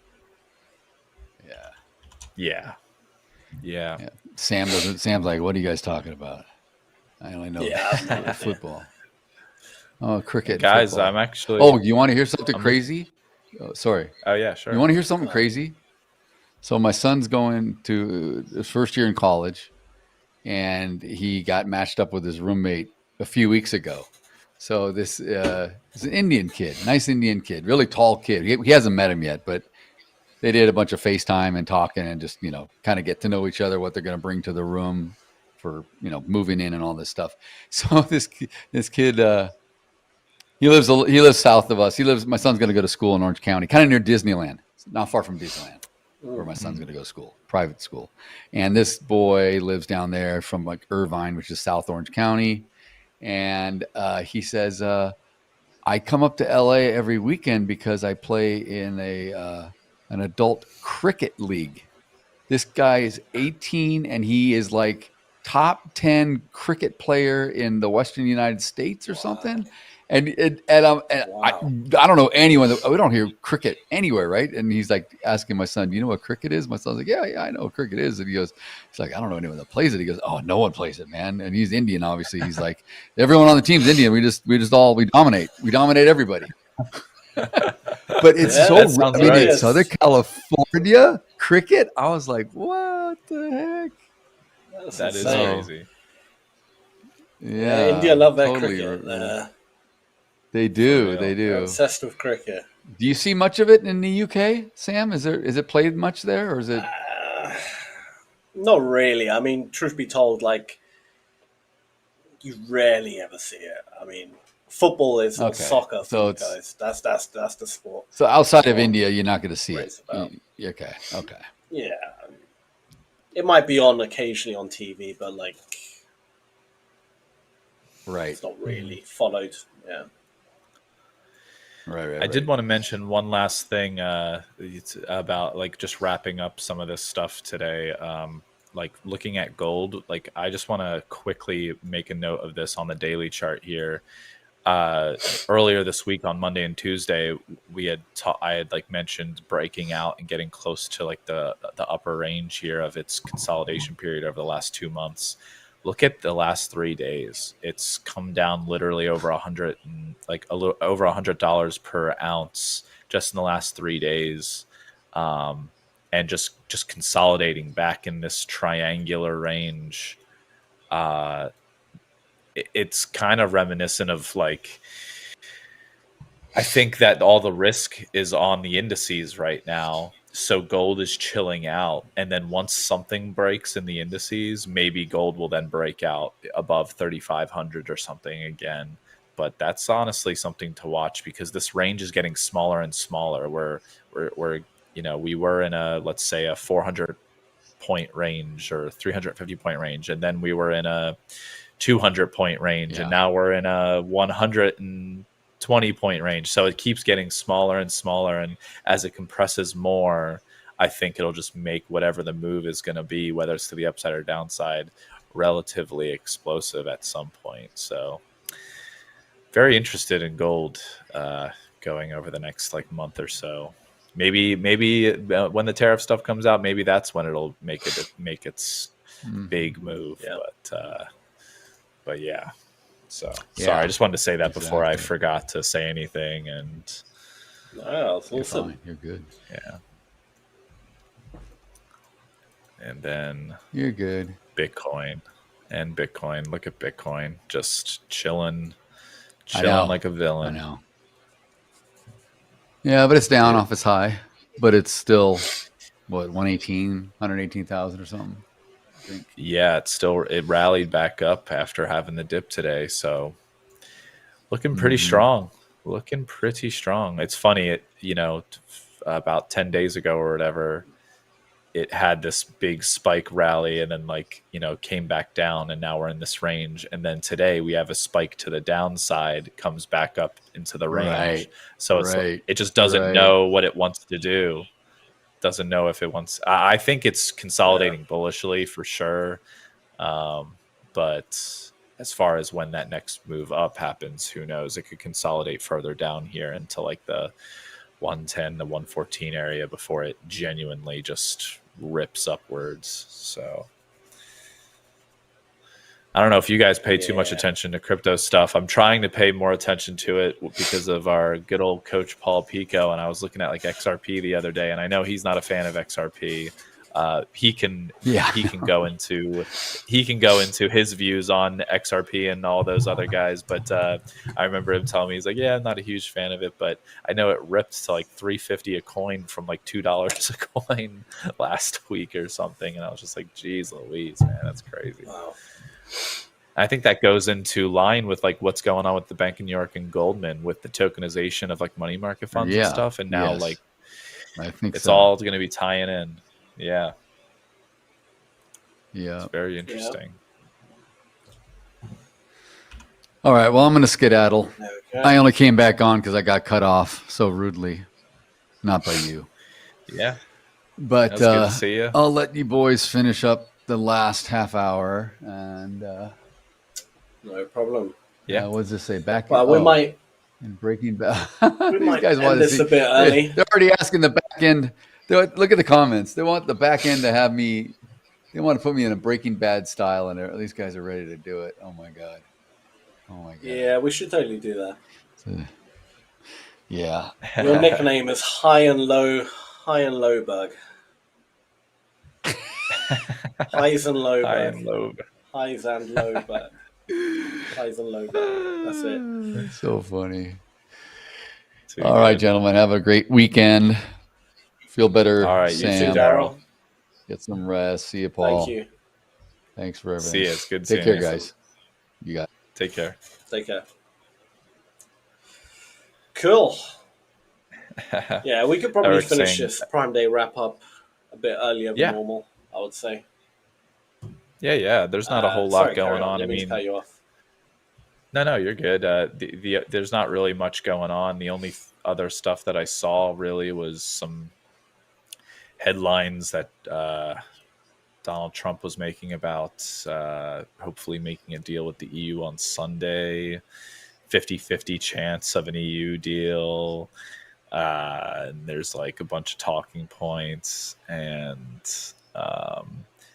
then another report saying that the US-Japan trade may not be as clear as it seems, like it was reported a few days ago. So, of course, just more and more news in relation to this tariff stuff, and that is honestly all I have to wrap everything up. And Eric saying I think the XRP took a important dump. thing- Yeah, I haven't checked it today. Is it like below $3 a coin now or something? It's like $3.12 a coin. All right. Yeah. What were you saying, Sam? bad. Sorry. I was going to say, yeah, I think the important thing is there's going to be a lot of news next week, and we're still pretty much stuck in like a long-term range. I know we kind of broke out on the NQ today, but for me, I'm still kind of seeing it as we're kind of ranging a little bit still. So I think next week, with all the news coming out, there's going to be more direction in the market, and we should have actual trend days and a bit of a less choppy market, so to speak. So hopefully, fingers crossed. And you know what's funny? Really quickly before we do get off here, this is interesting, and I had this talk with Coach Daryl, I believe, at some point with RSI. I put RSI up on like longer term time frames, not for trading purposes, but for just investment type purposes, like just for like retirement account stuff, to see like what stocks are doing like on a longer term range and how strong or weak they are, relatively speaking, with RSI. And when you look at RSI, this is why sometimes, using RSI is a double-edged sword, because you can look at like in May here, when we hit this little hump here, RSI reached that like 70 point, and it did come down a little bit. And then we break that high, but we're not even at the 70 RSI yet. Here we come down, we get back to 70 RSI, we're making all-time highs again. We're at 70 RSI again, we're making all-time highs again. And it's just like RSI can consolidate in its upper range close to 60 or 70 and just rip them, and the market can just continue ripping. Like, it's not necessarily an indicator of like, hey, in the short term we're gonna make dips. And this is where it comes down to, like, when I know people use RSI a lot for like divergence trading on the short term and stuff, and it's one of those things where you really got to do a lot of research to make sure you're using RSI properly and not getting like caught in any sort of way in these longer trend moves and whatnot. But thought it was interesting to pull up, and so yeah, it's really interesting. Anyway, I mean, a great way you can use the RSI as well, because obviously it works very well on the ranging market. If you use the volume footprint, look for like the point of control or like heavy volume areas of previous sessions. If we get back into that area, there's a good chance we might consolidate. So then you can use the RSI because you can kind of almost preemptively know where consolidation might occur just by using the volume profile. And then you can use the RSI during those times to get little scalps in, sell at the top, buy at the bottom. Yeah, and the chat is saying we're just taking that we're taking this Breaking Bad situation. We're just going further into it. Who will be Jesse Pinkman, Sam or Paul? And It's Hola gotta be Prime you. TV chiming in. Let's keep it a surprise. Yeah, I had a feeling that would possibly be me. It's Aaron Paul is his actual name, right? The actor's name. So, I mean, you basically got half his name there. So, you got to be Jesse. I'll take Pinkman. it. I love Jesse Pinkman, so I'll take it. I'll take it. I don't mind. So, I'll be Such a good Hector. show, Just man. give me a bell. I'll sit on this chair and I'll just be quiet. I'll just hit my bell. You can be The easiest one. I was trying to think of you. Oh, you gotta be Saul. You gotta be Saul Goodman. That's what who you gotta be. Yeah. Better call Sam. Better call Sam. Yes. Yes. I think we figured it out. Oh my gosh. Got the trio. That's a trio right there. That is undoubtedly the trio. That is 100% the trio. We figured it out. Awesome. Love it. Well, apparently Hola Prime are going to be doing something for the LOL session on Monday. Stay tuned. Something Breaking Bad related, so that should be fun. Let's see what the team cook up. No pun intended. Oh, man. Yeah. Dude. Claps. Golf claps for that one. Great. Oh, man. Well, that's well, awesome. I know you're not feeling the greatest. If you want to wrap this up, yeah, we can wrap this up. I have an interview a little later as well, so okay, I'll have a little break before. I'm going to do a interviewing one of our funded traders, but it won't be live. It's for pre-recorded, obviously. Yeah, but yeah, should be good. But everyone, it's been a pleasure. Paul, it's been a pleasure again. I shall see you Monday. Have a great weekend. Guess who's... okay, no, sorry, I got a message from the back end. Never mind. Yeah. So, it's been good. We'll wrap it up there because there's really not much to talk about in terms of the market. But we'll see you all back again Monday. We're streaming. Definitely tune in for this Breaking Bad LOL session. I'm actually genuinely very curious of what it could be. So it should be good. Paul, have a great weekend. I'll see you Monday as well. You too. Take care, everyone. We're Bye, out. everybody. Hola Prime. Trade with transparency.